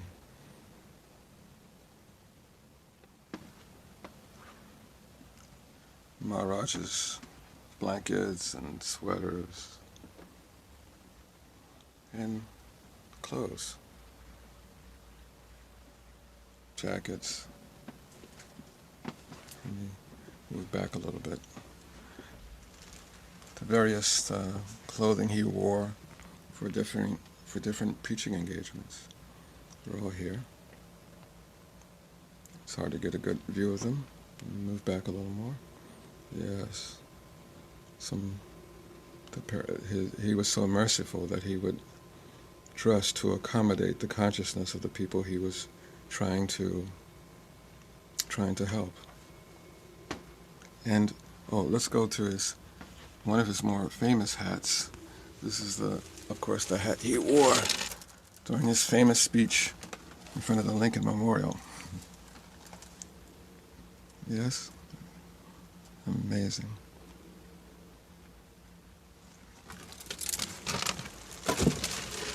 Okay. Coming out of his closet and just his bed. Actually, once we moved to this house, Maharaj, he loved a furniture shop because he would get quality at really low cost, at bargain cost, because he felt that the money was not his, it was the money donated by his devotees, and it was Krishna's money. And so he was very conscientious and a meticulous shopper in terms of trying to not waste devotees' money and get the best bargain possible. So he liked this bed so much that he picked out that this is the same bed that he ultimately bought and took to Gita Nagari. There's the same bed in Gita Nagari.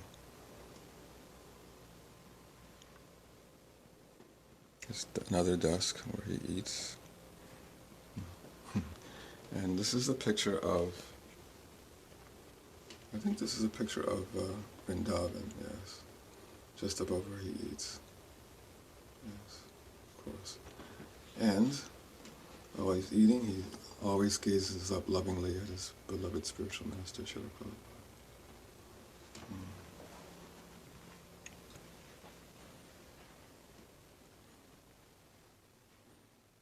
This plant has been his companion for 25 years. This plant has been in Gurudev's room. It's amazing.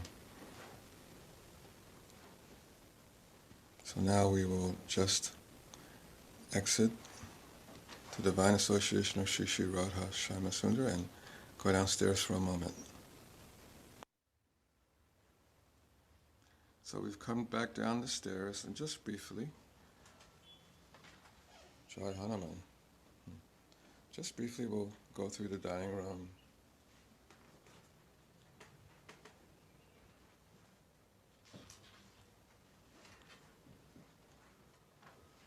Here's a picture of Gurudev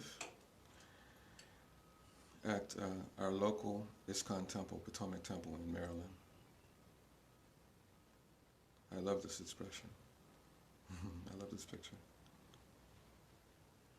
And so briefly, the dining room. And Chandramali Swami is over there too. Yes, and Vyasa Swami. This is a kitchen altar.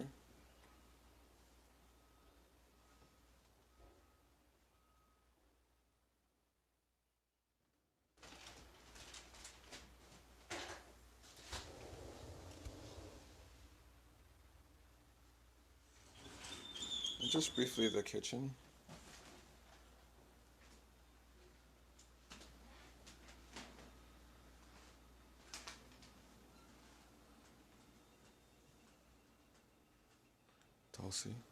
Tulsi Marwani, looking well, gracing us with her association.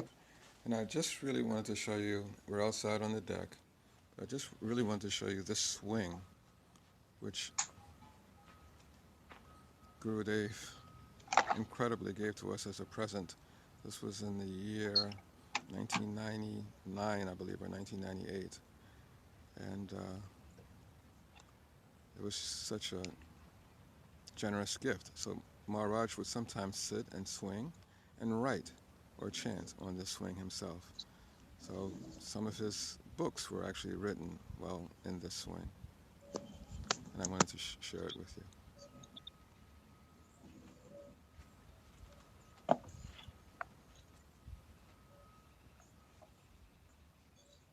We'll go back into the house.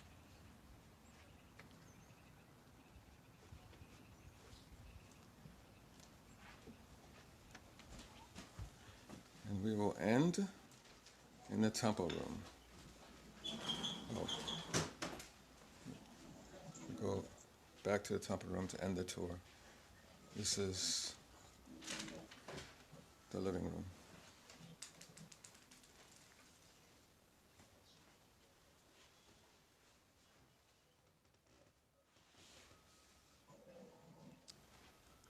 That's a little teddy bear devotee there in a chair. His name is Teddy Das. He's trying to start chanting. You know, we're working on him, we're preaching to him, we'll see. And back into the temple room to end the tour.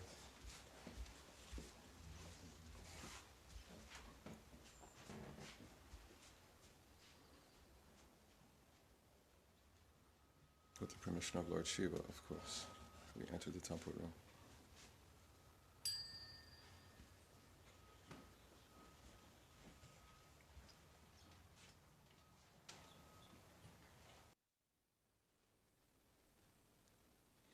Jai Bhakti Tirtha Swami Maharaj Ki Jai. Community as expressed through the life, service, and legacy of His Holiness Bhakti Tirtha Swami.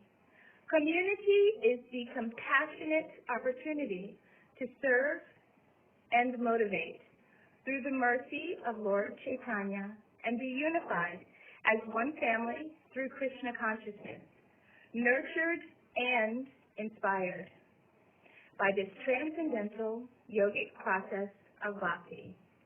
Hare Krishna, my name is Chitralekha Devidasi. I have been given the word compassion.